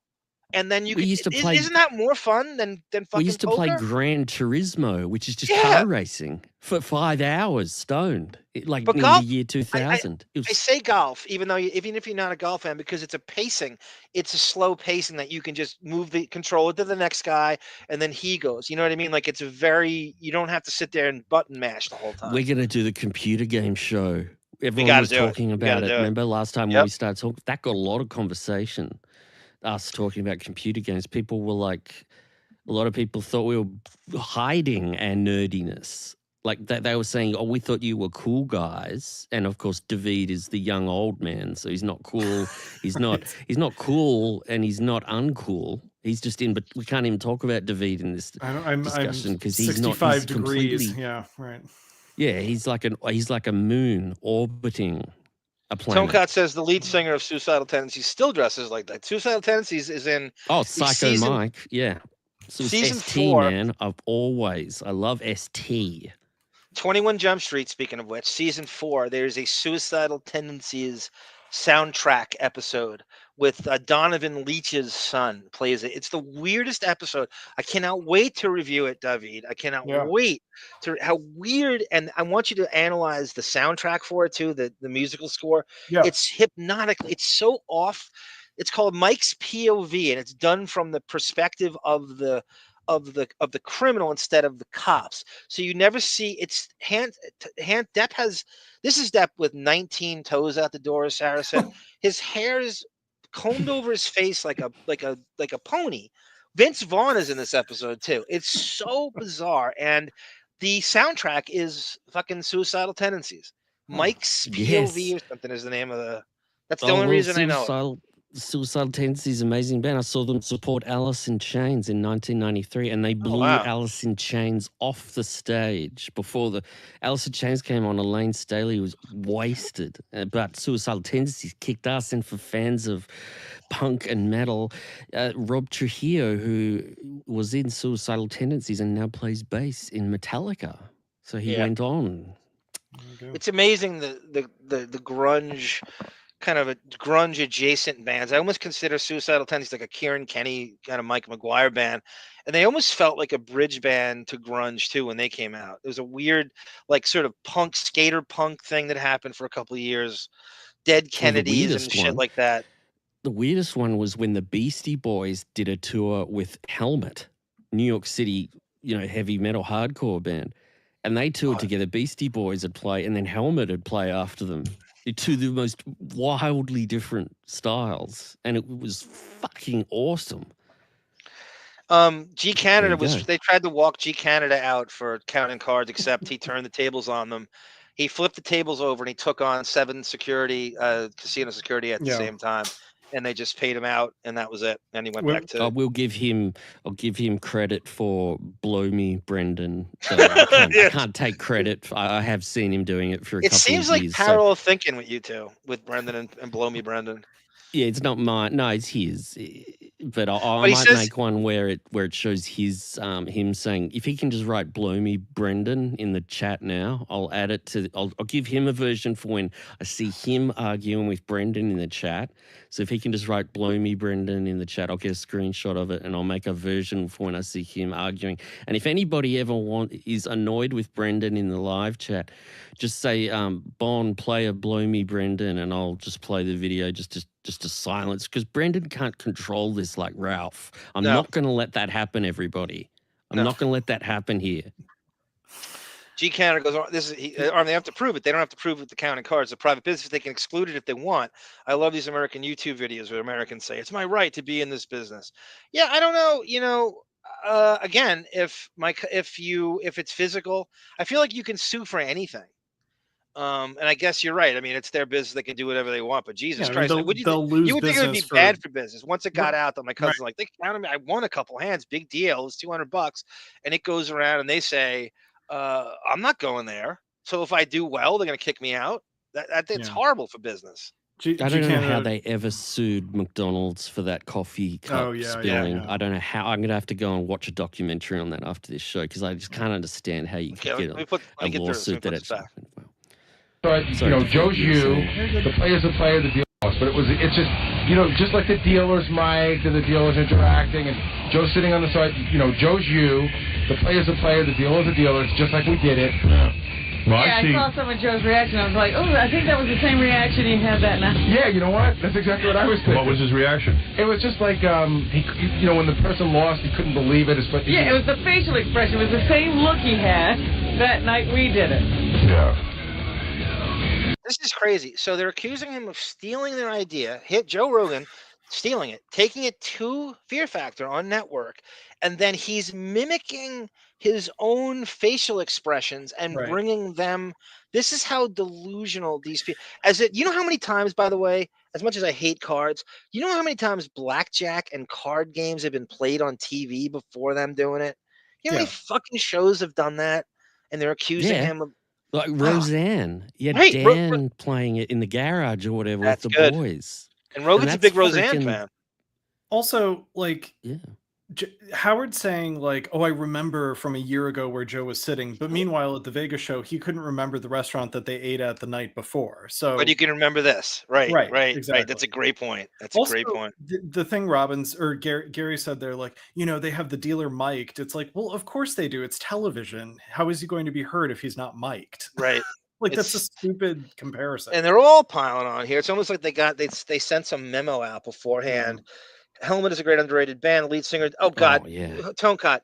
Everybody. Winona Ryder dated off the cover of Rolling Stone in the 90s. It was. If you look at her dance card, it is so crazy. I can't think of anybody besides maybe Jennifer Love Hewitt or John Mayer. It is like Dave Grohl and Dave Perner. Obviously, we know about Depp. It was Matt Damon. It's crazy. It's good that they got around these hot ones. They're all hot. And that makes me so happy that a lot of people got to fuck her and she got to fuck them. You know? That's very classy of you, by the way. I'm with the band. That's someone's mom, by the way, on Stranger Things. I should remind you. Oh God. Helmet though, great band. Tendrils, I don't my talk God. shit. I love grunge. I have no idea why. I don't know. People are jealous or something. That fucking music speaks to me on every level. Nobody really. I don't understand it either. Why anybody would say anything negative about Pearl Jam, Alice in Chains. They don't Nirvana. really. I have no idea why. You don't hear people really shit. I don't know I do. who does. I like, do. Who? I don't know. Give me like what looked at and you're not going to know grunge, them. But you mean alternative music or no as grunge? A whole? I'm talking about straight. I'm talking about Pearl Jam, Soundgarden, Nirvana, Alice in Chains, grunge. Well, you don't really. I don't know. You'd have to give me examples of people because they got too uppity. because they got too popular, and everybody eventually starts to hate something that's too popular. You know what I mean? There's nothing. Oh, Eddie Vedder's a sellout because he played with Bonnie Raitt. Like bullshit. You know how hard it is to keep a band intact that long and do it the way they did it. Yeah. I played in bands that didn't did they last. double the I Beatles? played in a band, and we got a new drummer, and he quit. Yeah. Like a few days before our first gig, and we'd been practicing for months with him, and we were like, "You're a fucking idiot." You know how many bands Davyd has quit? He's quit 3 bands during the show. I've ghosted 3 bands that are just using me as a cello player to make them look like they're intellectual at the Roxy. There's the boss. Wrap it up. He lied to you, Arm. He won more than 200. No, he doesn't really lie, Mr. D. I would believe, and I'd see through it. I don't know what he won, but it wasn't a lot of money. And he's about as pure as a driven snow as it gets. I mean, the guy has never done anything wrong. There's no way he's in the wrong. I know he's not. Davyd's so famous, he quit this band. In 1736. Public domain. Oh, John. Public do you know domain. how old Public this domain. song is? Well, This but the song can't recording. get copyrighted. I know. But the recording they can copyright. So, yeah, you got to be careful. Oh, maybe you're right, actually. Oh, Yeah. Another L for me. Well, Joe. Thanks, Joe. You know what? That's what you get for inviting him. Yeah, no more Joe Rogan in Vegas. Didn't he write you a note saying he wants to come if we do it again? Or is that Jimmy and Adam? I didn't get a note from any of those guys. No, you don't even remember. Somebody said they want to come to Vegas if we do it again. Was it Adam? I don't remember. I do. How do you not remember? You're the guy who brought me that. I genuinely don't remember any of those notes. Not a note. He called up. Adam said if we're going to Vegas, he wants to come. Wants to know. I don't remember that. Yeah, Mr. D, this is the next level of grunge. Screaming Trees to Sarah territory. Mudhoney, Screaming Trees, Green River. I never met anyone who dissed the grunge not once. Mookie Blaylock was the original name of Pearl Jam. How do you not love everything about a scene where a band was going to name themselves Mookie fucking Blaylock? You make me look foolish. I'm not trying to. No, you don't have to try. I think it just happens. Vince Neil wanted to join us. Excuse me. God damn, I've been sick for so long. I can't even begin to tell you. Now I'm so paranoid, I'm starting to think either somebody slipped the AIDS virus in my food. Oh my goodness. Or you can't get it that way. Yeah. Well, you know me. I'm a practical joke. Hey, Johnny, you're on the air.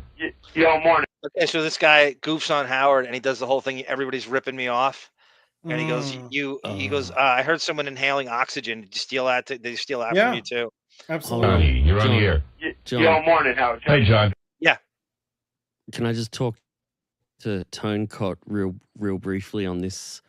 Oh God. I'm probably pronouncing it wrong because in This is like me Australia we talking call about- it Caius, but I think it's Caius. Josh Homme, so he's the singer from Queens of the Stone Age. I got into Caius in like 1992, and they supported Metallica in 1993 here, and I loved Caius by then. So I went to the gig early, and Caius kicked the fucking ass, man. They killed it, and Metallica strangely let them use the full PA system, which bands didn't do back then. They'd make you lower in volume than the next band, and Metallica let Caius have the full PA, so They were super loud. They're as loud as Metallica are going to be. And then after a couple of gigs, Metallica said to Kais, "You're blowing us off the stage.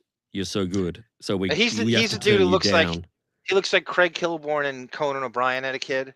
He's like 6'5" with red hair, but he looks like Kilborn if he had Conan O'Brien's they hair. kicked ass, Tone Cott, and I'm so happy I got to see that gig because that band split up not long after, and they are awesome, and those albums they made are part of my music education because they're so musically complex. The time signatures, Davyd. If you heard this band, you would even go, "These are pretty good time signatures." Are they doing like Rush mixed meter stuff, or? Oh yes, yeah. I recognize the mixed meter stuff too. I was definitely in there. The time signatures always vary, though. They always get me. Yeah, Tom Sawyer's in 7. So I'm sorry, everyone, for doing that. JJ Thrash is loving this. JJ Thrash is loving this shit. He wants to be in a band. He wants to be. I love this guy. I do too. I love thrash. I love metal. I love hard rock. I love it all. Thank you, John, for indulging me. Hey, listen, I want to thank you for inventing breathing, man. I think everybody ripped that off too, man. Oh, come on. I was the first one to breathe. I know it. I've been breathing my whole life, and now everybody's doing it. The whole human race. What other shows did you see doing a single-handed blackjack for that kind of money? Where'd you see that before us? Where? That would be great if he did go. The opening credits of Roseanne. Right. By the way, Rogan's a huge Roseanne fan at the same time. I cannot tell you, at the time, Opie and Anthony were, goofing on Howard all the time for thinking they ripped him off, right? So, ooh, everybody's ripping me off, right? So that kind of thing. So this guy is obviously a fan of both shows, I'm guessing, and he's doing that thing, and to make him sound more ridiculous. See that before us? Where?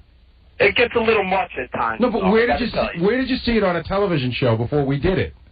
John, you know what the problem is for us? We work so hard coming up with new ideas and doing wild things for you guys. But it is kind of shocking to see a lot of television actually just outright take from the show. Oh, what a teamster coming up with a poker game in Las Vegas. I mean, what are we talking about here? I know. We work so hard to come up with a poker game in Las Vegas. Also, like when Howard, like we play the clip in the opening of Lotus Notes, our show was the first reality radio show. Yeah. What he's claiming is Davyd. First reality show, not reality radio. Show. So the Real World started in 1992. The E Show started in 1994, and they still say that. Right. But I think what Howard's referring to is like we invented the act of having conversations, which is insane. That's an no insane one's allowed to even mention. Howard owns cards. He owns the rights to every card game, poker, blackjack. No one's allowed to mention, play cards, show Gambit from the X-Men. Howard invented Gambit charging his cards from the X-Men. Remy LeBeau. I mean, they thought of that first. This is just embarrassing for them because it's like they're claiming that. As you say, like a card game they didn't invent, someone else is doing it on television. People have eaten on television before too, like or drank on television. Are you going to claim that's why it's not ridiculous what that caller said to him about breathing? It's right. Thing. No, it's the same incredibly thing. Right? It's cards. Right. And to think that, like, what would you get? Do they feel creative doing that? That's not creative. That's nothing. It's stupid. And There's that's nothing creative. It's not work. It's nothing. We work so hard to come up with these bits. Like, how long did it come up to, like, literally to state? We're going to Vegas to play cards. That's not a bit. That's not work. It's nothing. Exactly. It's unbelievable. Now you can see why Rogan would not come on here again. This is the worst thing you could say to someone. And he's straight up accusing Rogan himself of doing it, not his producers. He's accusing Joe of sitting there staring at it and bringing the game to Fear Factor because he's the face of it, so otherwise nothing will happen. Right. And Fear Factor had their thing. The guy had already won. He went through several stunts to win his $50,000. Now they're saying, "Oh, you got to put part of it on a one-handed blackjack." Why would they do that? I do have to tell you this, though. I mean, when I saw that thing with the that thing that Ralph used to use, the pointer, right? That's absurd. Yeah. Right? Well, I mean, come on, that's verbatim. I'm finally suing over it. Totally. I finally just... He's talking about, are you hot? Right. So they had this thing. So Jackie was the consultant on this show called Are You Hot, which is ABC. Scott Einzinger was the producer, and it was really just an evaluation show. It is the high. I would be so embarrassed that we even did that I wouldn't even sue. I would sue myself before that. To go to court. There's nothing. Could you imagine taking it? And the judge is like, "Yeah, you proud of this shit? You suing over this crap? What?" But I wouldn't even admit that I did this. Not even how low rent it is, but how like paper thin the concept is. It's like anyone could have come up with this, you know. We're evaluating women with scores, and I am so proud of this that I'm going to sue over this. But at the same time, you have Jackie, who's a consultant on the show, who wrote your fucking dialogue and jokes for you, so you can say that it's his idea. Also, like, you know, do you think that the AP news writers have a problem with Robin just combing the newspaper and reading their stories verbatim as if they're hers? Oh, that's a great point. They do that all the time, right? Biting off other news stories. Right. So you're gonna do the important work. You're gonna be the hard-nosed reporter getting the story, and I'm gonna sit here do nothing in a booth and get 3 times the salary you do, and I'm gonna read it and take credit for it as a newswoman. Exactly. Right. That's such a great point, Davy. I never heard anybody be the make highest paid newswoman in the world. Right. So that's a good point to end the show on. And we'll come back with at part 3. Hopefully we have Casey with us next. I got so much more for you. I got Joe's sister next time, and the abortions that he and I don't mean I don't mean Grace Under Fire. I don't mean the single guy. I mean I don't mean single guy. I don't mean Soul Man with Dan Aykroyd. I mean the actual abortions. And that'll be next time. Guys, you have anything on the way out you want to plug, or anybody wants to thank you, give us a like and subscribe, please. But by the way, John, I will be in New York City next week. And I will be seeing Glengarry Glen Ross on Broadway with Bill Burr and Michael McKean and Kieran Culkin and Bob Odenkirk. That is a great cast. Yeah. I heard that they meet the fans after. Like at the stage door? Yeah. Did they still do that? We'll see. I'm sure my mother and I are going, so we'll see if. Love it. I'm sure we'll. Yes, I love that cast. Isn't it amazing how Kieran Culkin became? It's almost like Joaquin Phoenix and River Phoenix, like where Kieran Culkin bypasses Macaulay Culkin. Absolutely, yeah. Wins an Oscar, and it's great. So what does Burr play in the? That's I don't know. Like I assume Michael McKean plays the Jack Lemmon role. I don't know. Maybe Bill Burr's Ed Harris. In the thing. Okay. I'm kind of. I'll see what it is. I didn't look up who they're playing. Can I give you addresses for you and your mom to stalk Stern people's addresses when you're there? Absolutely. Yeah. Okay. Well, you know Howard's on West 67th, right? It's across from ABC. Well, so that awning, it's really easy to find. Is that near Lincoln Center? Yeah, right across the street.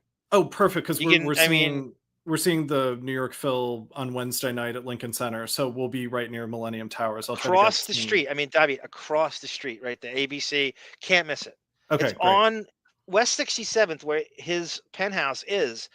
The opening and the doorman. There's only one way to get in. Like it's the only apartment penthouse entrance in the whole street, that little strip. It's in between Columbus and Broadway. Okay. So you just walk right in and give him the password that Lila R. Sierra provided for you and walk right up. Seriously. Perfect. I'm sure it's still good after 3 years. He's too lazy to change it. You know, it's his birthday, right? 112. Of course. Yeah. Numerologist that he is. All right. Bon, anything on the way out you want to do? Brilliant job, by the way, again, video wise. This is a fun show. Really fun. You there, Bon? A lot of times he likes to do he thinks it's too cool to end the show with this, so he likes to do an Irish exit. He boomerangs out of here. All right. Everybody, I love you all. Thank you for donating. Donate if you can. Hit like and subscribe. Howard's peeking at 9-year-old Jewish girls camp. That's right. Bill Burr's doing Benjamin. One last thing on the way going to his mother. I think Davyd might be gay. Yep. Gay with Mark Harris? Time with my mother. Yes, that is a cool broad, and she's Depp's age, by the way. My Johnny Depp aged mother. Yeah, she's 62. You're gonna introduce her as my Johnny Depp age mom. If